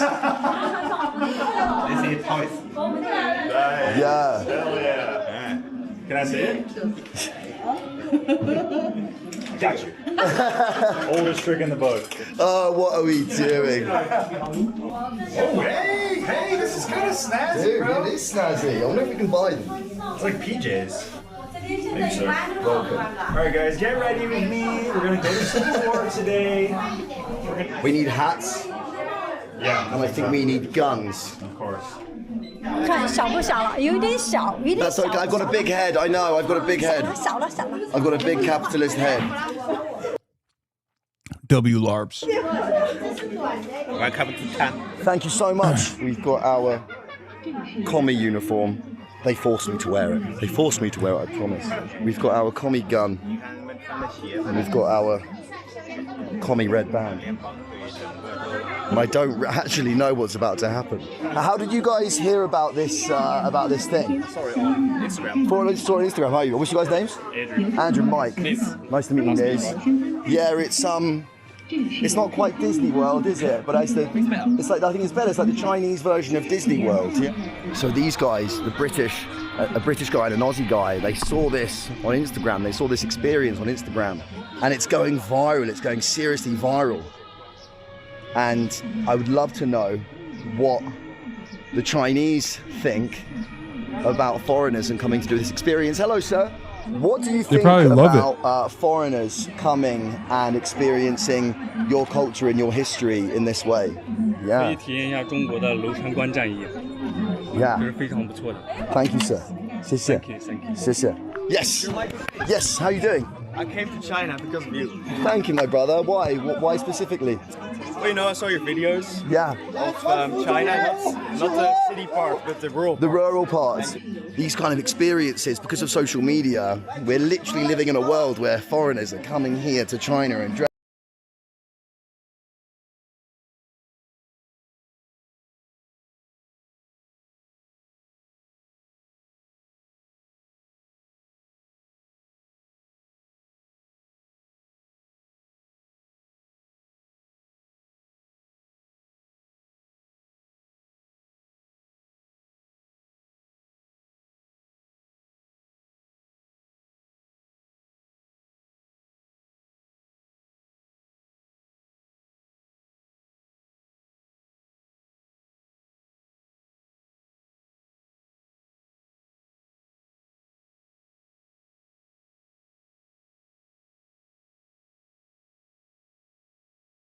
dressing up as commies and 帽子戴正了没有？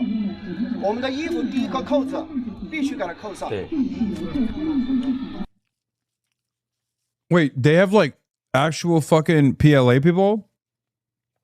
That's crazy. You know they're taking this shit serious.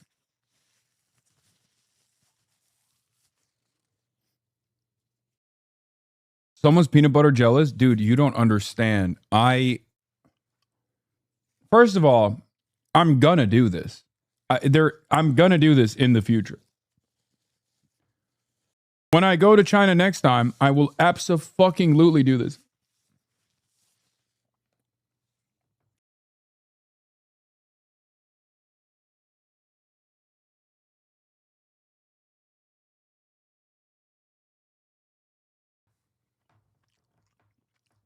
How come you didn't do this last time? I didn't know it existed.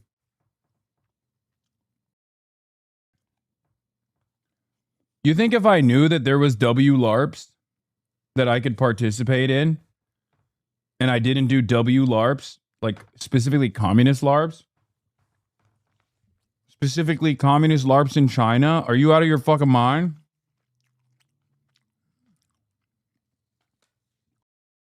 You would have gotten Omega canceled? Oh my God, I don't care.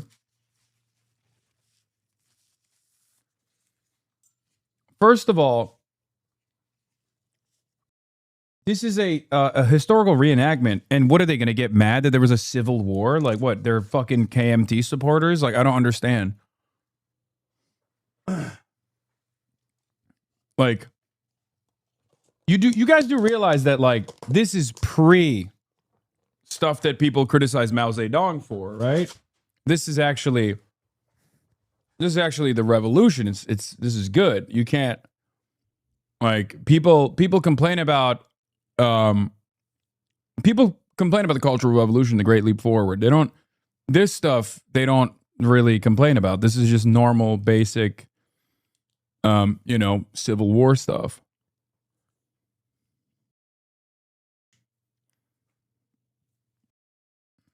啊，第一个扣子必须扣上，因为我们穿上军装、军容、军纪是放在第一位。第二个问题，我们入场以后。 You couldn't have even done it because construction finished after you left. They waited for me to leave the country because they knew I would never leave.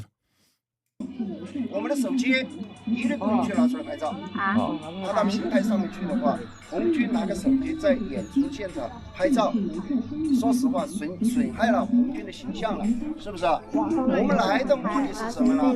就是体验红军他们来自就是他们在战斗当中这种英勇献身、流血牺牲的这种精神，对不对？这严肃。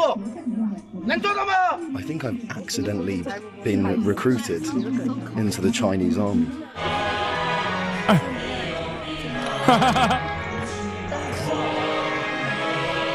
I think our audience is here. I thought it was going to be school kids. Hi! Yeah. Wait, what? Wait, you pay to literally be a part of a reenactment that other adults watch? That is crazy. Oh my God. Oh my God. This is literally my dream. Yeah, I'm Israel Epstein. Okay. Straight up. Like I have my LARP ready to go. I'm Israel Epstein. One of the only non-Chinese honorary Chinese members of the Communist Party of China. They have white boys. I'm Israel Epstein. That's a new variation. No, it's a real guy. Okay, the name Israel and the name Epstein existed before Jeffrey Epstein and the nation state of Israel. Yes, I'm talking about a real guy. Member of the Standing Committee of the National Committee of the Chinese People's Political Consultative Conference. Ipe was a Chinese journalist of Polish origin. Epstein was one of the few foreign-born members of the Chinese Communist Party. If you want me to do WLARPs, I got it.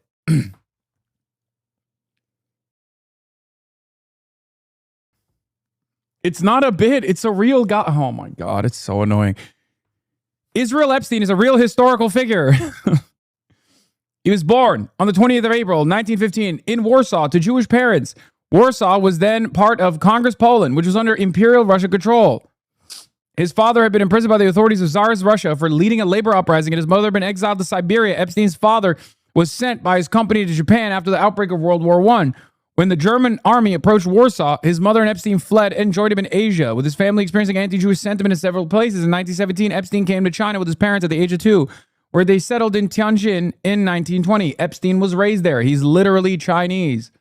One of the few people who's not like ethnically Chinese, but nationally Chinese, and was also a part of the Communist Party.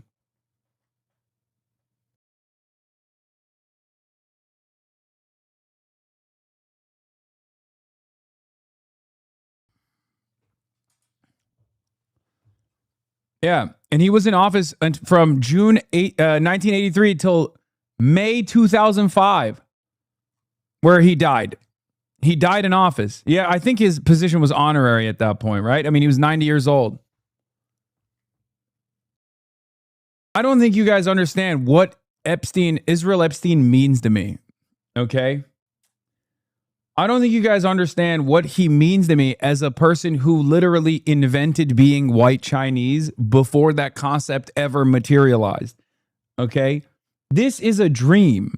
This means that I too one day could be white Chinese.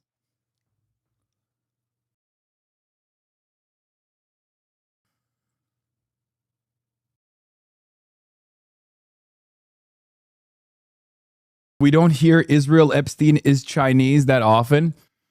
No, although it's a true statement.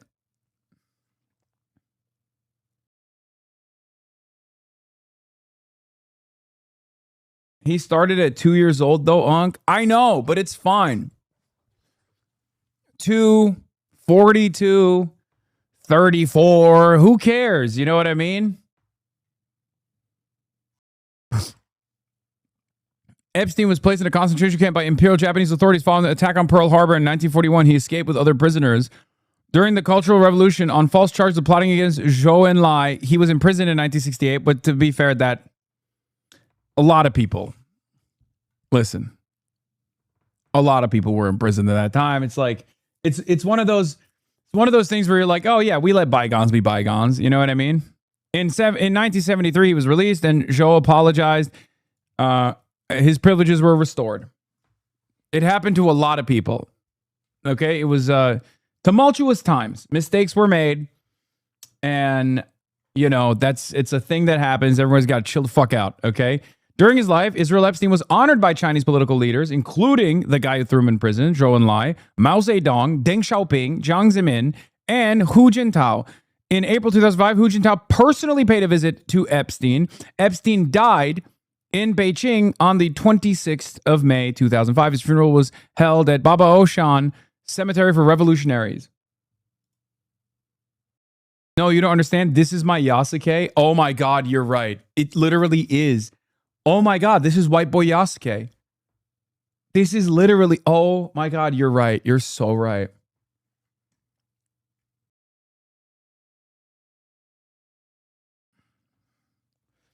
The difference between Israel Epstein and like numerous other white guys that obviously were involved in the Chinese Revolution is that he literally is Chinese. He's white Chinese. Whereas many of the other associates that were there as an advisory capacity were coming from the USSR. WLARPs.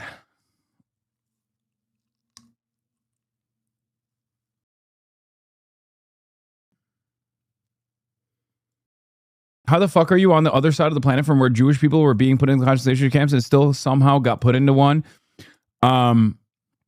Because of, yeah. I mean, he made it out though, so that's what matters.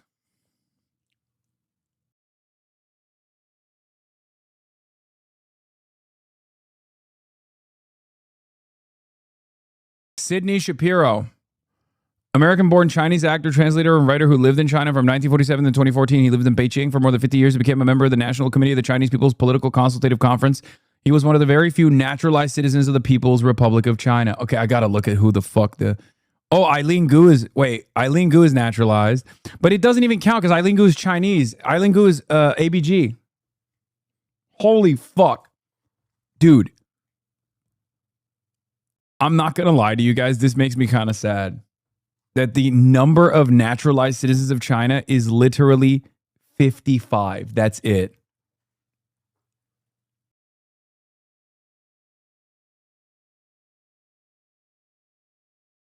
And many of them are literally fucking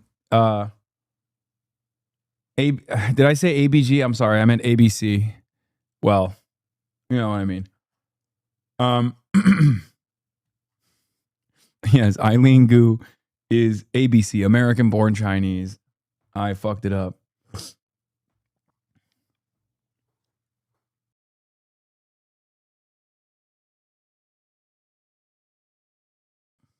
Why not both?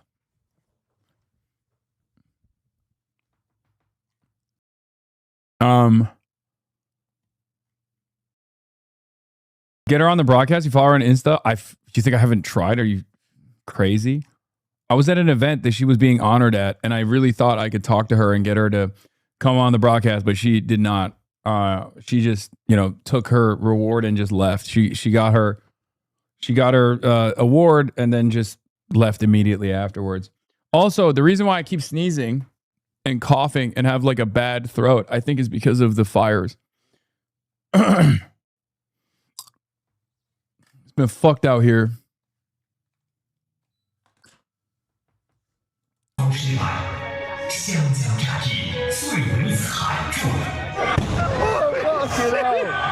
no! Oh no! Dude, I'm having flash. It's way too hot. Oh no. I think I have to fight now. 本来老公，你们看啊，这20天前，我们是被动吸毒吃醉，转战传染。Oh, Young Mao! Pog! Welcome back, Mao Zedong! 我们是主动东渡赤水，进攻前辈，这一来一往呀，意义可非同寻常啊。 Taiwan has entered the chat. The enemy's just arrived. Boo! Boo, KMT! 现以缺弹断粮困城军，政治一举全歼好时机。剿匪，剿了3年匪，把共匪变成共军，娘欺骗。 Are you seriously stepping on us right 杀 now? 了大军，砸 They want the smoke, dude. 真是旗帜大谋啊！ We're on the move. Oh shit! 我给你们讲一下，今天我这个声音不太好，你们拿手枪拿刀的拿在手里就行了，拿步枪的出场的时候抓住这个袋子，拿着枪柄冒着要跑出去。 Oh fucking hell! 后面，我们的员工是没带袖章的，一看。Dude, W Larves, he's just ripping a fucking Chinese lung dart. Hey yo, the dream. 冲锋号响了，上去胜利了，欢呼一下。23个地方23举下来。我们下面叫。Look at Young Mao with his phone out. Okay, bro. Stay committed. Like, have some decency, sir. You're Young Mao. You're Young Mao Zedong. Why are you with your fucking phone out? Put the Huawei back in the bag, bro. 兵力的时候忘了看我们员工做怎么做，一看就知道了。I'm scared.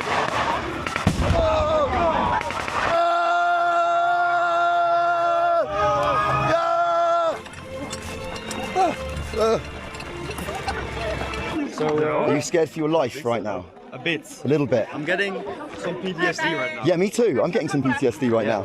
有点跑的时候啊，那个腰这样提着，那个腰稍微弯一下跑。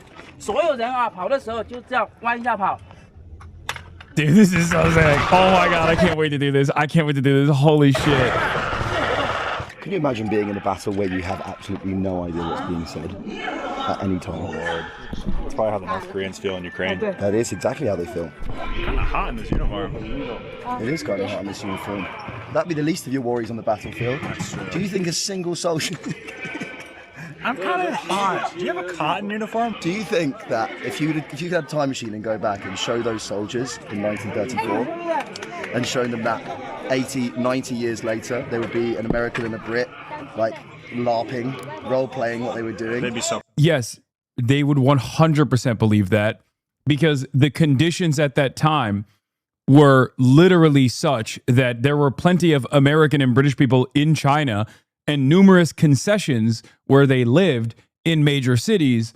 So it would not be that far-fetched at all. As a matter of fact, if you were to go back during the Chinese Revolution and explain to a young communist that they fucking won, okay, that they fucking won and became a behemoth, a superpower, that would be the shocking aspect of this. Not the fact that, like, British people are familiar with, you know, Chinese experience. Proud. And then being like, it's kind of hot in these uniforms. Oh shit, we're on the road again. Ni hao. Ni hao, ni hao, ni hao. Ni hao, ni hao. There you go, comrade. Ah!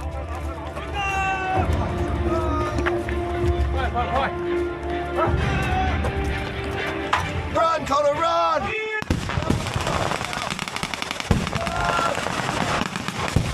I don't know how big these two are, but you might need to come with your own Communist Army uniform. No, I'm going to hit up Mike to ask him what the biggest sizes were over there.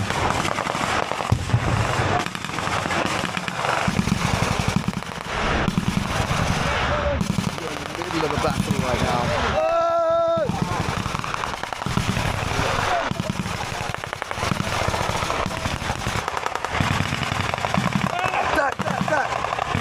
Fire, dude, fire! Right, guys! Oh, there's a man down over there! That way. That way? Oh, I've been shooting the wrong dudes. I've been firing at the wrong team the entire time. How you feeling, brother? Really scared me too. Oh!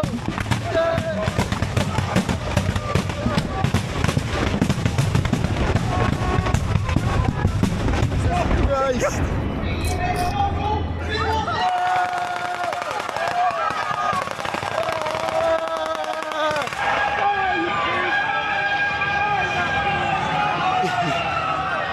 Nationalist bastards! Oh my God, W-LARP, W-LARP! Victory! Bro, by the way, again, another testament to Chinese ingenuity. You'll say I'm fucking dick eating here, but honestly, this is literally better than, like, the American Civil War reenactments I've seen. Like, the fact that it's interactive, the fact that you can be a part of it, the fact that there's, like, pyrotechnics and shit. I mean, it's unbelievable. They literally took such an American concept and just went all out on it in a way that even Americans haven't. And it's partially funded by the government, if not entirely funded by the government, so it's never going out of business. So there's the other element of this too. So that's why they can charge $5 for that fucking uniform that he's wearing. That uniform he's wearing is $5, okay? Think about how much more expensive that would be in America. This place is not turning a profit. They don't give a shit. God, how can you not love this kind of stuff? How can you not love this shit?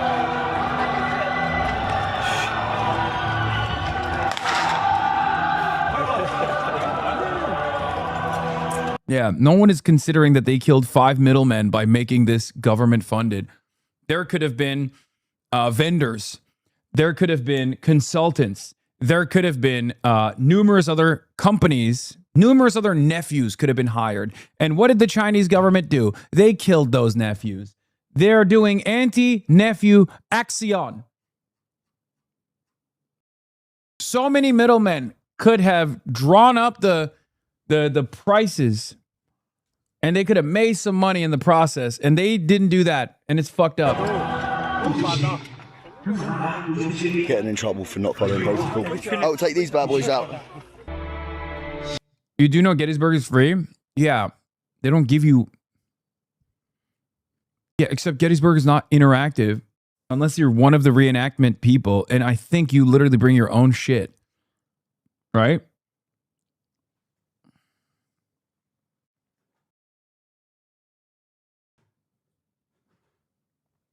These guys are giving you a uniform for $5 and you can like literally go and do a day trip. And this is like near Chongqing as well. So you know my ass is there. I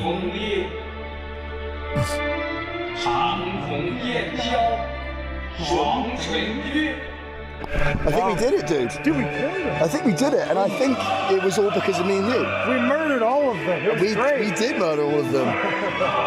I definitely shot like 4 of our own guys, though, dude. Yeah, well, you know, it's your first war. It happens. Yeah, it happens, dude. It happens. Do you think Mao will give me a pardon? Oh yeah, for sure. He's that kind of guy, right? Yeah, he's chill. He's chill. He never like did any like bad shit. No. Yeah, I didn't Not think that so. I know of. Yeah, I didn't think so. Yeah. The disrespect. You're British, Mike. You fucking watch your British mouth, okay? You watch your British mouth, Mike.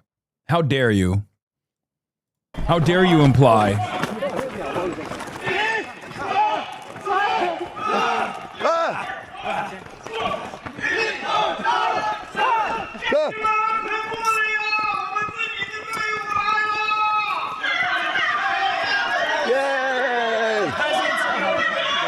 It's all the ethnic minorities here have come to say hi. Thank you. Thank you. Thank you. Thank you. Oh, he's done me. He's done me. Yeah, He's done me. We saved them.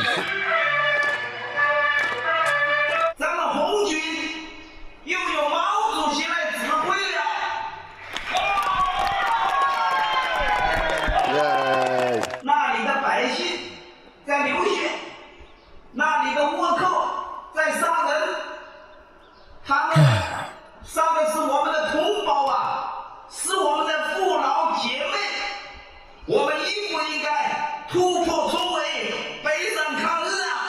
突破重围，北上抗日，北上抗日，必须拿起枪杆子，推反动政府，建立我们自己的红色政权。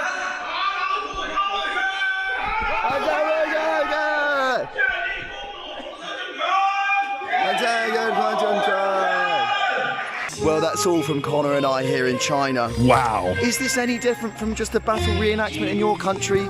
Something made to inspire patriotism? Wow, what an experience, dude. I have chills. Okay? I have chills, secondhand chills. Experiencing this vicariously through Mike made me feel like I was there. I'll probably die if I went there. You know what I mean? Is this person known for doing China content? Yes. Yes.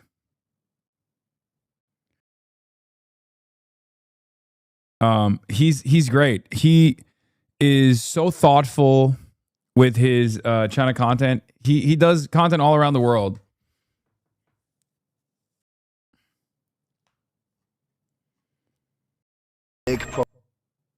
Fun React is so good. Ignore the dumb title. Inside Indonesia's most hated subculture. What the fuck is this? Hey yo. Vespa punks? It's crazy.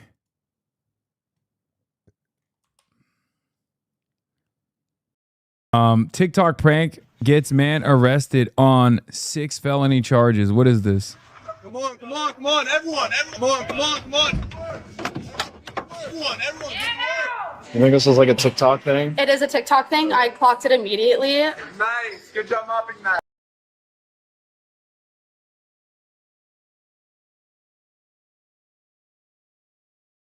Get hurt. When a TikTok prank draws millions of views online, a young influencer sets out to top it with an even bigger viral hit. But after one stunt spirals into chaos and violence, the attention it brings is not the kind he had in mind. Is the cops also doing a viral TikTok against the TikToker in the same way? Like, yeah, we're bringing a gang of cops to your fucking doorstep. Chevy police, come to the front door, nothing in your hands. The following is based on official police records to date, and some of the footage has never been seen before until now. Please note that all persons charged with a crime are presumed innocent unless and until proven guilty in a court of law. On March 17, 2025, police in Tempe, Arizona respond to a Chipotle after the manager, Emma, reported an unusual encounter at the blocking the Ring camera? I mean, yeah. Restaurant. I'm assuming you're Emma? Yeah. Can you tell me what happened? Yeah, I can show you videos. I had a customer. You think this was like a TikTok thing? It is a TikTok thing. I clocked it immediately. And I already watched Liver King getting arrested. I already watched it. yeah, it was just like harassing and just getting in the face and stuff. Your personal sizes have been lacking, so I'm here to make sure you guys are staying in check. Get out my door. So I'm gonna clean house. Go ahead and bring in the guys. What is going on? No, No, you guys need to leave. You guys are backup workers.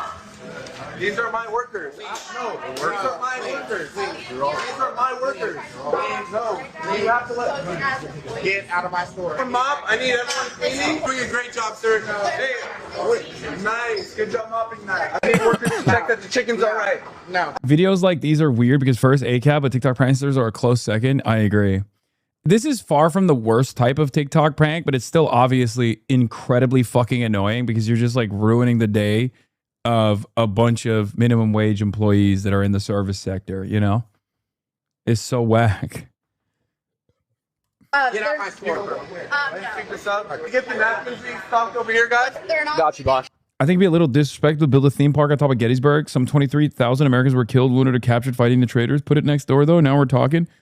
Buddy, the place where they're doing that reenactment, the number that were murdered on that soil is probably almost 10x the number of dead at Gettysburg.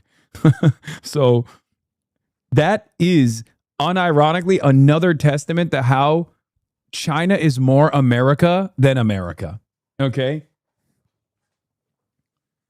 China literally built a theme park on top of Gettysburg and made it interactive.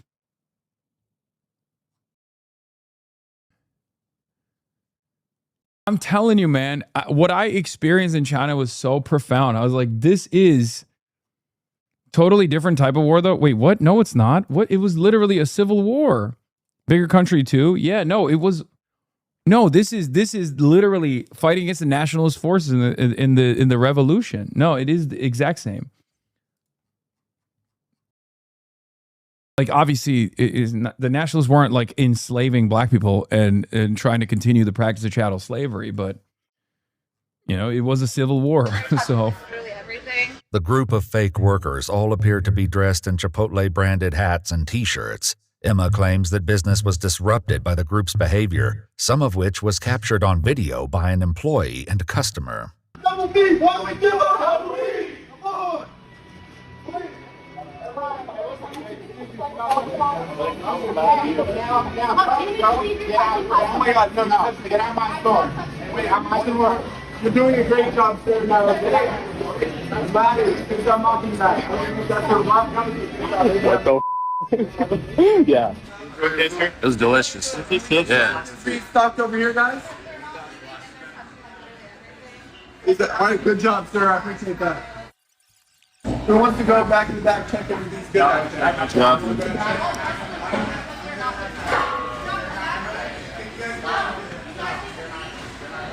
my God.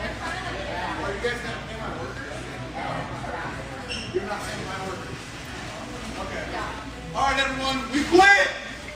This place. Let's go.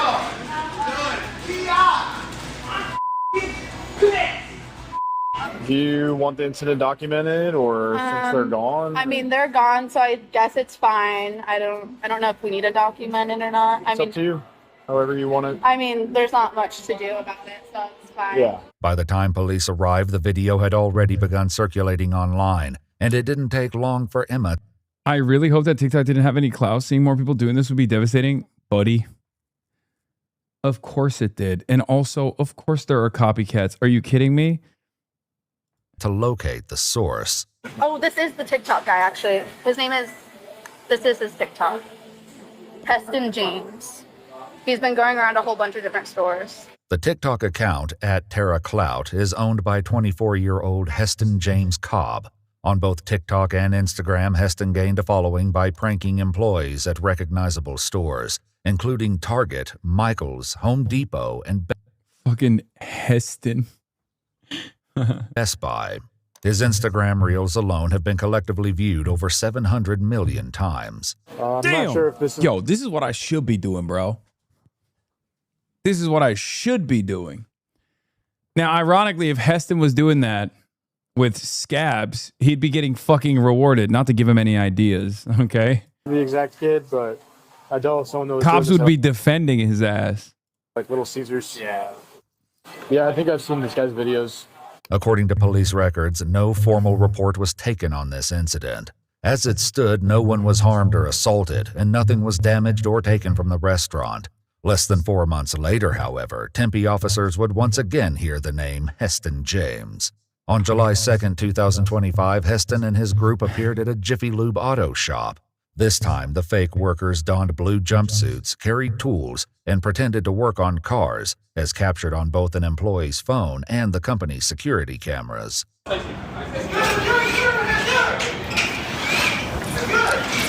right, yo, what's going on over here? Hey, it's a little What the cop, dude? I got the place. Hey, under that blood!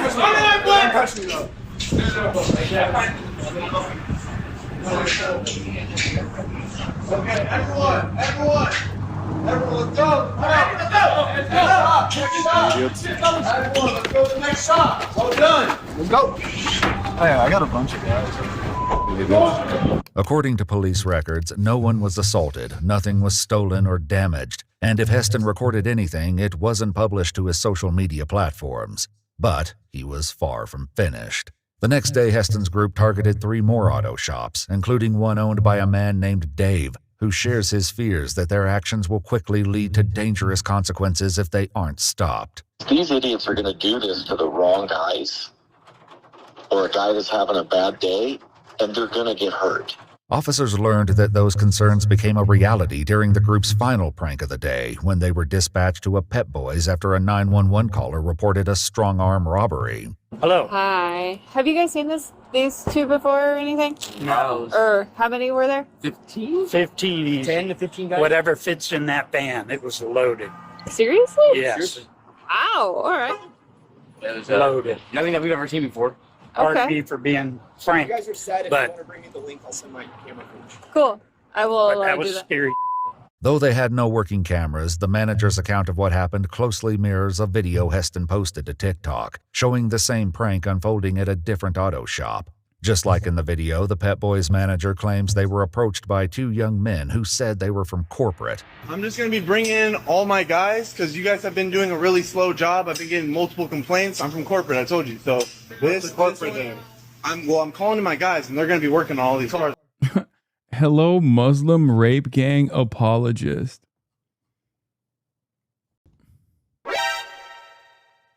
You good, bro? You all right?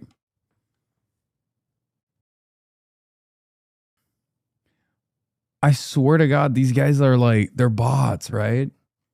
They straight up operate like bots. They get their new talking points and then immediately they're off to the fucking races.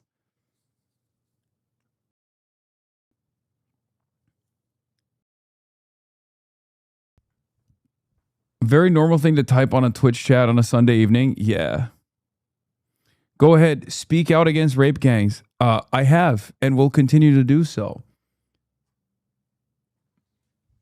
You know, the Epstein pedophilia rape gang, for example, is one of the primary rape gangs I speak out against. Or outside of that, I consistently have criticized the nation state of Israel for having a pro-rape January 6th, you know, or the IDF. Dumb Foyd. I glad her cash ripped up. Was him being brown make him headbutt the officer? The race card played again. Why do these Foyds chose such dumb men? Go back to shaking your ass, ho. We all love Nickelback. Nickelback is goated. Okay, that's a bridge too far. That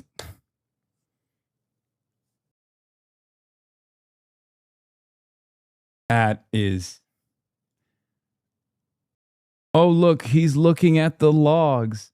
Yes, and we're all laughing at you, which is probably an experience that you're used to in school. And now you get to experience it on the internet as well. You thought you could remain anonymous. I bet he's from Naperville. No, I think this guy is. I think this guy might be a Euroid. Wuthering Waves has big true king. Nah, furries are more normal. Foid slop. As a white man, I wanted to apologize for this because this is somehow my fault. This is actually white people's fault. Dude, that's crazy. I can't believe this is a real person. We were just talking about this last night, if you remember. Go ahead, do a reading of the UK rape gangs.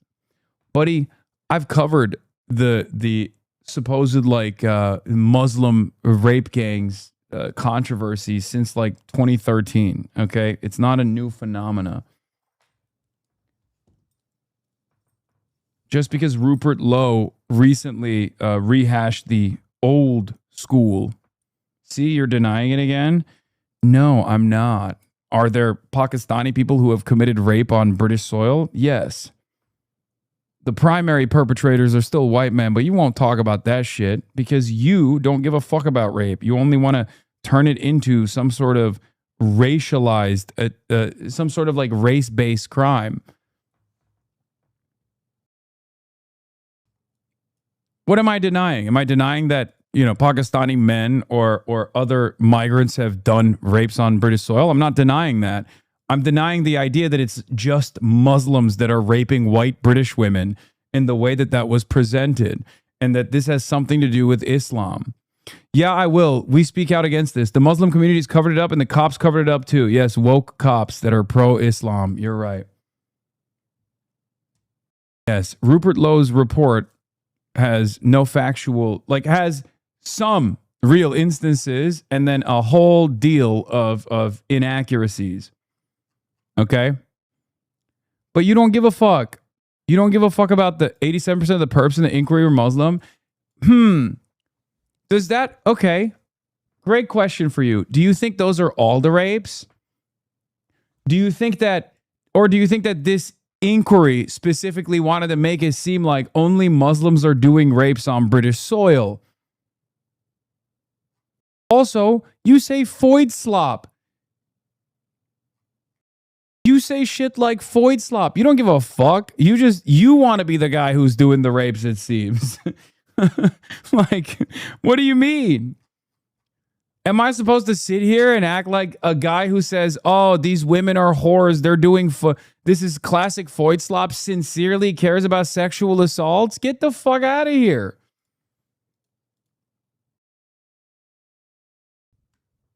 How old do you think this person is? Gotta be young. I really hope they're like 15, 16 years old and they can hopefully snap out of it. Because if this person is like over the age of 25, it's not going to be good. Yeah, this shit was debunked like 5 years ago. It's 2 decades old at this point almost. How old are you, chatter?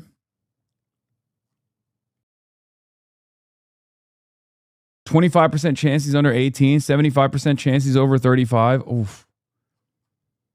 He did say he loves Nickelback, so I doubt it. I'm so happy he's being sued. The natives also didn't invent it. Exactly. Batman actually stops crime, though. It's when the city is run by them. I mean, he literally does tweet like he does type like a child. But he also likes, what is this?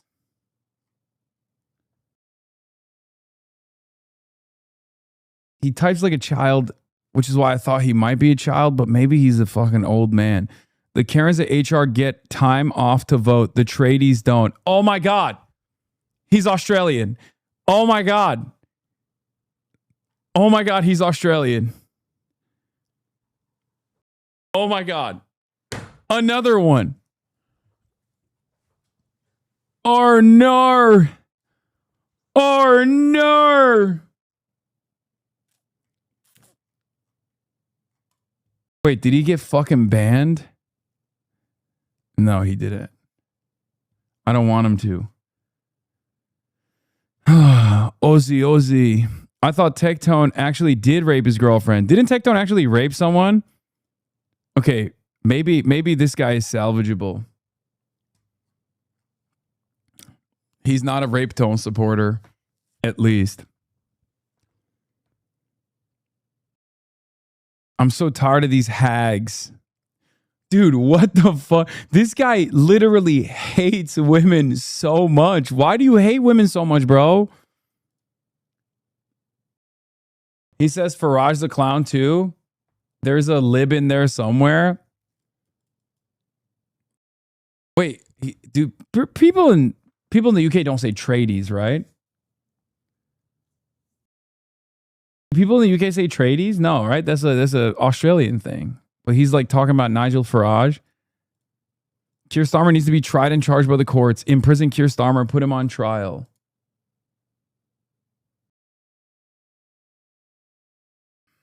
Definitely not an American, though. Stereotypes exist for a reason. Is Hassan gay? He's so above it. Lying is OP. Wait, fuck. That's weird. To be fair, they shouldn't publish a photo of his house. Oh, wow. He was mad at the... God damn, Asmongold must be talking about me nonstop. My New York Post, he's like talking about the New York Post article. Maybe this guy is salvageable.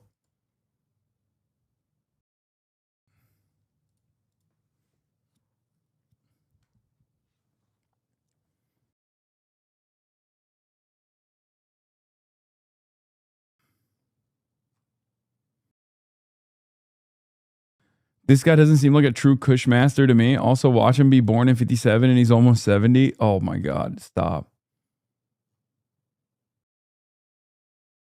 How much Aussie news he watched? Fuck, I just avoid that shit. Though Aussie news is kind of obsessed with everything UK.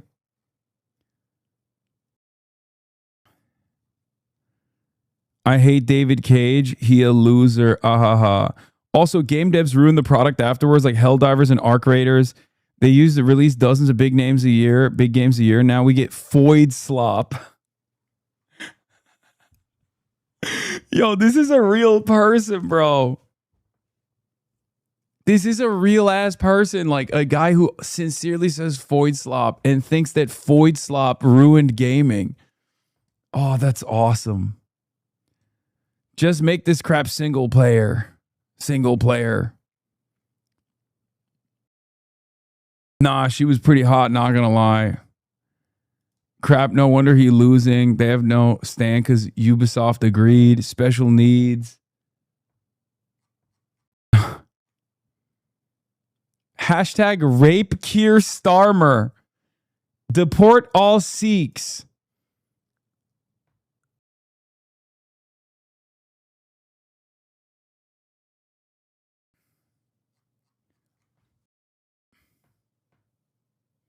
Well, there you have it. That's a guy. That's a guy who sincerely cares about rape.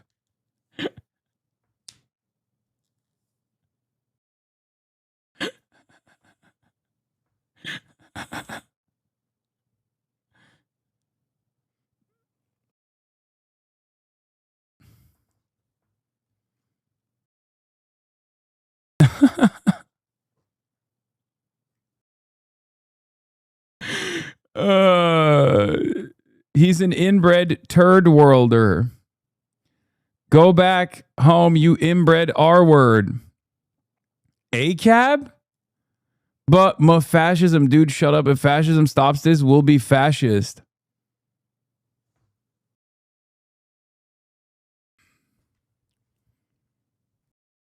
He dropped a freak Aya in here.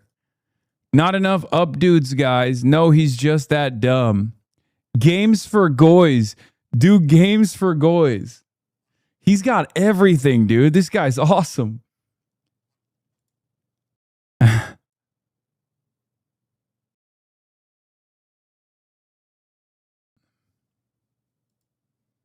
Anarcho-racism? Yeah, no, this dude's fire.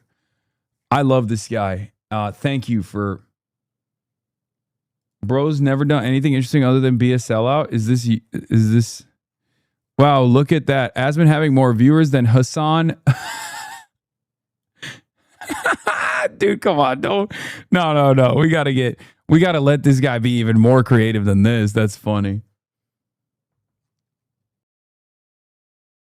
Okay, all right. Let's continue with this. I don't really like this TikTok story. I don't really care about it that much. I'm not gonna lie. Where's the fucking Jube? Let's watch the Jube. We have also we just did this. Meet the former CIA agent who wants to abolish the CIA. We can listen to Mehdi Hasan talk to John Kiriakou. Or we can do Jube.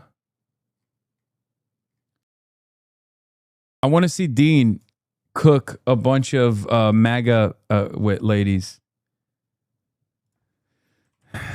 Jubilee, Dean Withers, Jubilee, the Tube. Can Dean Withers survive 20 MAGA women? But we need strong alpha males like Donald J. Trump, Spencer Pratt, and our loved Charlie Kirk. Wait, why does she sound like that? Hey, yo, what the fuck? Is she doing anime voice? Come on, man. Come on, dude. This is a woke nuke. Is this what the fuck's going on the TikTok debates sphere? Is this the type of timing they're on?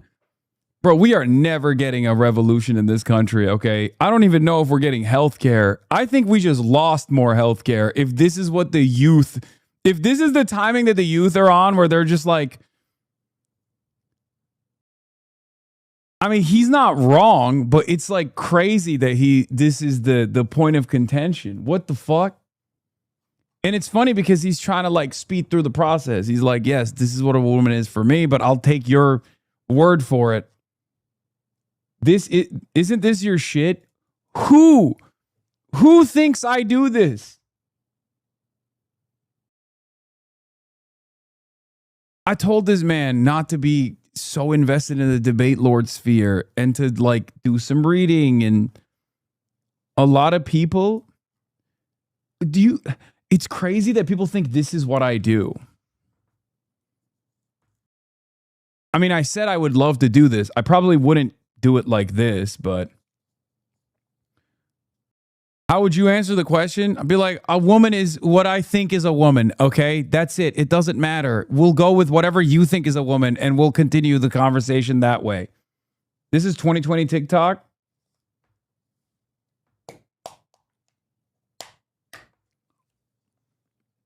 He did say that. He just said it in the most debate lord way possible.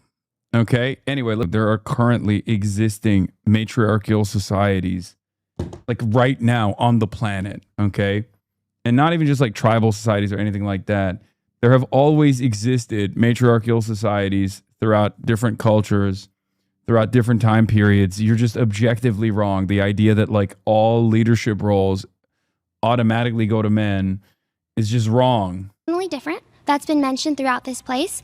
You as a man do not know what it's like to have a cycle, to have a period, to have your hormones. Oh my God, she's doing standpoint epistemology to describe why women ain't shit. What is going on, man? Oh my God. She's outwoking the woke lord in the most anti-woke direction. First of all, Zoomers all need to go to school, okay? They clearly, it didn't take. We got to start back from first grade for all Zoomers. Okay, if you are a post-COVID Zoomer and you made through your more formative years and then you got to experience COVID, that's fine. You kind of got out if you're like an older Zoomer. But if you're on the younger side of Gen Z and you spent your formative adolescence years pre-puberty or during puberty stuck indoors, you have to go back to school from the start. Okay. We got to do a No Child Laws Behind left behind, and then just like rehash that, revamp that in its entirety and make you go back to school, because it didn't take. Okay? It did not fucking take at all. There are data points that he could show here, which he's brought up. He brought up earlier about like the likelihood that a man is going to commit a violent crime over a woman is far greater, things of that nature, to show the irrational nature of man. But that still goes back to like biological arguments and a naturalistic argument, which I don't think is a territory that you should broach as someone who's like progressive, because it doesn't matter at the end of the day, because the like no man is the same as one another, and no woman is the same as one another. There's going to be overqualified women and underqualified men, and vice versa. So it doesn't matter. It's entirely related to life experiences, educational attainment, experiences in the workplace. That's all that matters. That's why I brought up the point of like a doctor who is going to perform open heart surgery. The doctor is a woman, as opposed to a guy who went to Phoenix University. Okay, Phoenix Online College, doesn't have a medical degree whatsoever. Who do you choose in that situation? Obviously, you choose the woman. Only an insane person would try to say, oh, the man with no qualifications whatsoever for open heart surgery.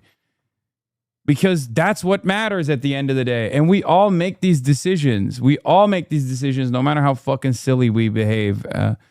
Bro, chill. You went to Rutgers. What the fuck does that have to do with anything? Fuck you. More likely to commit every single crime on the books, including crimes that do not have a necessity for any use of physical strength, such as... Do we got some Phoenix graduates in the chat that got mad? Really? We're putting Phoenix and Rutgers in the same fucking category as the #1 philosophy school on the planet, I think, or used to. Arson, cyberbullying, If you think women are such good leaders, why won't you let me speak? You're basically saying he should argue with vibes? No. Yes and no, first of all. Not most people won't respond to that. Everyone needs to look at the numbers. He's numbers. No, that's not true. Well, I'll happily let you speak in response to the things that I've said, as long as you're... Wait, what did she say? And this is why men are significantly more likely... Going to get to, would you rather have a female surgeon or just a regular guy, to drive home the point? Nope, he's doing empirical evidence again. He's doing, which is important. It's important. It's good to rely on data, okay? It's good to rely on data. And I don't have a problem with that, but, you can spice it up a little bit. He is a fucking number. He is literally I'm a numbers guy. I'm Dean Withers. I'm a numbers guy. I know you like the number. Let me give you some numbers. You can chat GPT it. You can grok it. Yeah. First of all, what is one of the fucking fundamental rules? Why does this guy keep posting bacons? Maybe I should send you some bacon. I mean, I love bacon. So thank you. Thank you for sending me bacons. Why is he spamming bacons in the chat?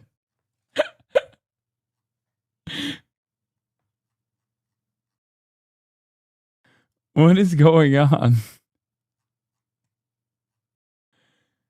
Let him give you bacon, motherfucker. Okay, true.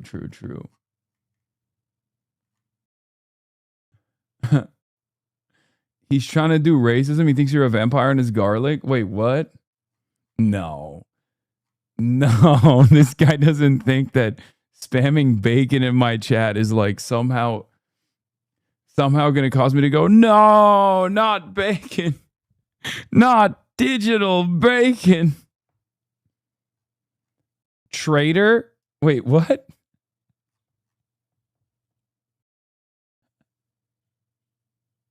Traitor, bitch. Traitor to what?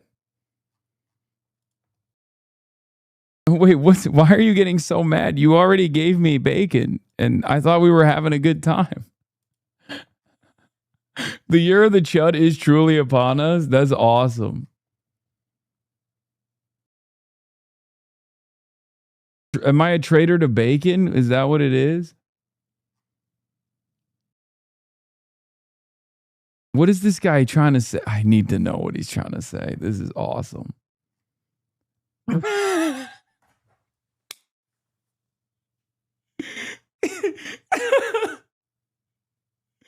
He's just spamming middle fingers now.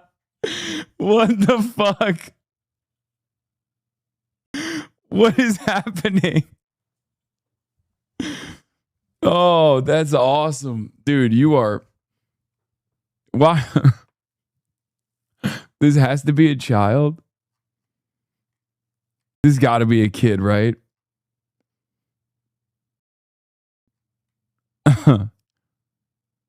Bro, he offered you bacon and you turned him down. Poor guy's feelings are hurt. No, I didn't. I said, thank you for giving me bacon. I like bacon. And then he said, traitor. He said, you traitor bitch. And then he started flipping me off.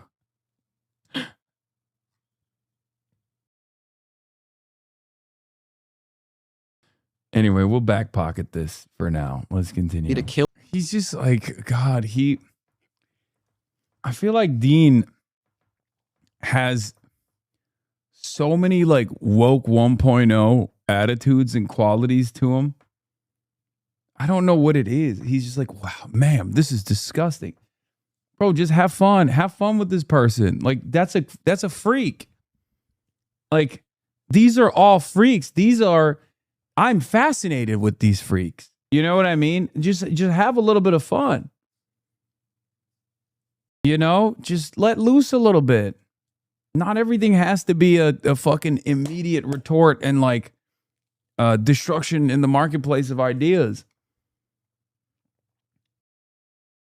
You got a real ass hog in front of you, okay? Grade A prime hog. This is the motherfucking Optimus Prime of hogs, okay? Person who ran for some sort of local position and lost, barely got 10,000 votes.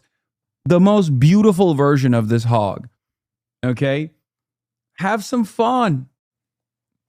Explore her brain. There's not a lot of wrinkles. Try to find some wrinkles in there. You know what I mean? Activate some synapses. Willing to barge into the private... I think it's crazy to have this much deep, intimate knowledge of these things. Maybe I'm wrong. I mean, I appreciate that Dean is knowledgeable enough, but it's just like, it is such a sad state of affairs to know like this level, having this level of ball knowledge on all the fucking talking points. You're one to talk. Yes, I am knowledgeable about random shit, but it's usually important for historical events. Not like the Donald Trump legal counsel's talking points on the E. Jean Carroll case, which not only did not favor Donald Trump, but also Donald Trump further defamed her and had to lose again for additional damages for defamation. So like the courts already did the work. Happened to her was not sexual, was not sexy, quote unquote. This is not about Dean. This is not a criticism of Dean. It's just like the culture is so busted that these guys try to establish talking points and just like literally repeat verbatim what the legal team presented as like character testimony for E. Jean Carroll not being a reliable orator of events, a reliable witness to her own sexual assault. That is like the wildest position to be like, yeah, it's murder and yeah, it should be allowed. That's beast mode, honestly. Honestly, beast mode. Don't know why he's going with that, but okay. Because I don't think it is, and neither do they. And the interesting conversation in that situation is to entertain that fantasy, the idea that they think it's murder, and then get them to admit that it's sometimes permissible to murder, right? Because very few people will say yes to certain positions, like certain edge cases, right? The overwhelming majority of third trimester abortions are out of medical necessity. It's usually never because like someone carried a pregnancy almost to term and then decided, oops, it's aborabo time. That's not how it goes. It's actually a pretty complicated medical procedure, right? So for that reason, when they start talking about like third trimester terminations, when the fetus might even have viability outside of the womb, when you start talking about that stuff and you bring up the real world examples of why that must take place and why offering any sort of legal hurdle in front of that actually can cause genuine bodily harm to the carrier, you show at least the other people watching, because the debate is a performance. The people that are watching are going to react a certain way. The other people that are watching are inevitably going to come to the conclusion that yes, it should be permissible. And the reason why I know that to be the case is because this conversation already took place. This was an established super precedent that they went back on with the Roe v. Wade decision. And then all of the Republicans that were agitating to get this across immediately turned around and voted against it, voted against restricting abortions, as a matter of fact, in almost every single fucking red state, with the exception of some where attorney generals decided to overturn the decision being made by ballot initiatives, Kentucky being one of those places. So that's it.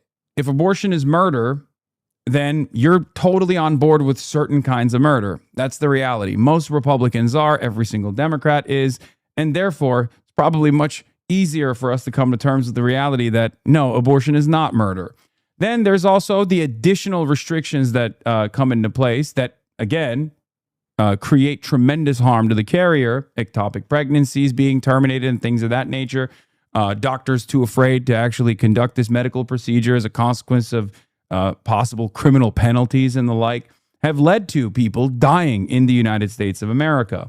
And on top of that, because the carrier has almost complete control over the existence of the fucking fetus, restricting abortion access doesn't actually stop abortions at all. It just creates an environment where people seek out alternative measures. And that's why back alley abortions start taking place, which once again is unbelievably harmful to the carrier.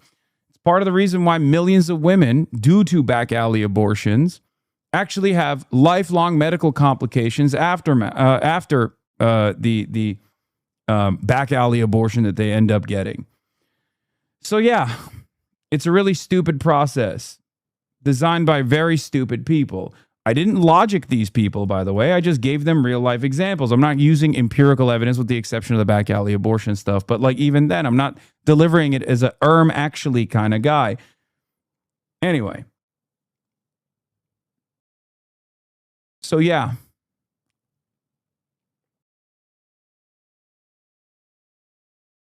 He's not saying it's murder. The fetus has to be a person to be murdered. He's saying it's a human, but not a person. So it's fine. He's a liberal. It's just, I don't know. I think it's unnecessarily complex. Okay, I get his angle. Basically, every pro-lifer is also pro-death penalty. Death penalty is their permissible murder. Abortion is his. Yeah, I think that's unnecessarily a strange way to argue that position. But hey, I mean, he's a great debater. So if that floats his boat, then he should keep pushing that line. Measures, because I don't think it's murder, for the record. Or we all agree that it's permissible murder. And virtually every Republican and Democrat, regardless of their ideology, do agree. And the ones that don't look insane. Like the famous Charlie Kirk moment, right? The famous Charlie Kirk moment where Charlie Kirk is straight up asked, like, if your daughter was raped, would you force her to carry that pregnancy to term? And he says yes. Even if in that moment you're morally consistent, the people that you're quote unquote morally consistent, you're performing as a morally consistent person, basically. The people that are reacting to that after the debate, during the debate, are not going to come to terms with that argument. They're going to look at you like you're a fucking crazy person. Like there aren't that many people in civilized society, no matter where we are, that will actually agree with the concept of forcing a little girl, a minor that is a victim of rape, to carry a pregnancy to term. So you've lost. You might have won that battle technically in that moment, but you lost the war, right? So I'm fine with like conceding to a person in that regard. If someone is going to entertain that logical extreme because they want to appear as morally consistent, they're going to look horrible regardless. And that's what a debate is at the end of the day. It's a massive optics loss when you come to terms with that, when you say yes to that. His argument is so fucking bad, man. The point is personhood, not human genetic material. Fetuses don't have personhood because they don't have consciousness. Terrible optics laws. This is your brain on debate perv. The second consideration is the personal bodily autonomy. We can't force someone to give up their body and take risks against their will. We wouldn't force someone to give their kidney or even their blood against their will to save another. Yes. Saying hypotheticals that you can deploy depending on what like the ideological tendency of the opposition is. Like you can do the fucking castle doctrine for libertarians. You know what I mean? Like there are so many different ways. And all of them still ultimately prove that abortions should not be restricted. There is no good, reasonable, there's no good, reasonable, convincing argument to deny people medical access of this sort. It's just so stupid. Like none whatsoever. I've never encountered a reliable argument. The only thing that people can try to trap you with is what is life? Okay? What is life? What is personhood? Like, what is the meaning of life? Like all of these different like spiritual terms basically about like when does life begin? Does life begin at conception? Do fucking fetuses have a soul? That type of shit. That's it. Bro, watching DNC Spidey, but skipping Mason v. Dave Rubin. Say it ain't so. Oh my God, I forgot about Dave Rubin. Oh yeah. I mean, I saw a bunch of clips from that. I'm sure you cooked his ass. I think I might have watched you cook his ass, actually. DNC Spidey. Well, could you respond to the argument again? Have a good one. Oh, fucking got him. Oh no. Oh no. She actually brought that up as a positive. TikTok is going to eat his ass alive for that one. Oh no. Dude, hey. We are Charlie Kirk. We carry the Oh. Oh no. Oh no. If you want to be the next debater, please get to the chair in 3, 2. Like that lady didn't actually say that as a negative, by the way. That lady just straight up said that because she genuinely was like, oh, I'm so glad you cried when Charlie Kirk died. It shows me that you have a soul as opposed to these fucking godless libs. But that is not going to be read positively by the rest of the TikTok audience that he has. Hello, I'm Georgia. Georgia, pleasure to meet you. They bully him on a stream because of that? I welcome in. You support Trump. We are Charlie. Okay, she was about to start playing the piano. I bet that you're going to kill it, low key. Welcome in. Do you support Trump? We are Charlie Kirk. Pretty impressive vocals, but those are now 2 bands back to back. We are Charlie Kirk. No we carry the flame. We'll fight for the gospel. I vetted your account. Honor his name. She has posts we are Charlie dating like 2 Kirk. weeks back about how she's MAGA. Our own. Photos of her fishing. Unbroken. Photos Dina of her. donated to you like 20 times. He said We thank are you. Charlie Kirk. And you are banned. Welcome in. Do you support Trump? Rosie? We are Charlie Kirk. And you are banned. Fuck, I can't hit that high note like you. Yes, Marilyn, load him up in the box. And you are also banned because I don't really want this shit today. Sing if you support Trump. We are Charlie. What the fuck? Dude, what is this, bro? What the fuck? He's got 3.2 million likes. That's awesome. She's a fucking Trump supporter confirmed. Yeah. Welcome in. Do you support Trump, Rick? We are Charlie Kirk. It's funny every time. On to the next guest, Brooke. This looks like a troll account. We are Charlie Kirk. We carry the flame. We'll fight for the gospel. We'll honor his name. We are Charlie Charlie Kirk, his courage our own. Together unbroken, we'll make heaven known. I'm gonna cry again. Trump supporters are in hiding today, folks. Oh my God. Dude, she does not quit, dude. He knows deep down it's funny. It's like getting Rick roll is the same tempo every time I'm weak. Stop silencing women's voices. Who is this person, bro? She's just cooking his ass, dude. Oh shit, she follows me. Oh no. Respect, by the way. That was awesome. Fuck it. Oh, you know what? That was. Oh, Jesus Christ, dude. Fuck. Oh, wow. That was funny. Dude, I should do fucking more debates on stream. What the hell? So that you work for a pro-life org? Yes, I do. Very, very All right, interesting. let's talk about it. Do you guys focus on like preventative means from... Is the poster a Trump supporter? No, she's not a fucking Trump supporter. What Trump supporter would sing "We Are Charlie Kirk" sincerely, except for the initial Trump supporter who made the AI song? Ever since that song came out, it's only been us. We are the ones who carry the flame. We are the ones who fight for the gospel. We are the ones who honor his name. No one else is honoring Charlie's name. Even Dean, who cried when Charlie Kirk died, is not carrying the fucking flame. Only we are carrying the motherfucking flame. Not Erica Kirk. Us. pregnancy in the first place? Like that's... Wow. She's like, whoa, whoa. I don't like you going there.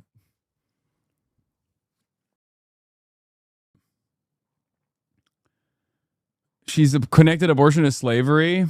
No, I'm not rewinding. I actually have to go because I have to fly out, unfortunately. So I got to end it here. But this was a banger, and I do want to watch it. I do want to finish this, and I probably will tomorrow. From New York, New York, concrete jungle where dreams are made of. There's nothing you can't do. Now you're in New York.